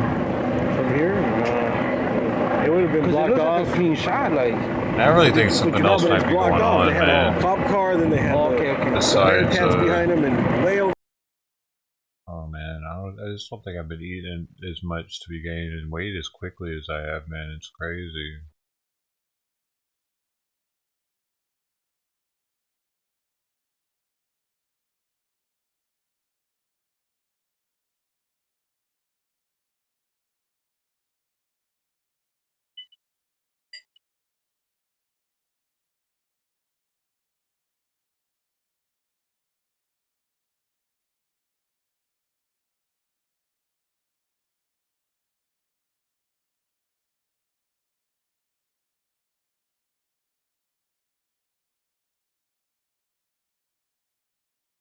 Guess I've been working out, ain't. But dude, I'm gaining weight quicker than I've ever gained weight in my life. It's really tripped me out.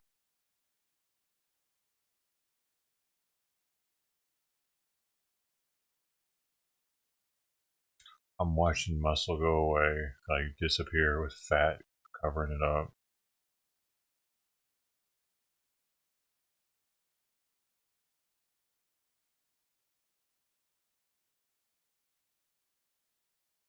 change this lifestyle up.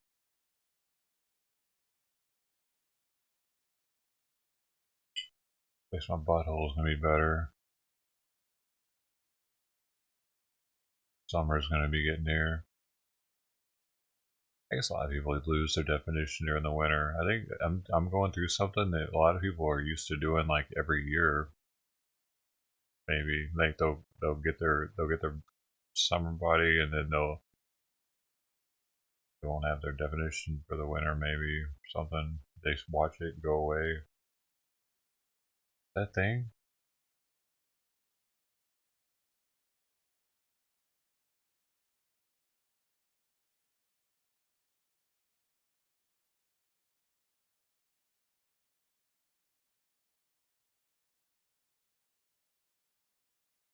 We'll see. See if this is something going on with my stomach.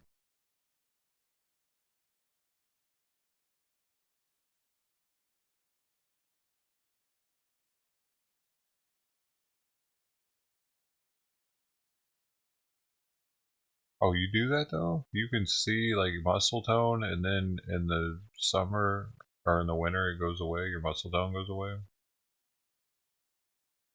Like, I used to be able to see that vein right there not too long ago. It was a couple months ago, and it's gone now. Lost that much muscle? Rip. Both arms, like that vein there used to be at least visible. I can't even wait, bro. Can't see it there even. Probably lost muscle and gained fat. What happened?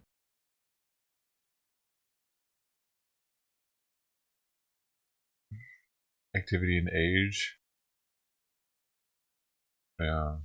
Yeah, I feel like something happened. Something changed with it.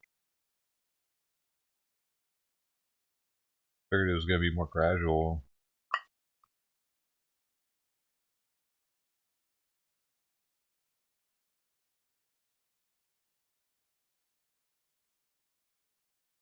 The whiskey doesn't help.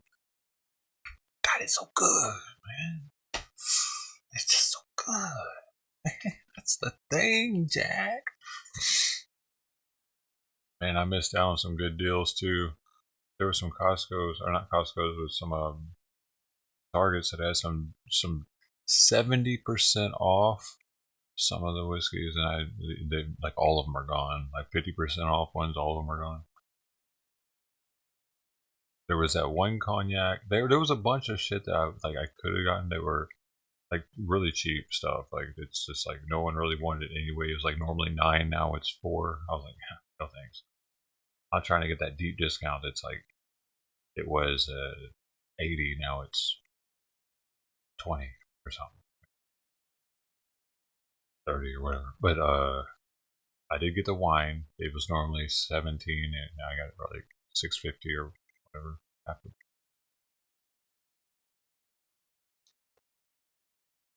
To get that one.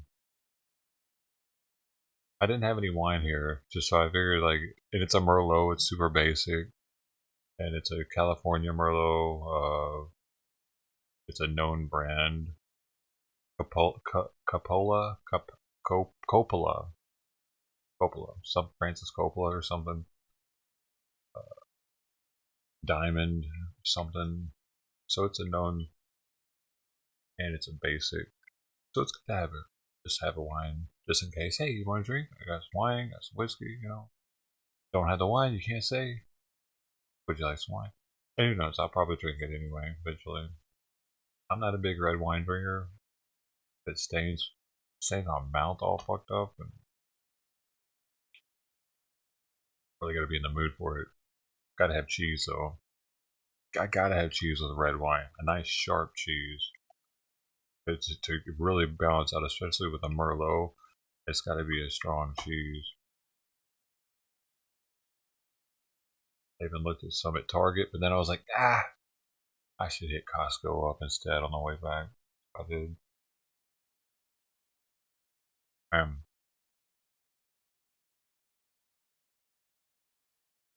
I went too long. That's why I flipped out on people. I went too long without smoking because I went to 3 different Targets. I took a while, and the pet store, and then I went to Costco. So I went to all those places. So it took hours. I went so long without smoking, and I flipped out on that lady in the parking lot. I probably looked crazy, dude. She was taking forever though. Okay, you let me know. What was you done? Do you do this?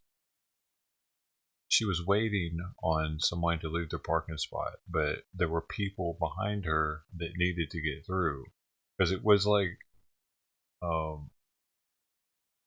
it's right near the front of Costco, so it's more like a thoroughfare. You know what I mean? Like, I don't feel like it's a place that you stop and make everybody wait so that you can get that spot because it's a big ass parking lot. You just drive around till you find a space, right? You don't stop and wait.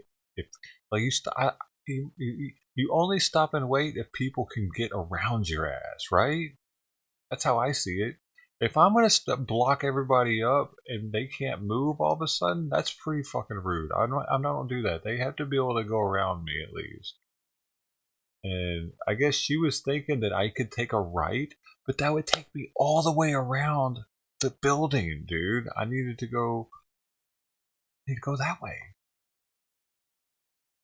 She was being a rude bitch, dude. She deserved being called a stupid bitch, dude. I should have said rude bitch, but she was acting stupid. I should have actually said rude bitch. I should have chose my words more precisely in hindsight. And yeah, she was being a bitch, though. Don't be a bitch. Oh.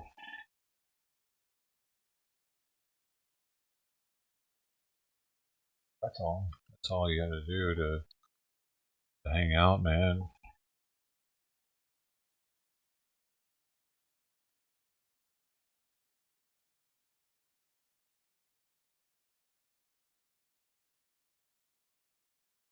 Oh, people are saying hi on. Dude, why are the kick words showing up on the other screen?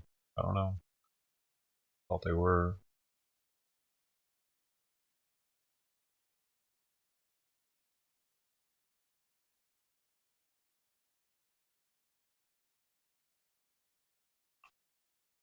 They don't, especially in California. Maybe in the South, where people are more like Southern hospitality. They're super friendly when you go in the stores out there. They used to be.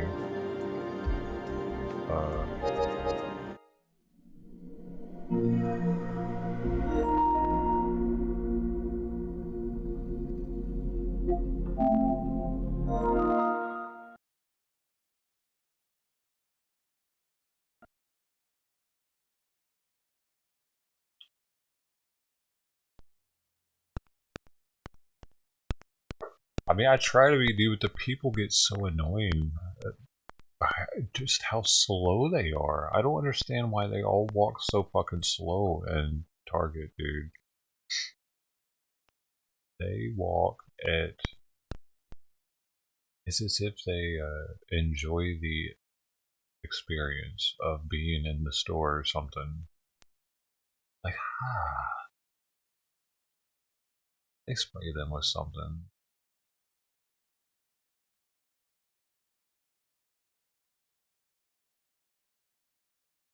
They meander through as if they're at the mall or something. Pretty sure people have always been that stupid, dude. I think I remember my dad talking about it when I was younger.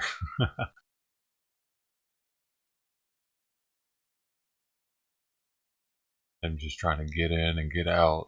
People all in his way, probably. That's probably always been the case, dude. So many people love shopping that they enjoy the experience of it. They try to prolong it. Actually, because why else would you fucking use small steps when you're shopping for shit? I'm trying to get what I get and get the fuck out, man. If you're not doing that, you like the experience of shopping more than I do. I want to be in that environment.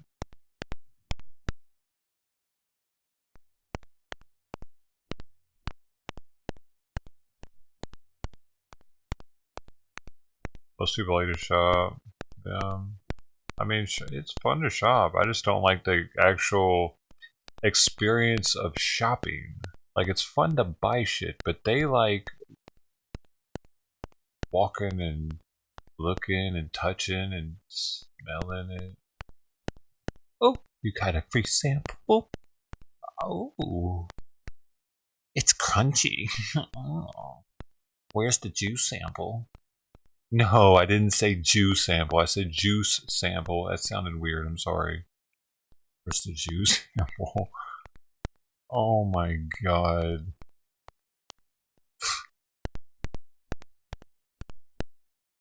Stupid.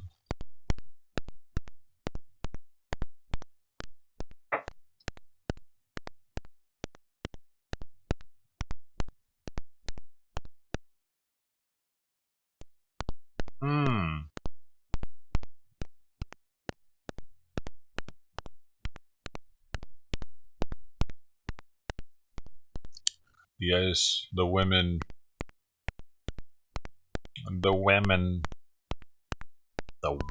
There's a lot of men at Target now, though, dude. Target? Okay, here's what happened. Malls? No one really goes to malls. You know where they go? Target. There you go. That's what happened. I've seen it firsthand. Dude, fucking Simon, you messed my finger up. Hurts right there. I can't press the paddle.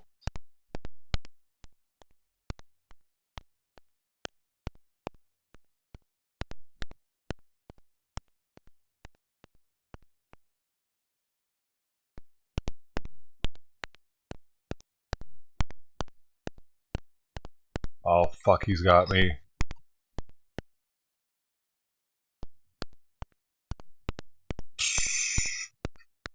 I don't know what I was doing there.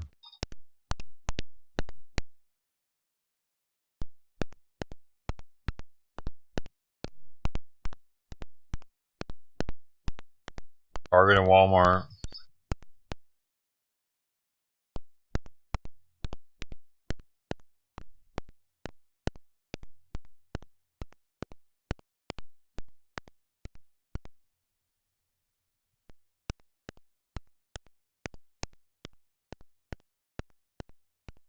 Escape it. All this one got their house.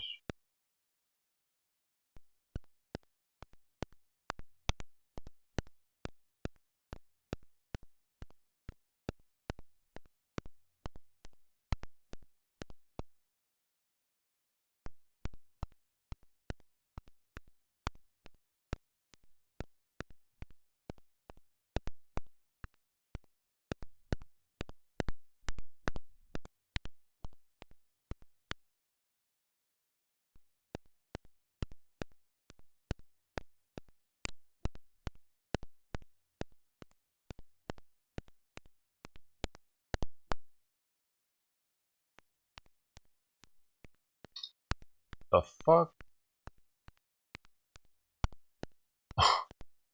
How do you follow this guy, dude?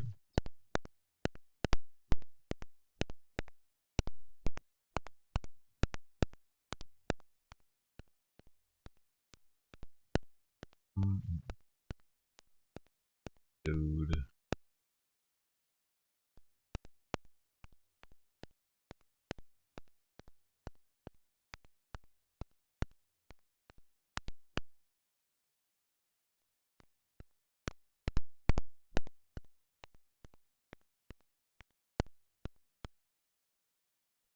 Just saying.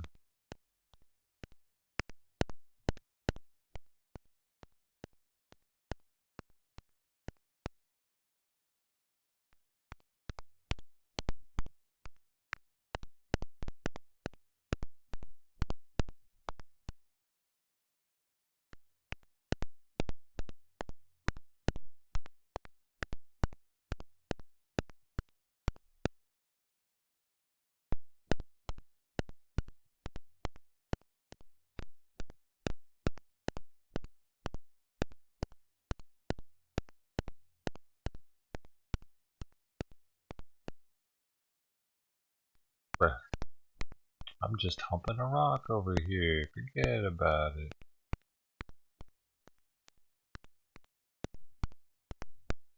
Oh.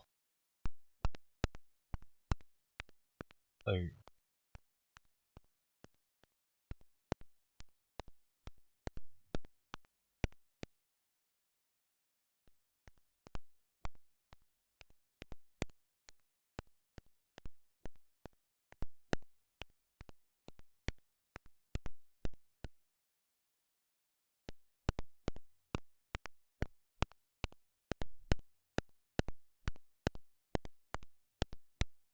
The fuck? Oh, we're doing this? I don't really feel like it.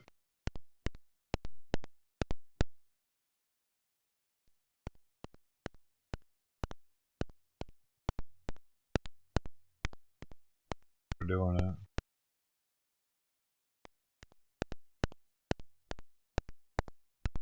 Jeez. Alright.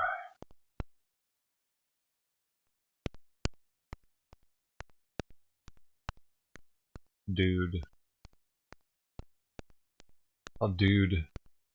How dude of you.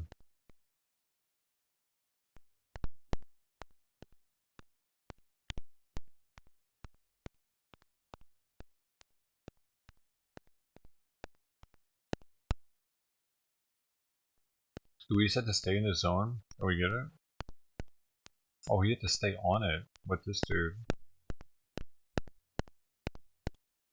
Bum, bum, bum, bum, bum.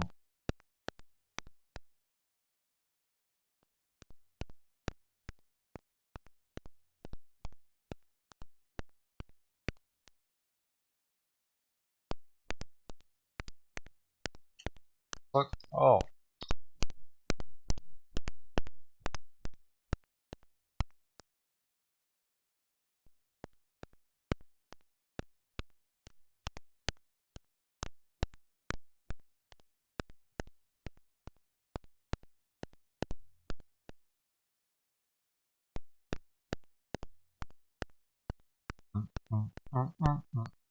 Are we just supposed to run around killing people? Let's go.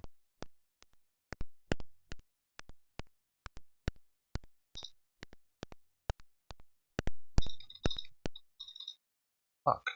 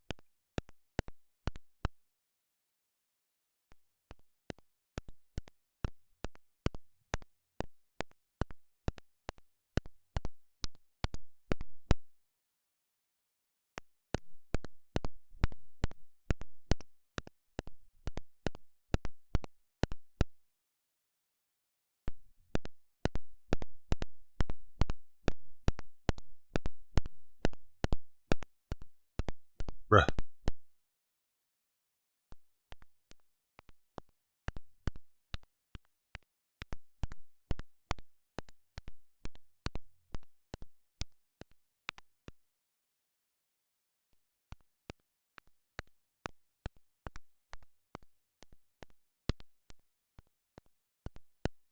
Oh, we did it? Did we get paid? I didn't get shit. I didn't get paid. Oh. What are we doing here?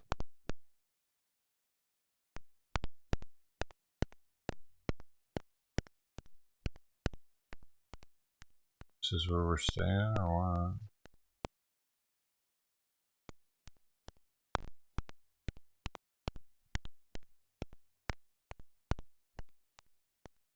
Alright. Mr. Kankowski at your service.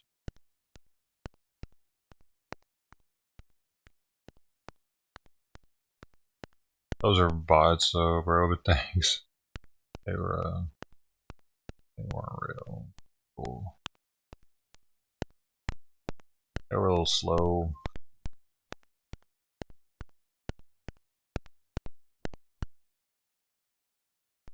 Are you ready to go? Catman T in the house. Oh shit, hold on. Okay. I need...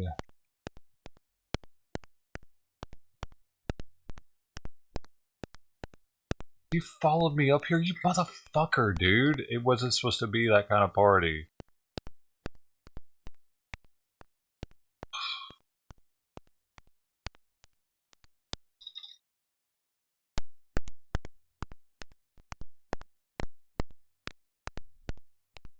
God damn it.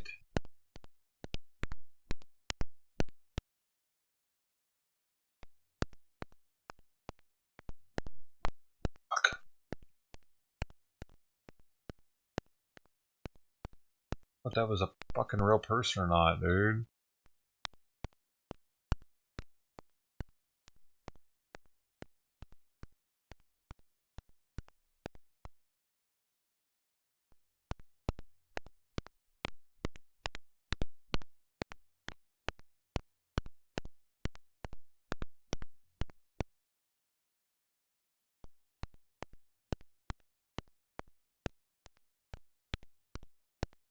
What? Shit.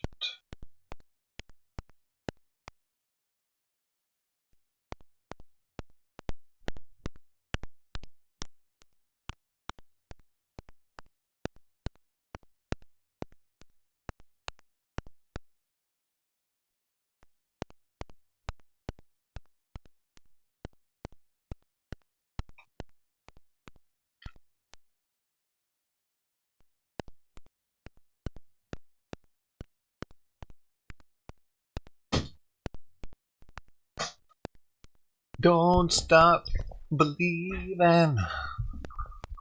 Dude. Is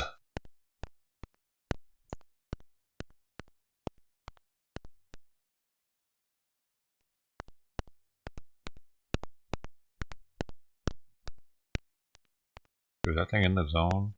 Nope, not anymore, it's not.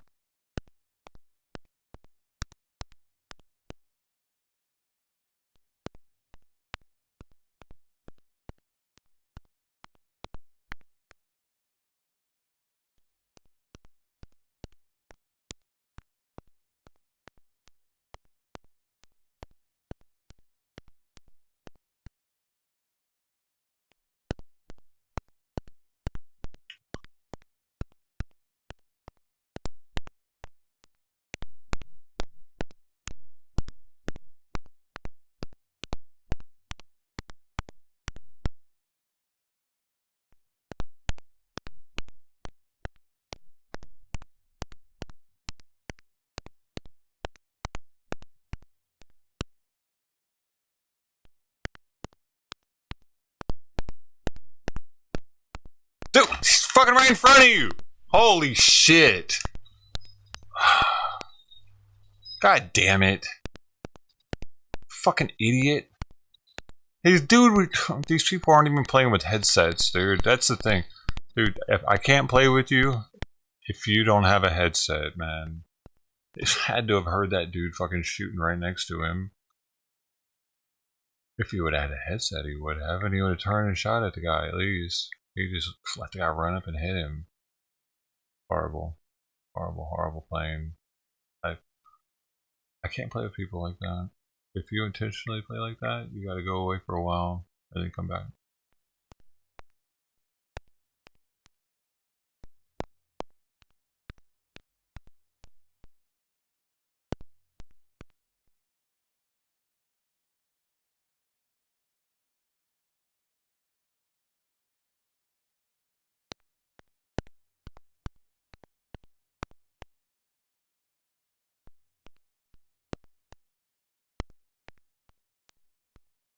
And see where it says back to the menu? It doesn't let you go back to the menu actually if you press that button. I'm mashing it right now. So they make you go all the way in. The back to the menu button, it's a lie.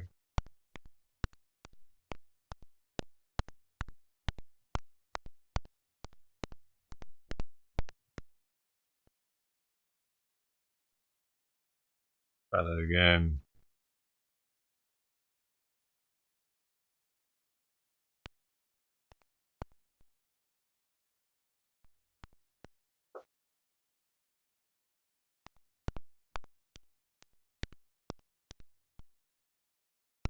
Try that again.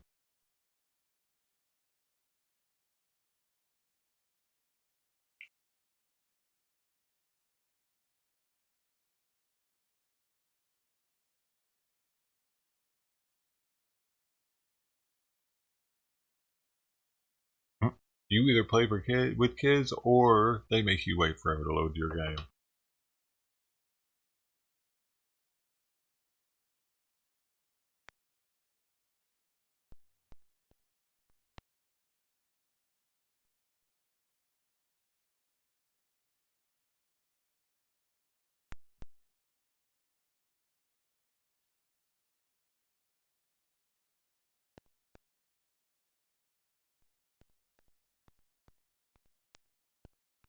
Failure.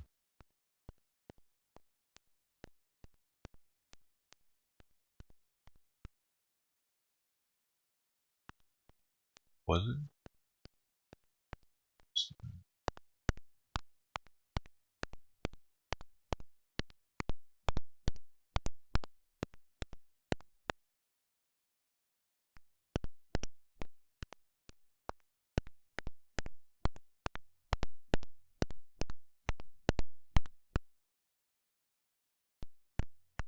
I'm tired. I'm tired of it. I'm tired of it already. I'm tired of hearing all the blanging and banging and shit, man. Tired of it already. Tired of it.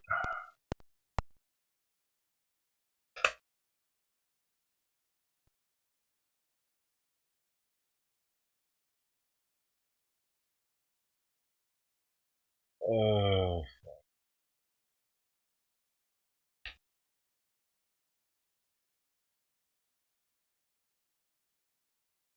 It's just not fun loading game after game after game and there's nobody fucking talking, dude. It sucks, dude. It's not fun. I don't want to do it anymore. Not tonight.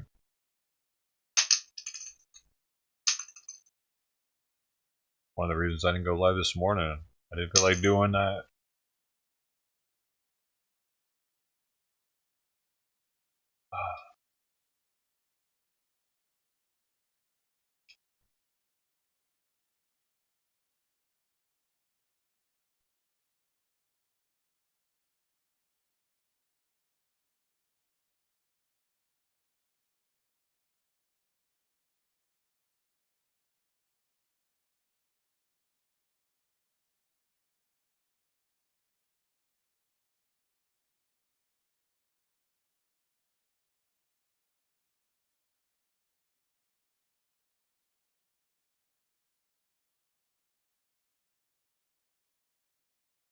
To protect the graves of my ancestors, and that your eviction notice starts right now.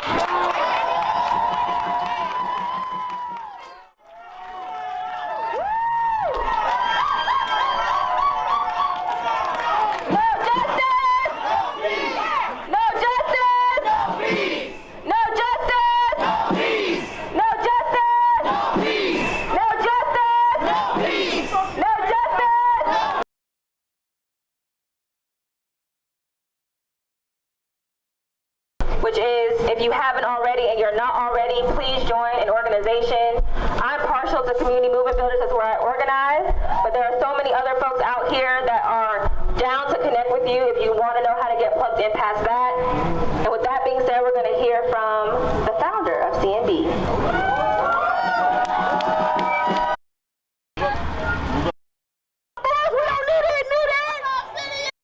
Standing. Gang activity, but for teacher told you about and serve black and brown cities and don't do shit in the interest of black and brown people. The same thing was happening in Chicago. Mayor Lori Lightfoot, let's talk about it. Let's talk about it. Black queer woman, first black queer woman mayor of Chicago. Black youth told her that we did not want a $95 million cop academy, that it did not make us feel safe. He These people don't know what the fuck they're talking about, dude. I don't give a shit.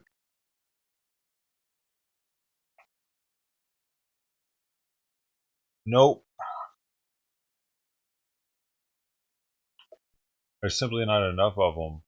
I can tell by that alone that whatever they're fighting for is very thin. There's not enough white people there.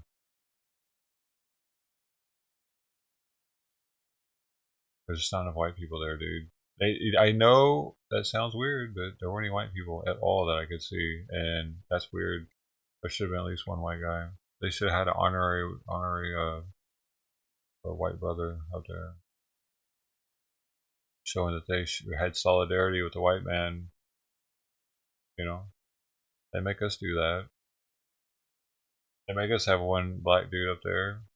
Why didn't they have to have a white dude? Doesn't seem fair. Should have also been a Mexican and an Asian. And maybe a Muslim, a different black dude, not the same as an American one.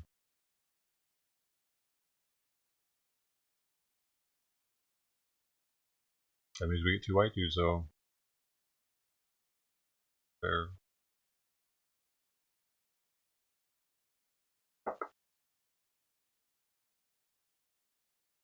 A European.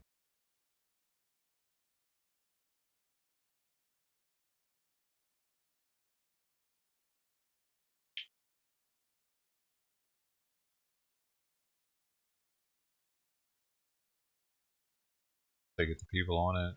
Yeah. Oh man, I still left the food out from this morning. I wonder if that's okay for that kitten to eat. Damn. I think I should put out a fresh thing of food. Probably.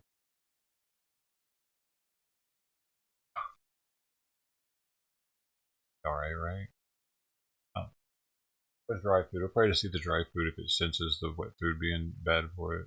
But can kittens eat dry food?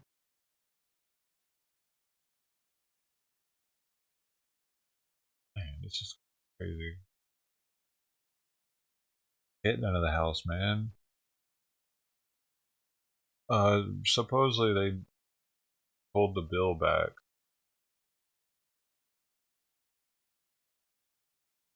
They pulled it. They're not going to do it. Maybe they're going to think about it. They're going to try to convince them it's good and try to give it to them again. That's what Reddit said.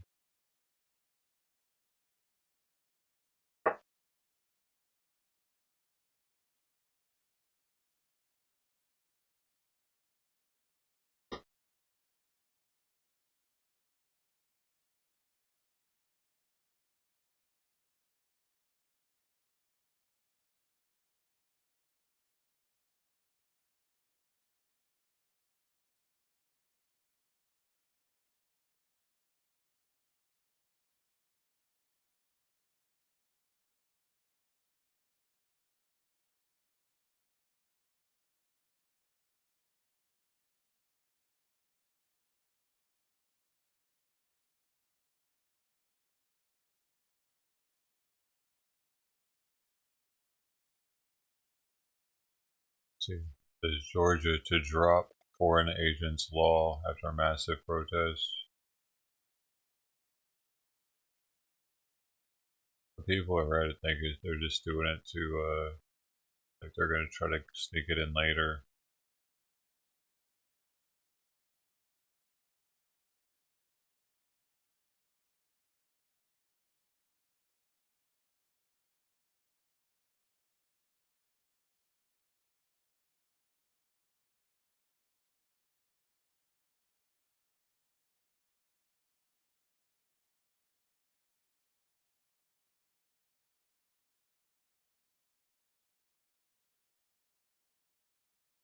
We'll stay safe, Tony.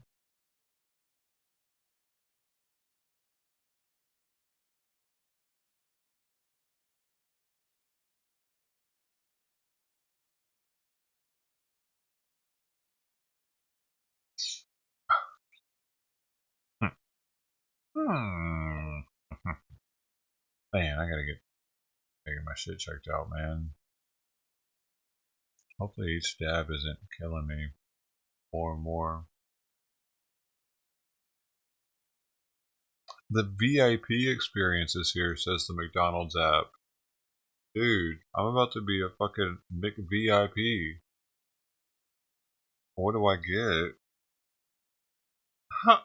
Oh, I get $1 hash brown? Heck yeah. Ba-da-ba-ba-ba. That's some bullshit. That's the last deal I got. I thought they were gonna give me something.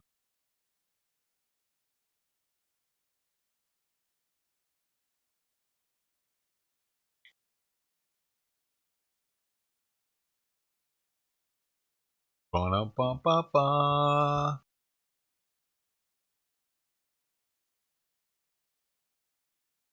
You got a pretty mouth, boy.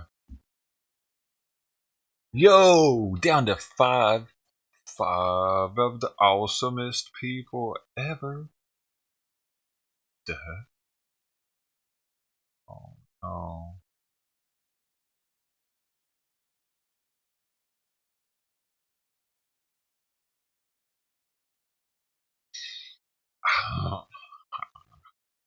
And there's people on D Live. Look at those 3. There's 3 over there. I don't know why they're not saying anything. Usually D Live's super talkative. Is it not working? Yeah, it works. I saw someone. It's weird. They come in spurts, dude.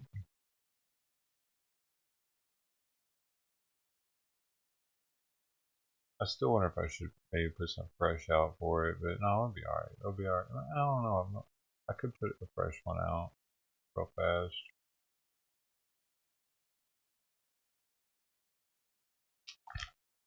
Yeah, I'll do that. I need to put Simon in here first, though.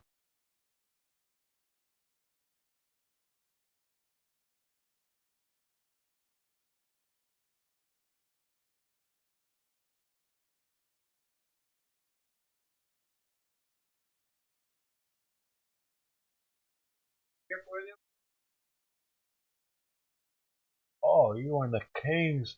You in it. It's yours, buddy.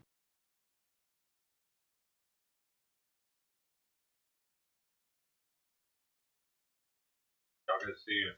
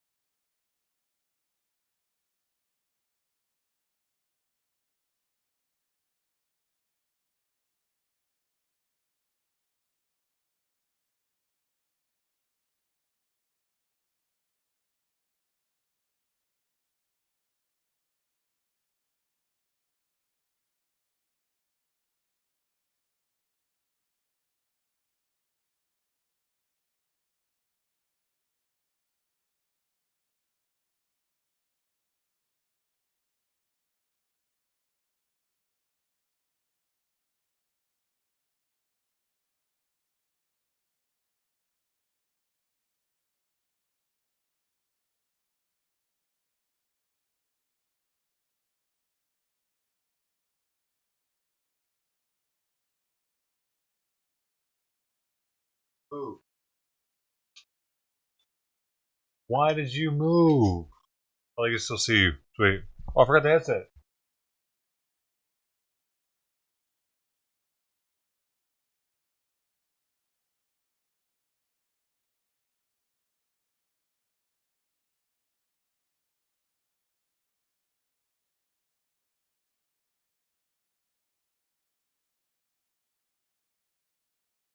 Dude, the cat was outside. I saw it. I didn't. Dude, I heard the kitten right when I went to the back. I heard it. I didn't see it back there. So it's either under the house right there, or it was in the backyard. I don't know which. But Mama Cat was eating. She was eating on some of the dry food, it looked like, but it eaten all the wet that she wanted. I left all that was left out there, and I put a new one. I put another one just in case she wanted to devour that one too. And she didn't run away completely. She ran near to the front yard, but stayed close. I could see her the whole time. But I stood out there for a while because while I was there, I noticed two other cats that started walking up, like they were gonna like come back there and give her a problem or something. And I just stared at them because they acted like they were coming right this way. I just stood there and waited until they turned around and walked the other way.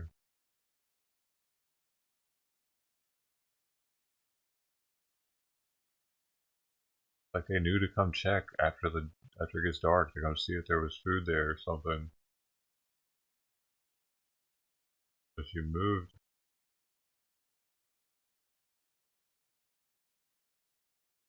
Oh, maybe. I think one of mine had died though, for real. I'm sorry, Simon. Are you good?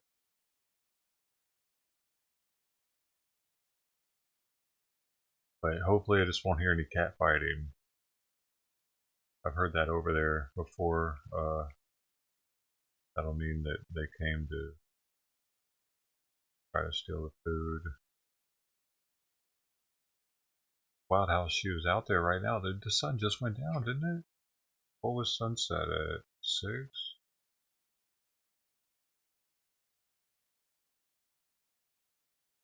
It was at 6:11, and it was like sun goes down, and she was like, "Time to eat." Boom. Interesting. I think it's come out at night. I think it's come out at night. She might come back. Well, she didn't leave far just now.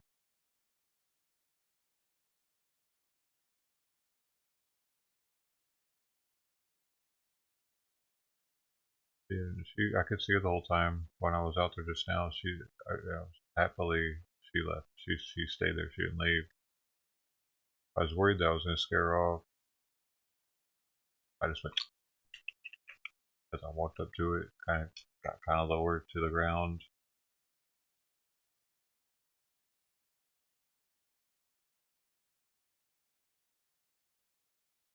I think that's where all that mud's coming from. I think it's a long-haired cat, and I think it's getting really dirty underneath the house. And I'll wake up in the morning, man, and the water bowl will be completely empty, and it'll just have a little bit like mud in the bottom of it. Pretty trippy. She probably has kidney problems, so she's like always thirsty or something. Probably not getting enough fluids throughout her life. Maybe, I don't know. We have some pretty hot summers.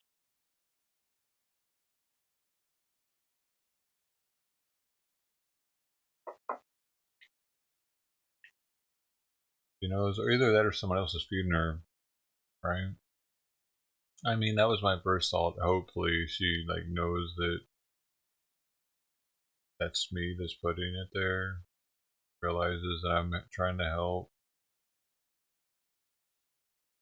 But she probably, like, there's probably some other cat lady in the neighborhood that just puts out a fucking feast every day of cheap ass Walmart cat food.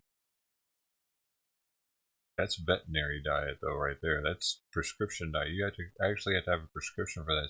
It's for GI problems or something. the wet one that I'm giving her right now. They accidentally sent me the wrong one, so they refunded the whole thing of it, the whole case. $90 case of food, dude. But so I'm just, I was gonna give it to a. I didn't know how to do that, you know. I didn't know I was just to go to a place and give it to them, or how to pick one to give it to. This is perfect. I didn't really feel like selling cat food either.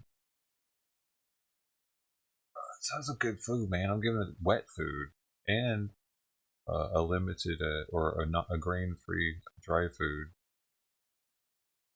They're not cheap food. It's a little expired on the dry food side, though.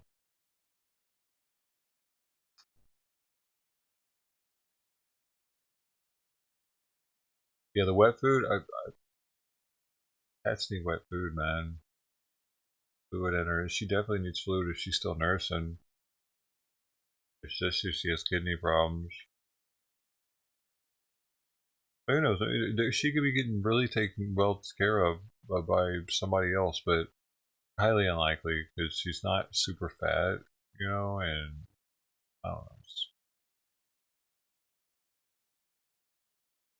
I gotta pretend like she's not getting help anywhere. I didn't know she was still there, dude, or I wouldn't have never stopped. I didn't know the kitten was still there. I wouldn't have, like, God, I feel bad, dude. I just didn't want to just be putting out food for stray cats, so like that. I wanted to know that, you know, I didn't want to just be the plate of food at night that without a camera on it, at least. That would be pretty sweet. Have a camera on it at night, see all the weird animals that come eating out of it. I could do that. Sweet, huh? I'm still on my camera.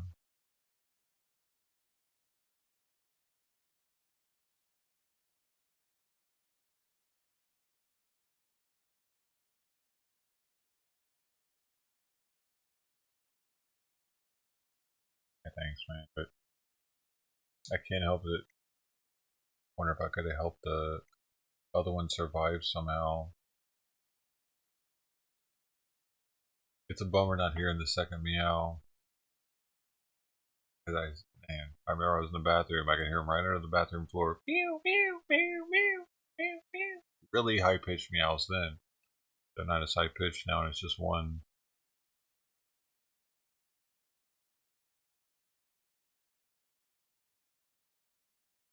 But how fragile life is, man. It used to be that fragile for us. Not that long ago, right? Shit. I mean, talking about like 100 years ago, it was that fragile for us, man. Not even that long ago. Where we were damn lucky to make it into adulthood. Make it out of infancy. And there was such a thing, like so many infants or so many kids used to die back in the day that I saw this picture of this family that had one of their dead kids posed up with them in their family photo. It was like a normal thing to do that kind of thing. They had five kids, but one of them in the photo was actually dead already. But they, like, we wouldn't do that nowadays. Can you imagine if today, in today's day and age, somebody took like their dead kid to the glamour shots and wanting to get some pictures taken with them?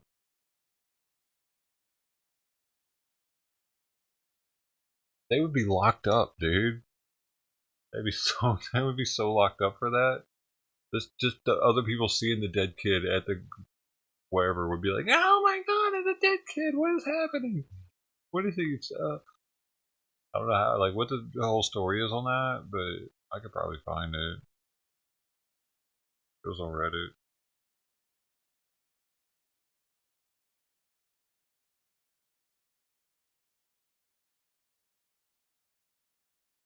And we're lucky to be alive.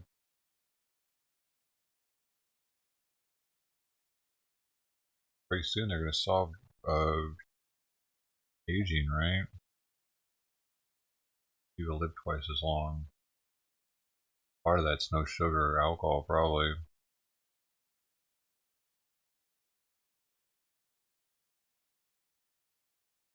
Yeah, morning ritual movement. Yeah, yeah, because so many people, I feel like people were closer to the idea of death than also because people were surrounded by it every day. Someone was probably dying. Now it's what's different now is it's going to be celebrities. Every day it's going to be a new celebrity dying in the future because we're making so many celebrities with the social media. Like at the beginning, there was plays and stuff, Shakespeare stuff, and that those people were able to get so popular.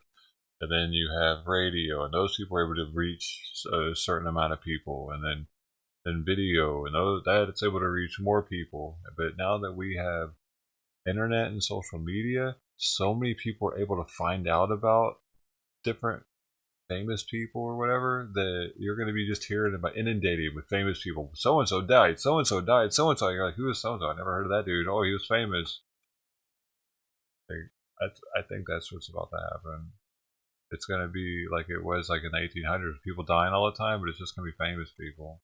I think it's already happening, probably. Like, and we all get so depressed over it too. Like, oh man, you feel like you knew him because you saw him in movies or you watched him on a show or something. You know, it's going to get kind of depressing, right? Maybe when all the celebrities start dying.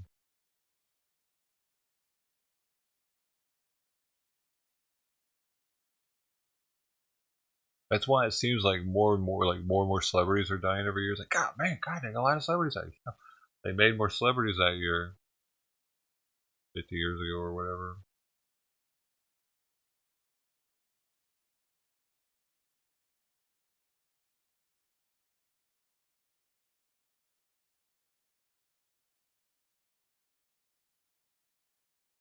Babies, infants, young children. Get back.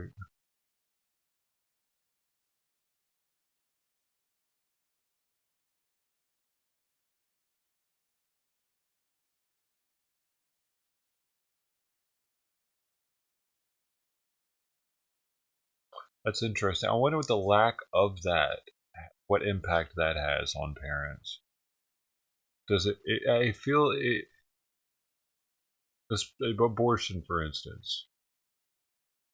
You know, if we cherished life more, and that knowing how difficult it is for that to actually happen. It used to be difficult for life to happen, and now we've made it so easy with the right nutrition and taking the pills and the prenatal vitamins and all that stuff, and like they've gotten it down to a science now perfectly. So there's very small chance that the woman is going to have any problems unless she makes problems by drinking or not taking the vitamins, not doing the exercise, I don't know, whatever they tell her to do, dude.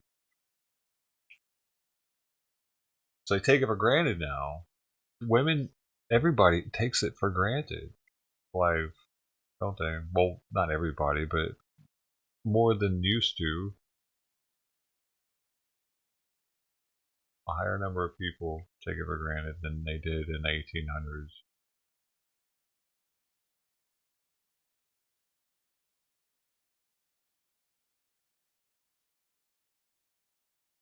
But only the rich people live to be older. Like if you're a peasant, you're probably lucky to be my age. I'd probably look like I was 60 something living back then. All the sun. I'd been out in the sun. You know, I'd have been out in the sun. Dude, you couldn't live back then and not be out in the sun unless you were in a dungeon. You're looking like old man Wrinkle.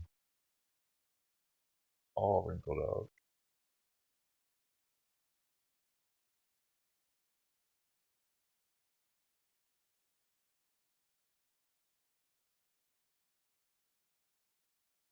But a lot of people got skin cancer back then. They just didn't know what it was.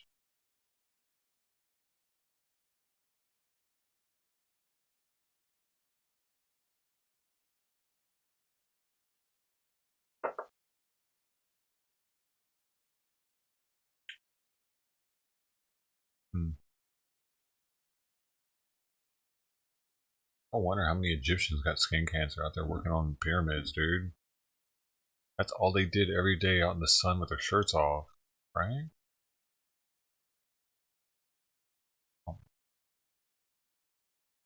Were they like wiping something on them, you think, for sunscreen? I'm looking. Or is it just because they're black? They don't have to worry about it.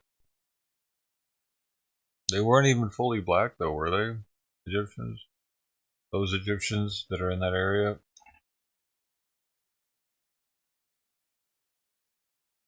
Did get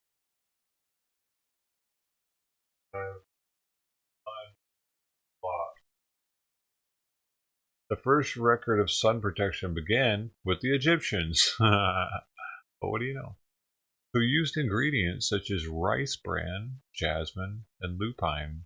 Though they did not understand the harmful effects of the sun has on the skin, they did understand the concept of tanning.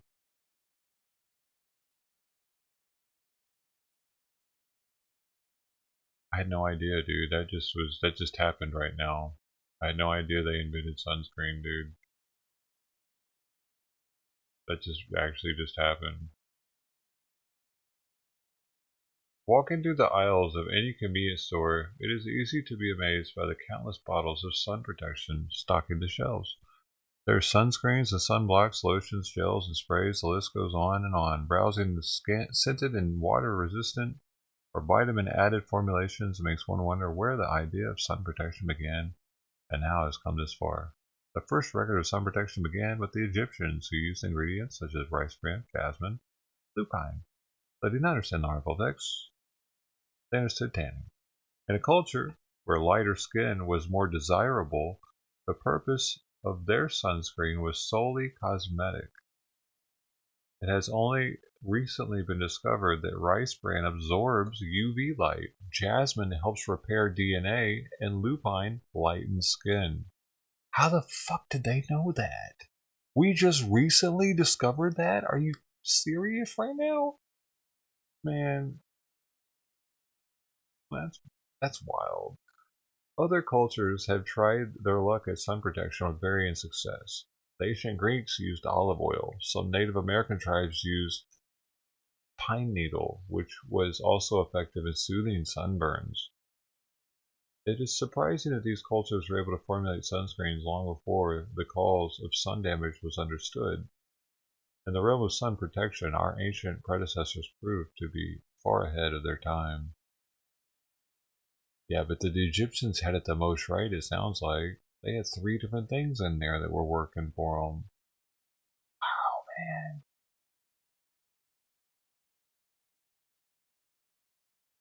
Vitamin D. You could just take vitamin D, dude. It's pretty cheap.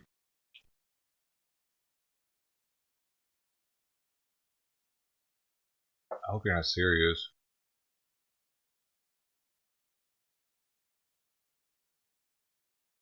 That was 2015, I guess. They just recently discovered that back 7 years ago, 8 years ago.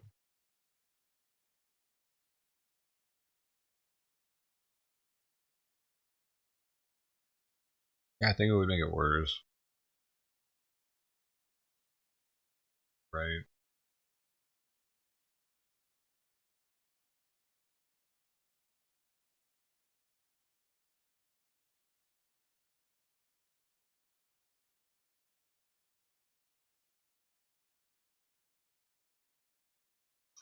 Never gonna get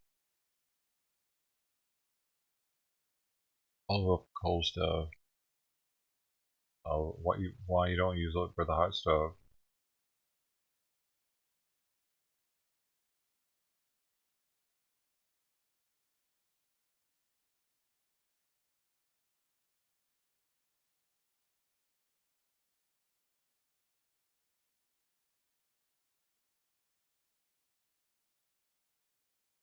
And then no and then. Hey. We gotta be nobody. Gotta do the rounds here. We got Jade over there. Jade was on. She was on D-Live for a little while. She's not there anymore. Hi, Jade. Hey, we got Snacks and Jit and Tony over there.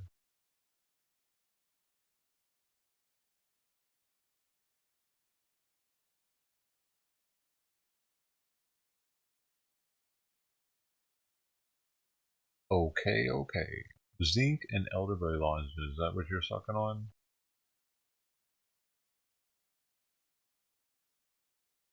Oh shit. Oh no. I have to get some of those.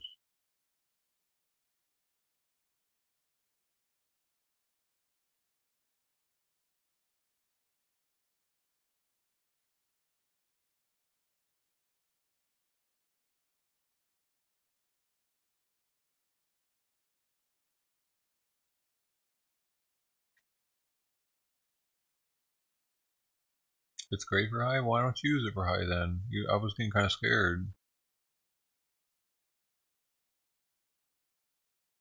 All I have is coconut and olive oil in there.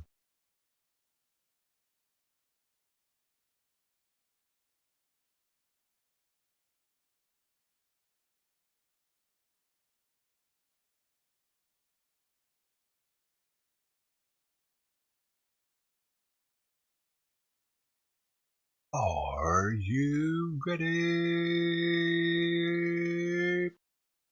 I hope that cat got to eat more. I don't want to go look. I probably shouldn't know, because I don't want to bother it. I wish I could see it down there.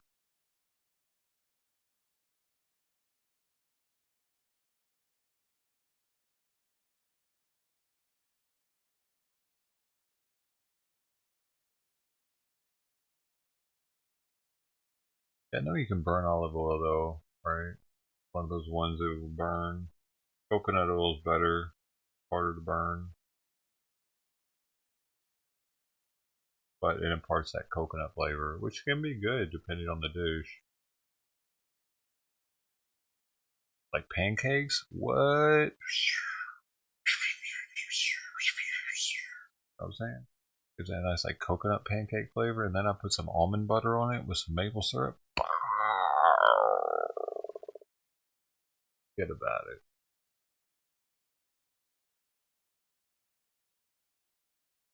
You know what? I might even throw a banana on there if I had it. If I don't, I would though. Maybe. Pop, pop, pop, pop, pop, pop, pop, pop, pop, pop, pop, pop, pop, pop, pop, pop. That's all the slices. Mm-hmm. Ooh. What can we put on there? The whipped cream, dog. No, we're going too far. Bring this shit like the Bill and Ted's ice cream. Remember that? They get Napoleon to eat it at the bowling alley. That was one of the best scenes, dude. That movie was awesome. And Napoleon all high on ice cream. That movie really was a classic, dude. Like, I didn't see it at the time. Like, you know what I'm saying? It was just Bill and Ted's Excellent Adventure. It's like some goofy movie, you know? But, like, looking back on it, they even made a remake. They tried to remake it, which it was decent. I got it on y'all. If y'all want to watch in Discord sometime, we could. I got that shit. I think anybody can have it though. It's probably everywhere.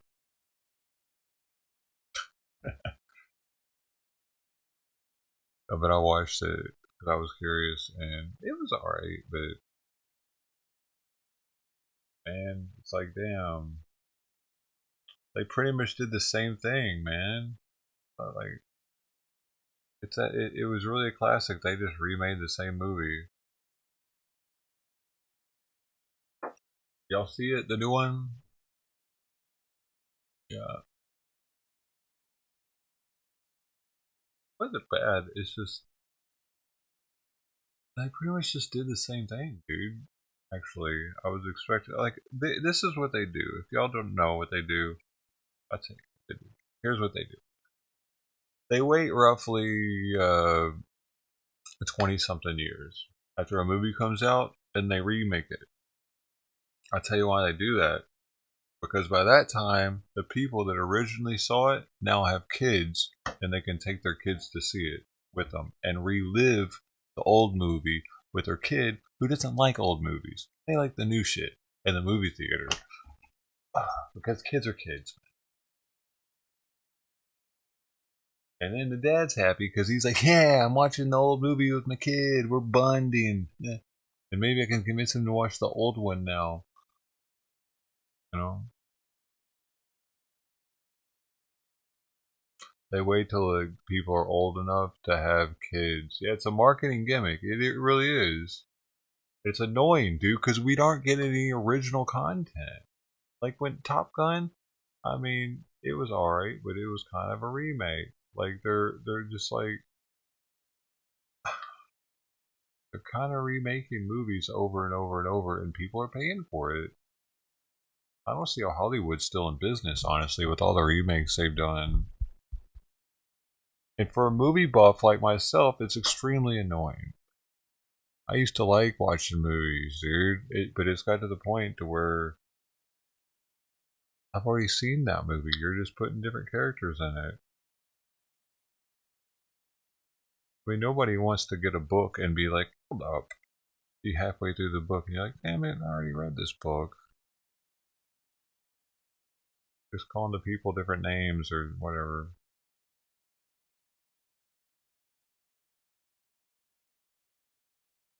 They do that enough times, it's like, well, shit, I guess I'm done watching movies. Unless they're totally not anything related to any other movie that's ever been made, you know?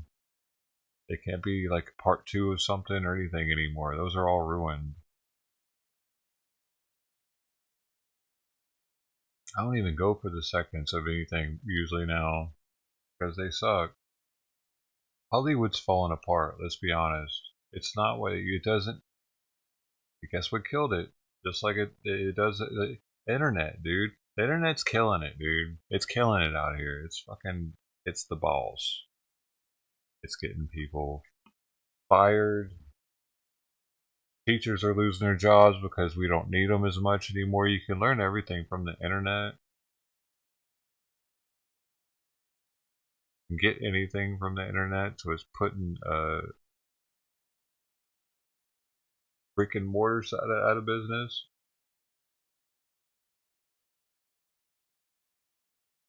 Dude, why does this thing say it's green but it's not turning on? Charged? Please don't be dead.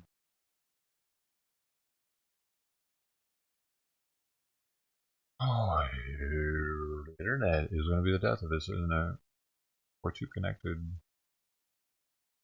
Oh, for sure. I think so too, Catman. They're long behind us because entertainment has shifted. We don't need them as much, right? We used to need Hollywood because they had all the capability to make entertainment. They had the cameras. They had the lights. They had action. You know what I mean, though?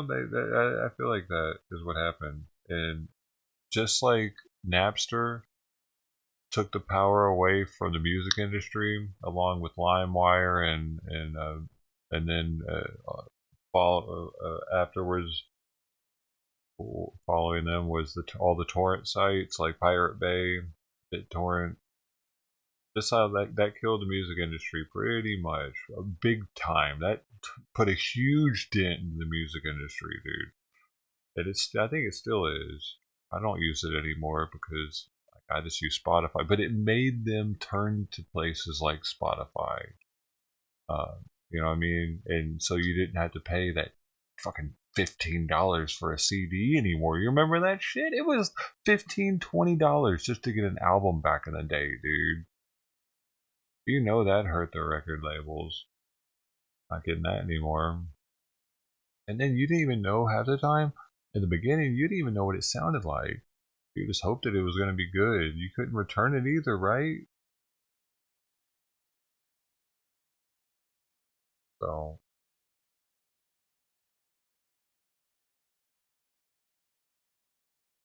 I don't know what Azu or Kurosawa films are, dude. What is that? Tower. We had cats. Did you guys have cat? I remember Tower. We had Towers out here, that's a big time when they had that cat something. It was always next to Blockbuster.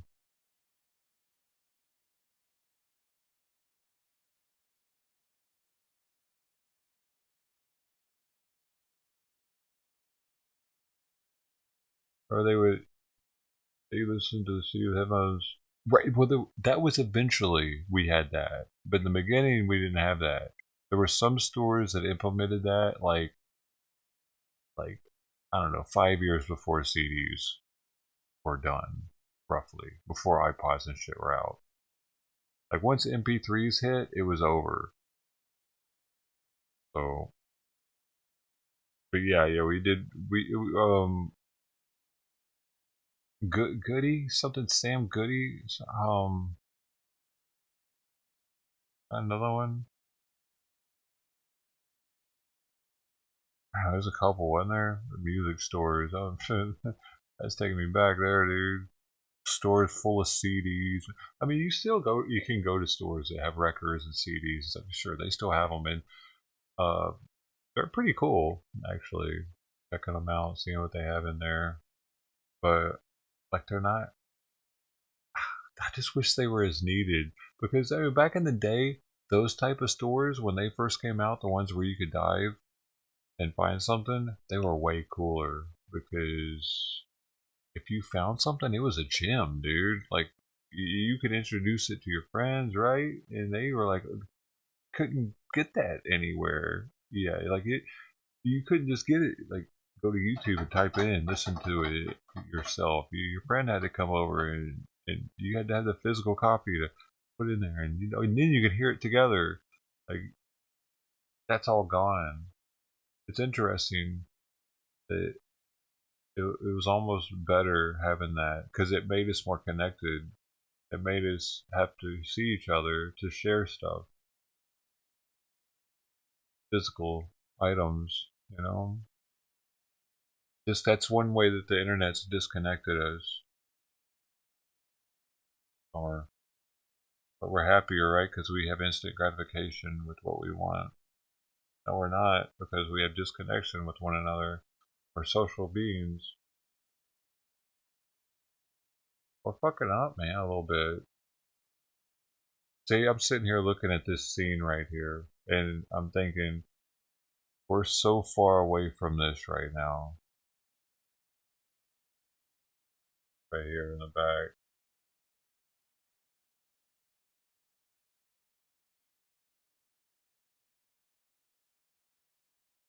Bro.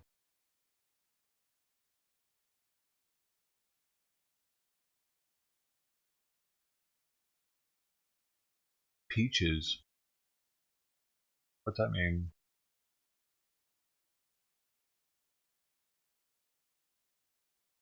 ASCAP? ASCAP.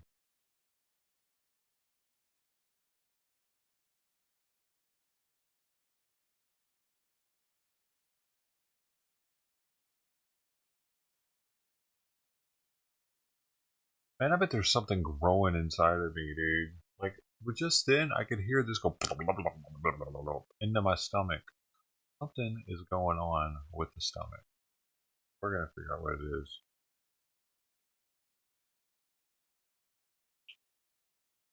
In the meantime, yummy.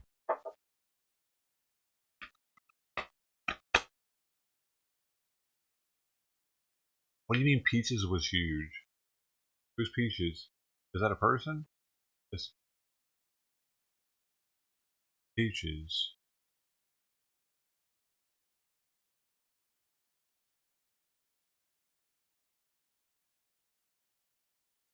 I don't remember Peaches. Oh, record store. Oh, I never heard of that, dude. Peaches. You in Georgia or something?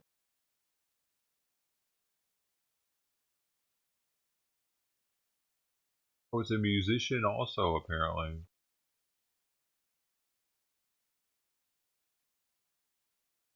But it's also a fruit.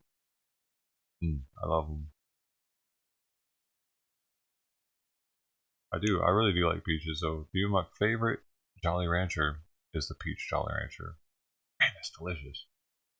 I used to go to NHRA drag races when I was a kid, dude. Dad would take us, and they always had a dragster, and we would get the pit pass, so we could walk into the pits, right? And at their pit, the Jolly Rancher pit, they had these huge fucking trash cans. Like, they weren't trash cans, but they were like clear. You could see this huge round circuit cylinder, but you could see through it. So it was, you know, full, absolutely full of Jolly Ranchers. You know, them adults weren't fucking with that like that, right? I'm like 8-year-old, 10-year-old kid, bro. I would have my bag. The bag was like, put your souvenirs like from the different dragsters in there. Bro, I'd be like, pop, pop, pop, pop, pop, pop, pop, pop, pop. Some Jolly Ranchers, shit. I had so many Jolly Ranchers when I left that thing.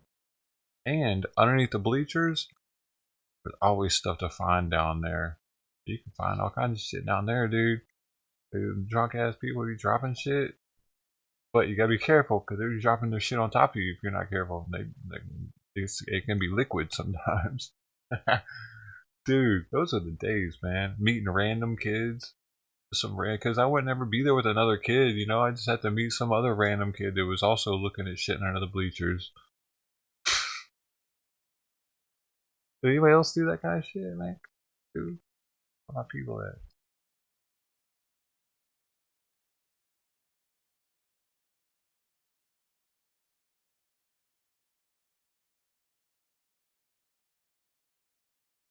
There is a musician, Peaches. Oh, you're in Canada, Brody. I forgot you're in Canada, man. Hamilton Patty, you still here? Here's one of your brethren. Your brethren. Brethren. It's brethren. Brethren. You're not saying it right. It's brethren.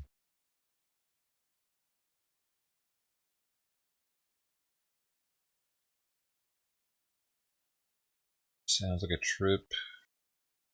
M&M store. Marshall Matters.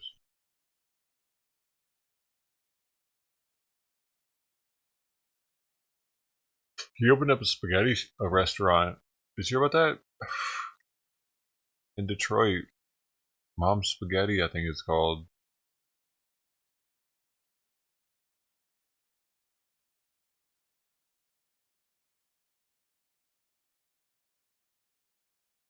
I heard the line was like super long, like a quarter of a mile long. Like, it was like literally retarded long for the grand opening.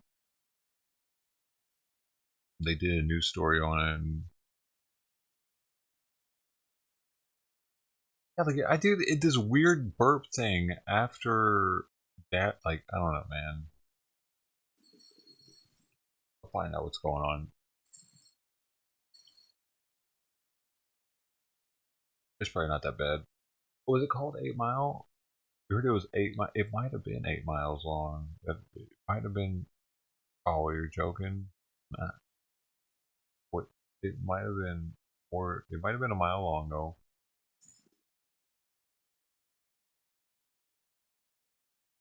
Eight miles would be pretty long. That's a lot of people. Hey, but we did that like holding hands across the America thing, right? At one point, where we were all like kumbaya it up. When that happened, the 70s. Like, everybody held hands all the way across the country. Did they? What? How did that work though? Did they really? Were they all holding at the same time?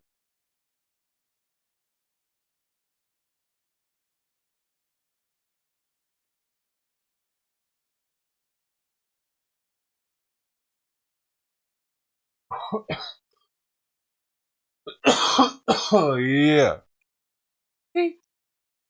I got you, Brody. The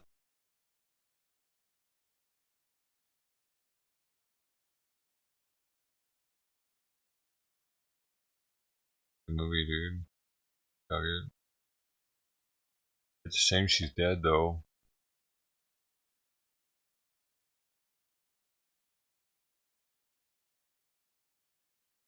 That's wild, man. Who would have thought? I never would have thought I'd have outlived her. And there's so many people I wouldn't thought I would have, like Robin Williams, for instance. I didn't like. I mean, yeah, he was a lot older than me, but I didn't think he would be dead already, man. Like, there's just so many, dude. It's like, damn, really? I think that's what's crazy about so many celebrities that have died. Like Debo. Can you believe fucking Debo's dead? I met Debo. I shook his hand. I can't, like, that's trippy, dude. He didn't seem that old.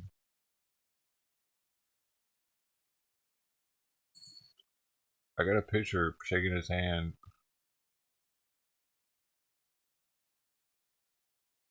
Gone already.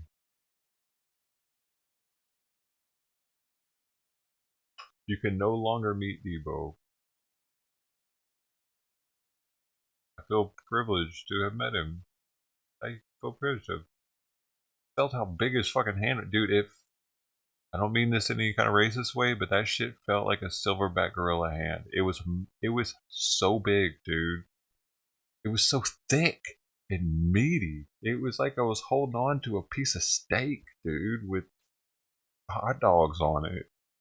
Really firm hot dogs.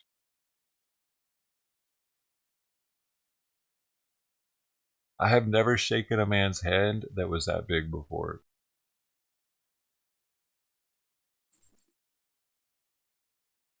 Probably never will. That was fucking Debo, bro.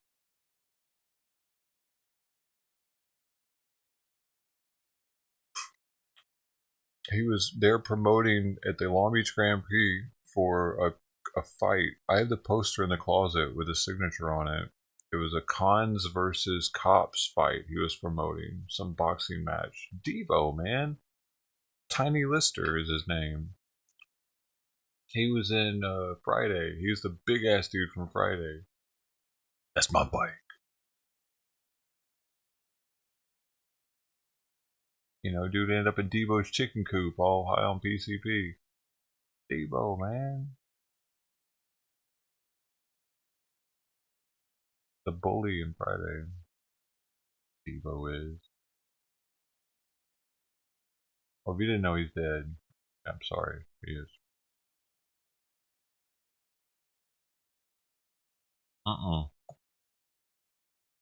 The president? No, President Camacho? No, that's Old Spice dude. God, what's his name? I just lost it. It's easy to get them confused, though.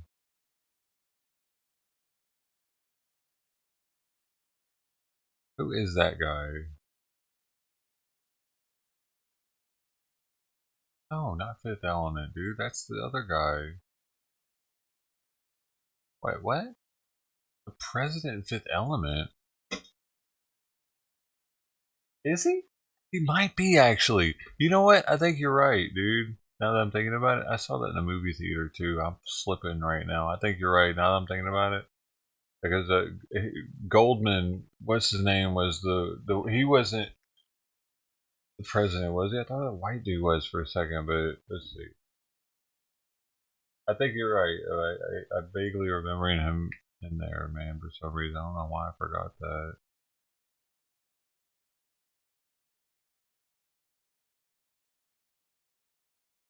Yeah. Is he? Where is he?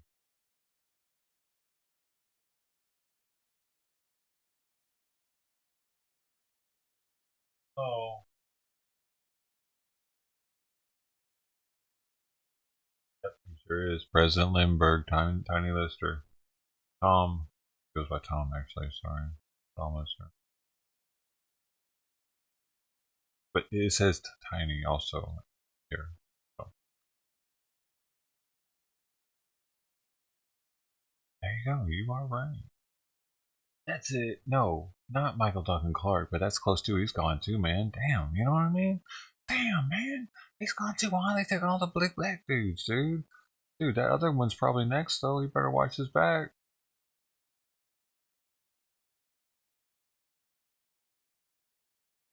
He's on PA. What's PA? Oh. What is the other guy's name, though, in the Old Spice commercials? He said that some dude touched him in Hollywood, even. Oh, come on. How y'all forgetting about that one? He's the biggest black dude that's ever said somebody touched him. And was like... Santa Monica, if he continues to hug those left lanes, it'll take him all the way to PCH. And he could end up, like, you know, riding the beach up or down on PCH. Don't we'll touch see here. me like that. Remember? Who was that? Don't you say his name around here, Catman. Leave his fucking... Get out of here with that. I'm tired of seeing that shit. He's a stingy asshole. He's a stingy fucking piece of shit. He won't give up his... You can go in his chat and ask him for which stream is what. He won't even answer you, dude. He's just... Fucking... Never say his name in here again, or you will be exiled.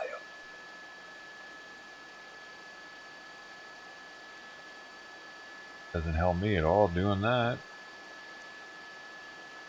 Only helps him. And he isn't a helper.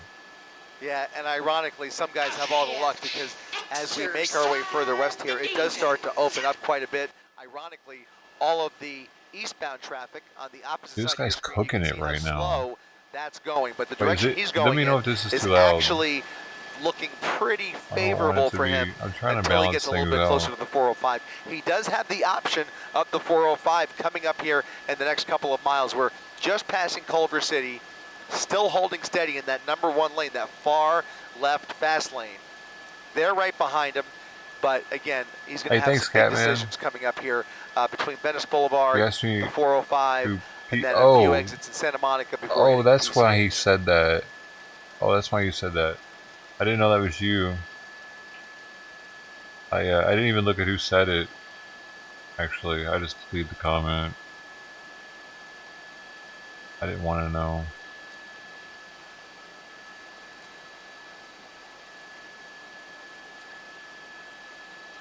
They do, certainly do, occasionally in certain situations, depending on the charges and depending on the traffic conditions. The primary concern here is the safety of the general public. So they don't want to put anybody else in exceptional danger. They want to limit the risk to, the personal risk and property risk. But right now, it's on the freeway. This is their happy place. This is their jurisdiction. They are very comfortable with this pursuit on the freeway. And the driving we're seeing, it's really the safest place for it to stay.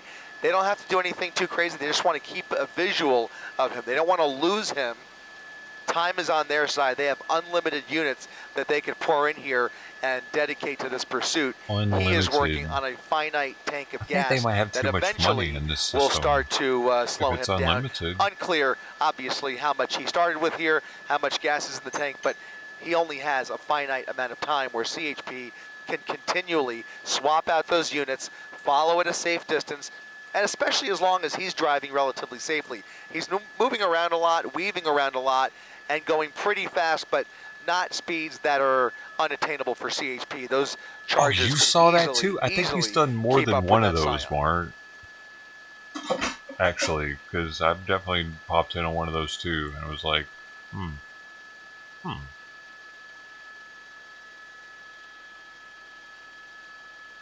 the way he laughs bugs me too, man, because it sounds like he's like wet shit's coming out of his throat every time he laughs. Yeah, some of that heavier traffic out of downtown LA really opened up for him, and I got to tell you, on most nights, this side of the 10 freeway is not normally used to. Maybe he got better with that. As I mentioned, some guys do indeed have all the luck, and certainly it seems to be his lucky night here in West LA. We're now coming up on the 405 freeway. That's important because he's not even showing a sign of shifting over to the right. Certainly appears as if he's going to go Portland over the 405. For about 5 years now. At least 6 years probably now. Like he met Ice. His big break was meeting Ice on the first RV trip, which I was watching. I saw him meet Ice, actually. He was nobody before they that. only had those 2 units in position that still. blew him Presumably, up like crazy. There's more up ahead. Actually, I understand there are 2 more further back that are joining the pursuit. So they may be able to close off some of this traffic behind him here and prevent him from mixing too much with other motorists. But at these speeds, It's a little bit difficult, and you know, there's just enough moderate traffic ahead of them where, you know, shutting off the freeway and closing off entrance ramps. I was there for it though. A little bit difficult. They were on top of a parking garage. That's what they meant. They're just hanging out on just top of a parking garage. Just past the 405, coming up, we're in just past Bundy now, so we're coming up on downtown Santa Monica, essentially. Remember that? Were you watching it too? Dude, he's a pussy. You know why I say that? Because that whole time in Portland, did you ever see Portland Andy? Where was he? I never saw him.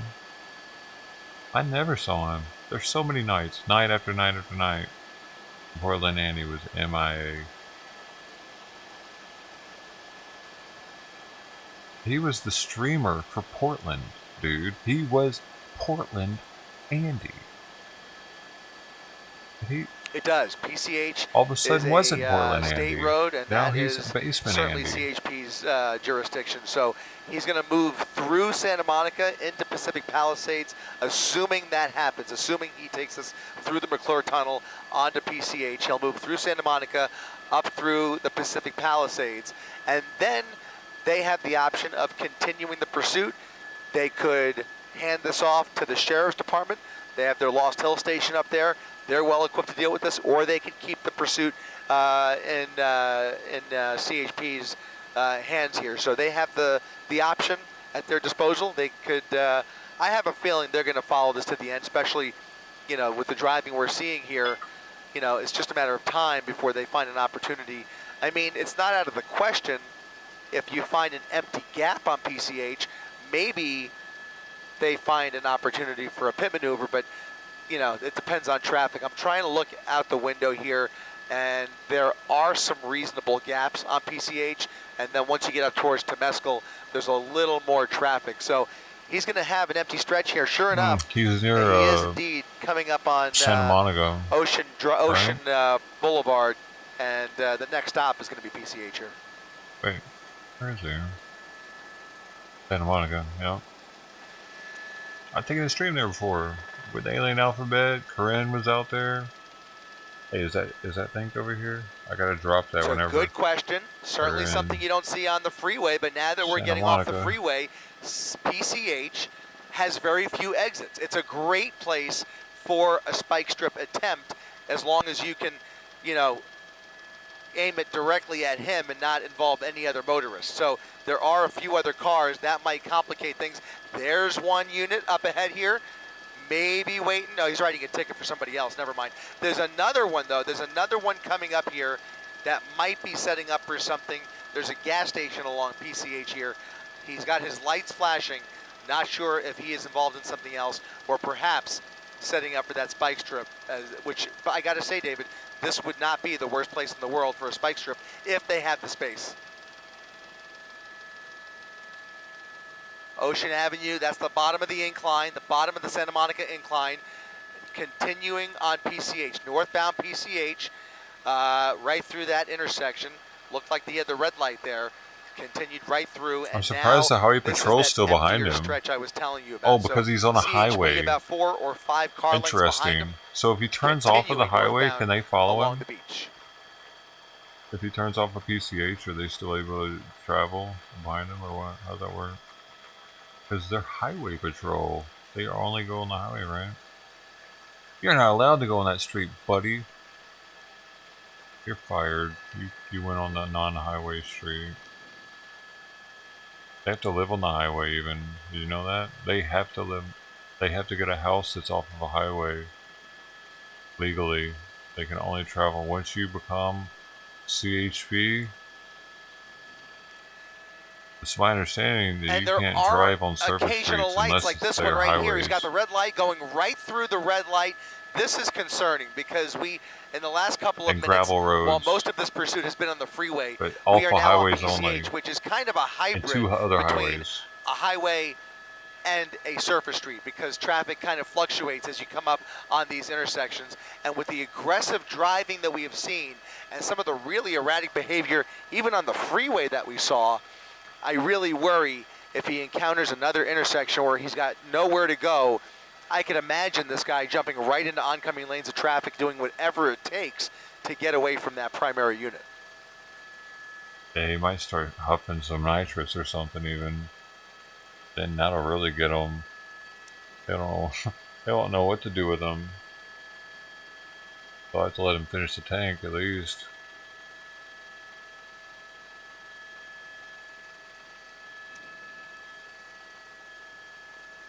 Yeah, it is definitely darker than the freeway, but it's darker, but it still has lights. I mean, there are lights up and down PCH to a point. I'm really glad until you get further up into Malibu, then it gets much darker, obviously. Right now, we're still in the Pacific Palisades area.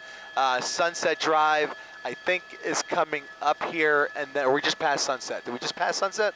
I think we passed Sunset. So now, once he gets past the Getty, that'll be the entrance into Malibu. So, actually. And you can see already, like this red as we get further up here, traffic is dwindling. There are much fewer cars up here, and that may provide them with an opportunity, as you mentioned, either for a spike strip that's a or given. potentially a PCH pit. A drop top and chick, that's like everything for him, right?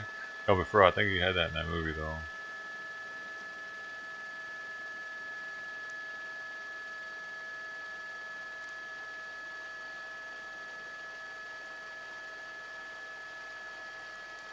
There's a museum for the movie. Is it that good? You went twice? Like, oh shit, he's in that lane. Dude, yeah, it's a little bit of shoulder action there. That shoulder is not reliable. There are portions of PCH that have a shoulder, and then there are portions where it is just dirt or rocks. So as he's making his way further up here, just trying to weave through traffic, employing that shoulder where he can. He's got a middle divider for now. Even that is going to start to thin out here. He's going to have less pavement to play with. Lose traction but right now, you can see him speeding up quite a bit here. We'll throw up the real-time speed tracker as he continues northbound on PCH at about 60 miles per hour. That's just above the speed limit, so not extreme speeds here. But if he continues, it's going to pose a real problem. But look at that. There's a real stretch right here where if they were right up behind him, if he was going slow enough, which he's not, if he managed to slow down even a little bit, shut then up. They can consider that. Okay, whatever, buddy. Then just shut up.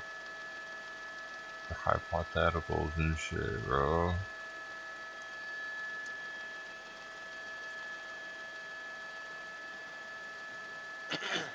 That's better. Thank you. He cleared his throat because I embarrassed him. I'm going to ask our photographer, Rob Gluckman, to widen out just a little bit. I think those primary CHP units, they have indeed pulled back. So you still see the night sun, but those CHP ground units have now pulled back almost completely, leaving it to CHP's helicopter to basically track him. So this goes to what you were talking about earlier, Colleen. They have now made a fairly conscious decision to pull back on him, maybe take a little bit of pressure off, and let the helicopter do some of the work here. Especially y'all don't know that I have acromegaly? Where, you don't want to get anybody hurt, with the little traffic that there is here.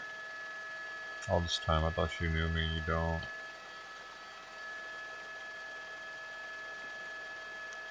He is desperate. He is desperate.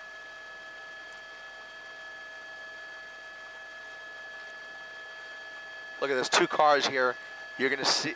They want to get out of his way. He's looking for any space to squeeze through. And what they hope when they pull back like this and they kind of leave the driver to his own devices, pull back those primary units to kind of take some of that pressure off, the hope is that the driving slows down, the composure behind the wheel improves, and that the driving becomes a little bit less erratic and less dangerous. Right now, it's kind of a coin toss. I can't tell whether he's really taking that opportunity to take a deep breath and calm down. He's not weaving as much as he was until he encounters some of that traffic you saw just, merely maybe 2 or 3 minutes ago, jumping on that shoulder. So it still seems like he's very agitated, despite the fact that there's nobody right behind him.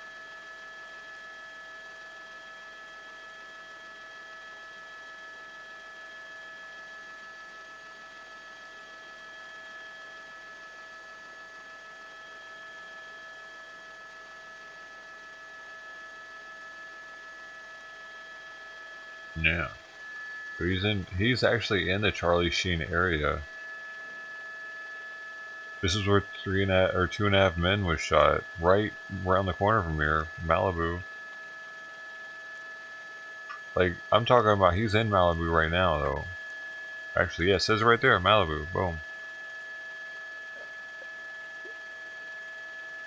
They just turned it off, David, and they have officially 1022'd the pursuit, which means they are now canceling the pursuit.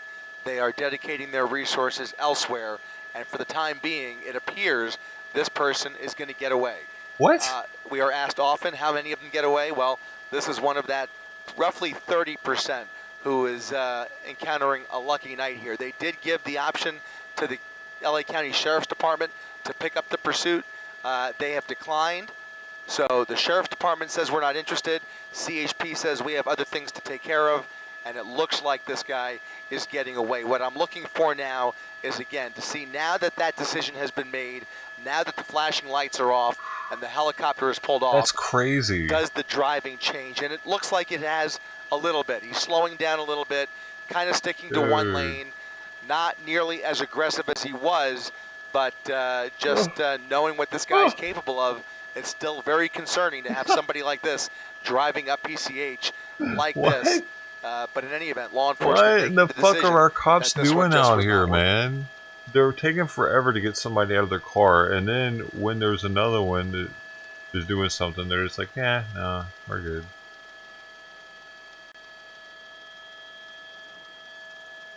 It is a joke, dude. It's getting kind of scary out here, honestly. The law enforcement's getting scary.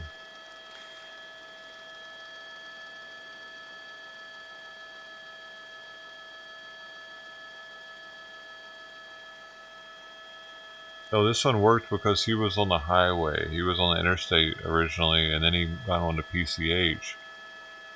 Well, apparently the highway patrol has somewhere to go, and he's not anywhere near the city. He's actually, like, Malibu's not really the city. I mean, you got it. Thank you. It's Malibu, but it's a beach town. It's just rich people out there. Oh, it's a rich person. It's a rich person that they're letting go because of who they are or something. They made a phone call. I think that this is pretty much a lost cause at this point. They made a phone call, dude. And unfortunately, we're yeah, at the stop backup, following so me. The further up we get into Malibu, our radios aren't too great up here either. All right. Copy that. Thanks, guys. Appreciate it. No.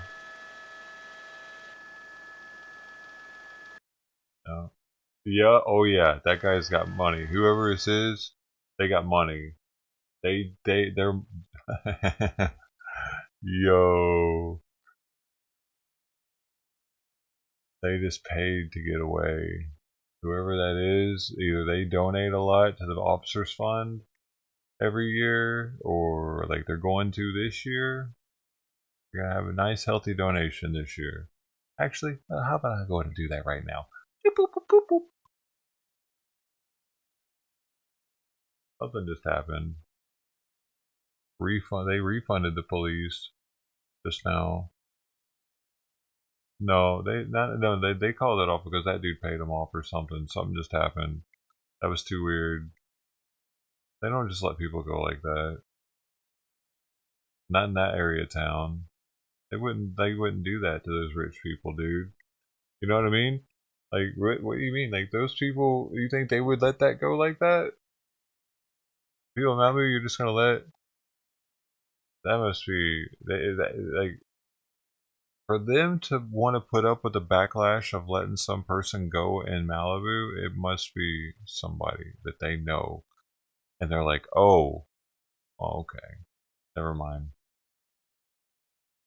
Because there's some powerful people out there, dude. Huh. Interesting. That's the first one I've seen like that, I think, where they just... I mean, no, we've seen them let people go before. We've seen them let people go. Not in Malibu, though.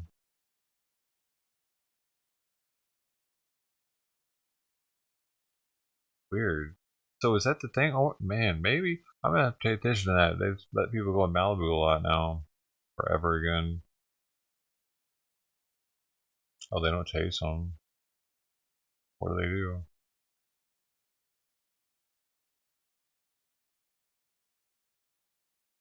Yeah. Oh.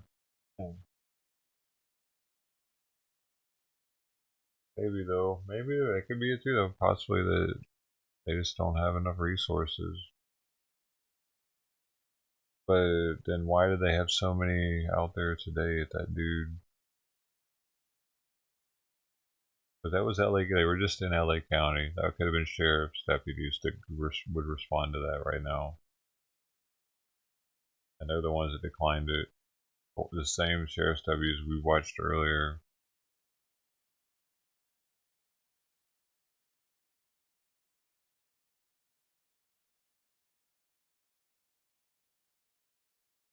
Oh, really? You see a lot of them like go in that area? Weird.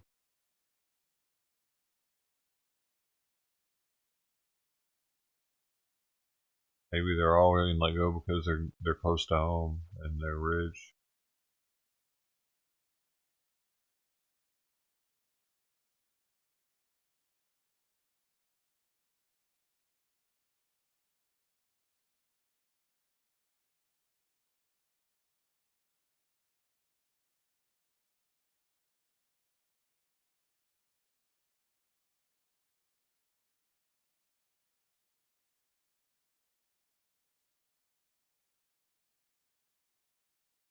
Bow, bow, bow.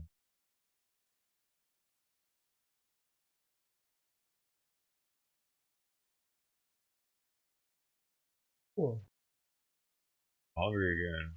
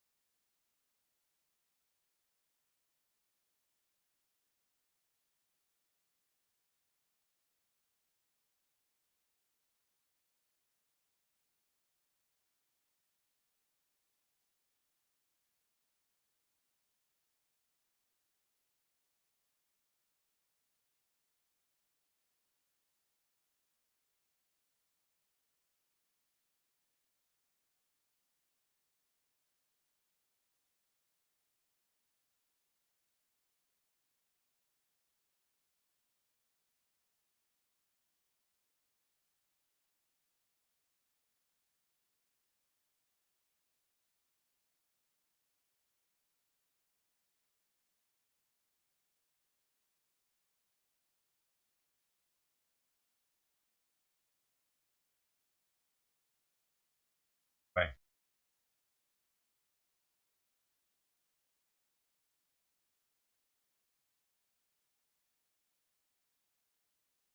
Bye.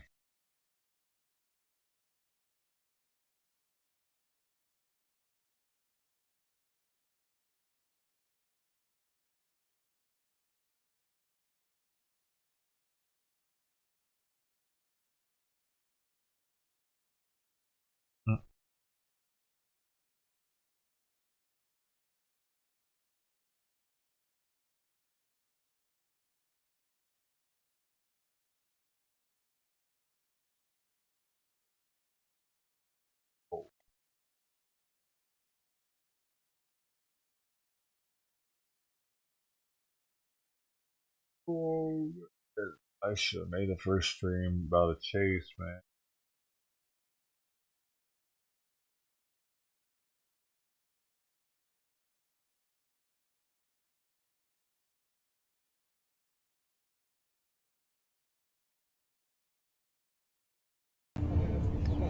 Who is this? Cobra Gold military exercise. Thailand. U.S. Armed Forces join combat live fire drill at 2023 Cobra Gold. What is going on over here? Blow it up, blow it up, blow it up. Bye bye, Bye bye, bang, bang, bang, bang, bang, bang. What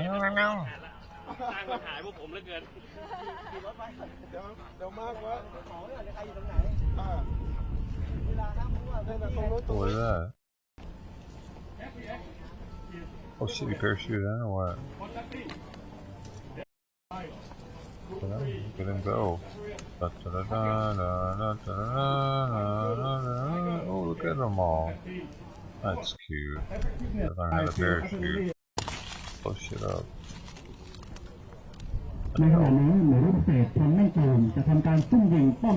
Wow, this is wild, dude. I didn't think they had this much land out there in Thailand. It was all jungle.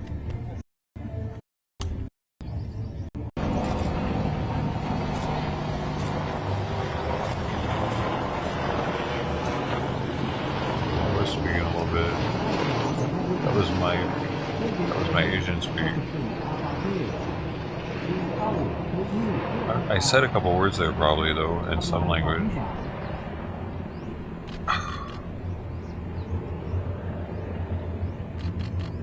Cargo.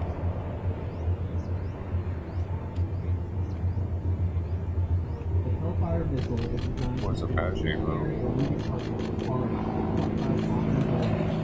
This is life, man.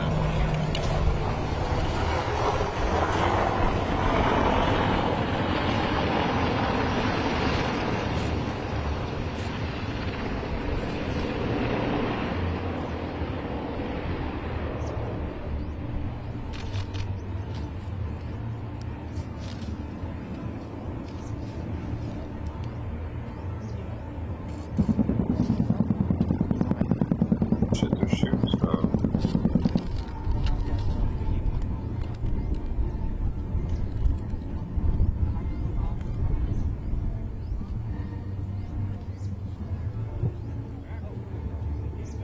They got music playing in the background.64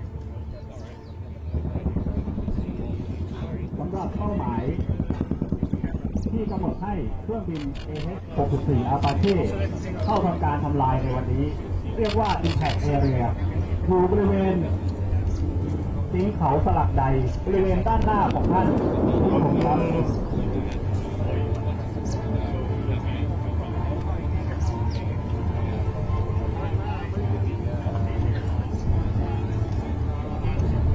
They got Pirates of the Caribbean playing in the background.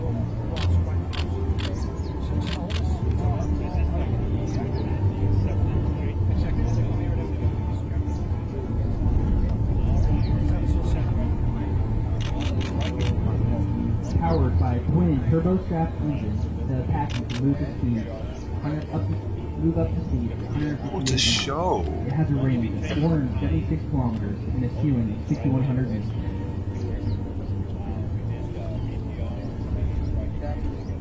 There are people watching this, like spectators.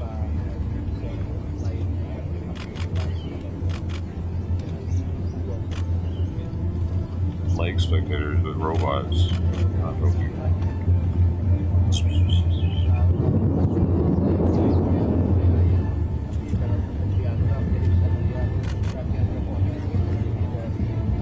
They see shit. How can they see anything? I feel like they're getting ripped off right now if they had to pay to be here.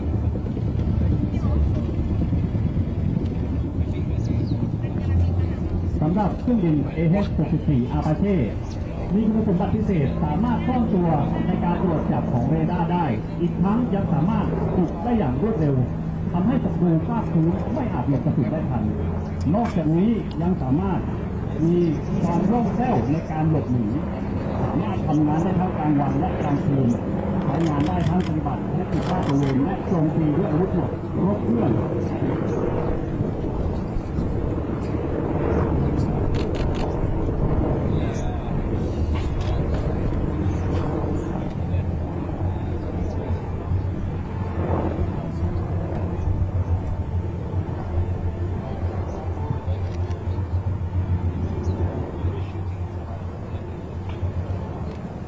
The AH-64 has become the primary attack helicopter in multiple nations, including Greece, Japan, Israel, the Netherlands, Singapore, the United Kingdom, and the United Arab Emirates.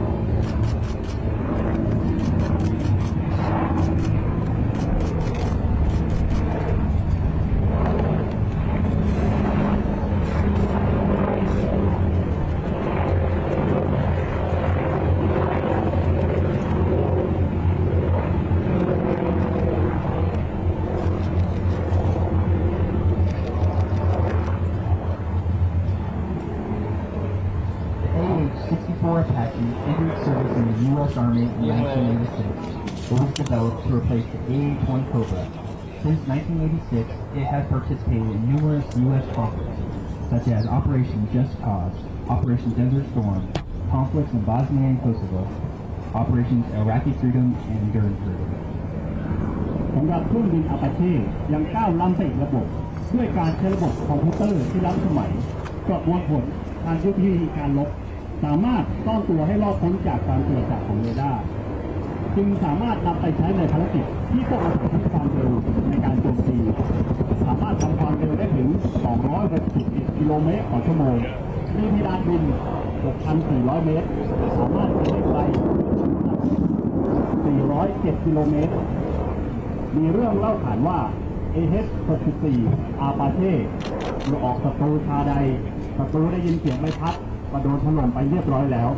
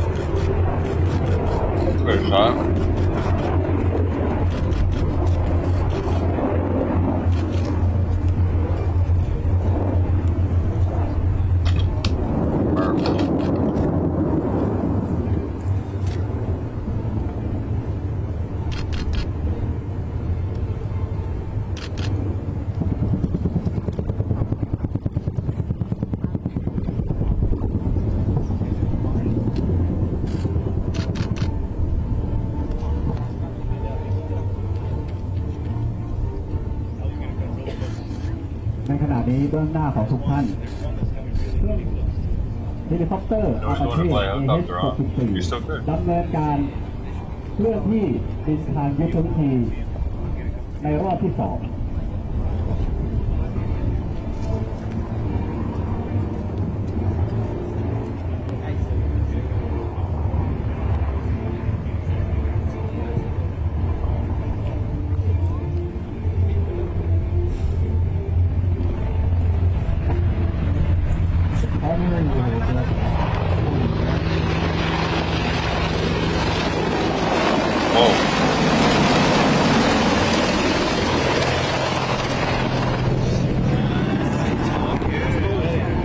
ใกล้ๆใช่ไหม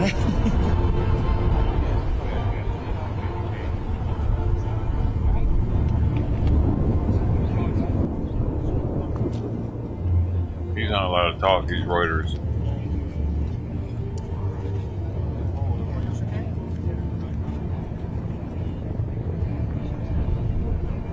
The AH-64 Apache can also operate at sea using U.S. Navy aircraft carriers as a platform for transportation.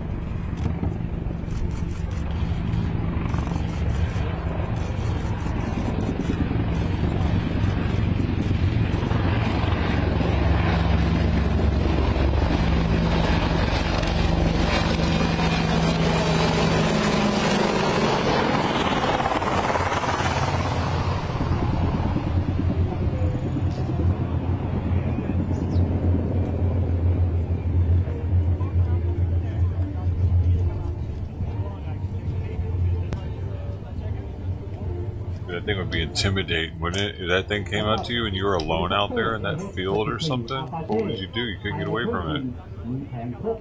You would die. That's what would happen. There's no getting away from that fucking thing. If you were any of these people right now and it wanted you dead, you die. You would die. You seen that video of this thing in the Middle East? One of these that they're just taking people out. Yep, there's another one. Yep, got him. Yep.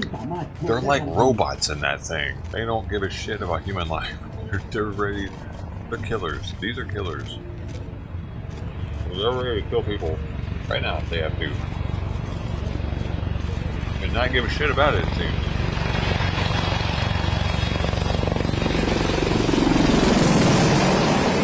Badass though. God, they're scary. Whoa! That was pretty sweet. Yeah.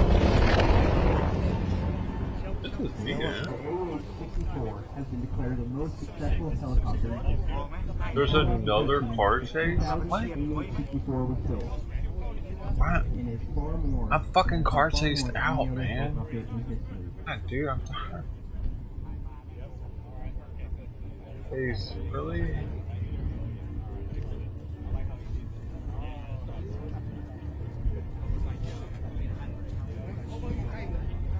That's showing for me.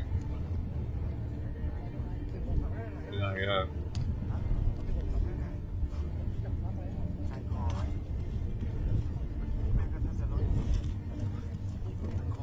On my radar.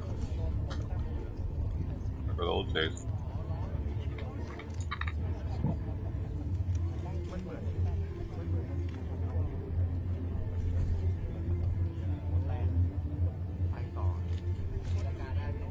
Are you just kidding? Or is there actually another chase? สำหรับประวัติเฮลิคอปเตอร์อาปาเช่เป็นอากาศยานทางดิ่งมีคุณภาพมากที่สุดสามารถนำมาใช้งานได้อย่างทั่วไป Or they pick it back up. ใช้หลังจากสงครามโลกครั้งที่2เป็นต้นมาทั้งหน่วยงานเอกชนหน่วยงานทางทหารเฮลิคอปเตอร์ถูกใช้ในงานที่หลากหลายเพื่อการขนส่งลำเลียงสัมภาระอาวุธต่อต้านรถถังสู้กับเรือผิวน้ำใต้น้ำตลอดจนขนส่งลำเลียงคน I don't know who has it.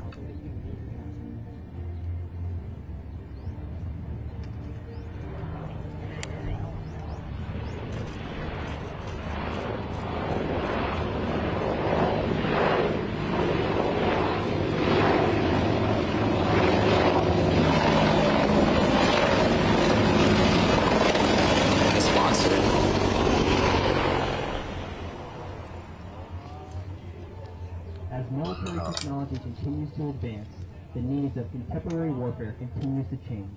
The Apache remains at the forefront of that evolution via constant upgrade and role changes. While its ground capabilities remain paramount, the Apache has evolved into a scout role during the War on Terror.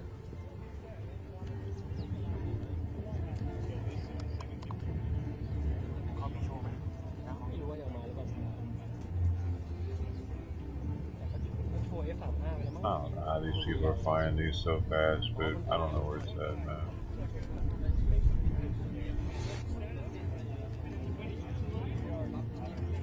I don't care though. They can have it. I'll watch it over there. Yo, Rev, are you still on Rumble, man? What's up, man? How you doing? Ain't no.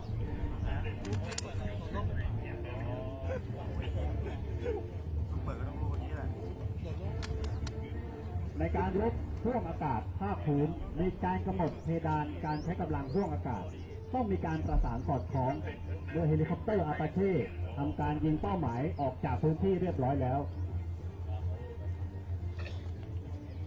จึงร้องขอการยิงสนับสนุนจากปืนใหญ่สนาม M777 ของกองทัพสหรัฐอเมริกา Next, the U.S. M777s from Bravo Battery 137 and the Royal Thai Army's Mike 1908 fire into the enemy's defensive positions on the far side of the obstacle. This allows for the suppression and destruction of enemy assets that have not yet committed to the fight. Leading the fight with overwhelming force is critical to the successful seizure of the objectives.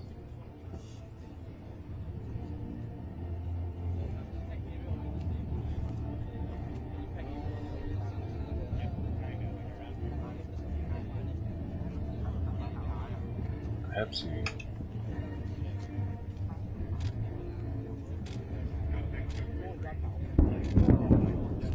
Bristol Pepsi commercial. Yeah, are those? That stuff was kind of weird though.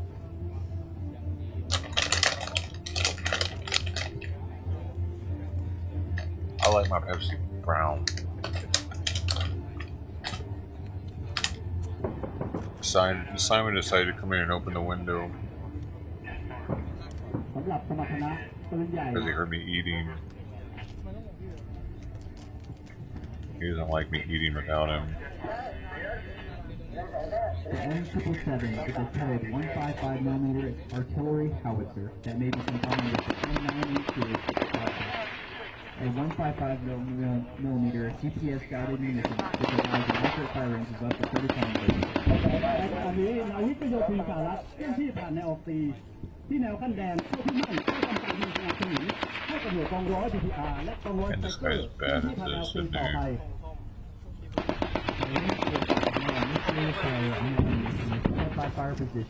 That he's showing us.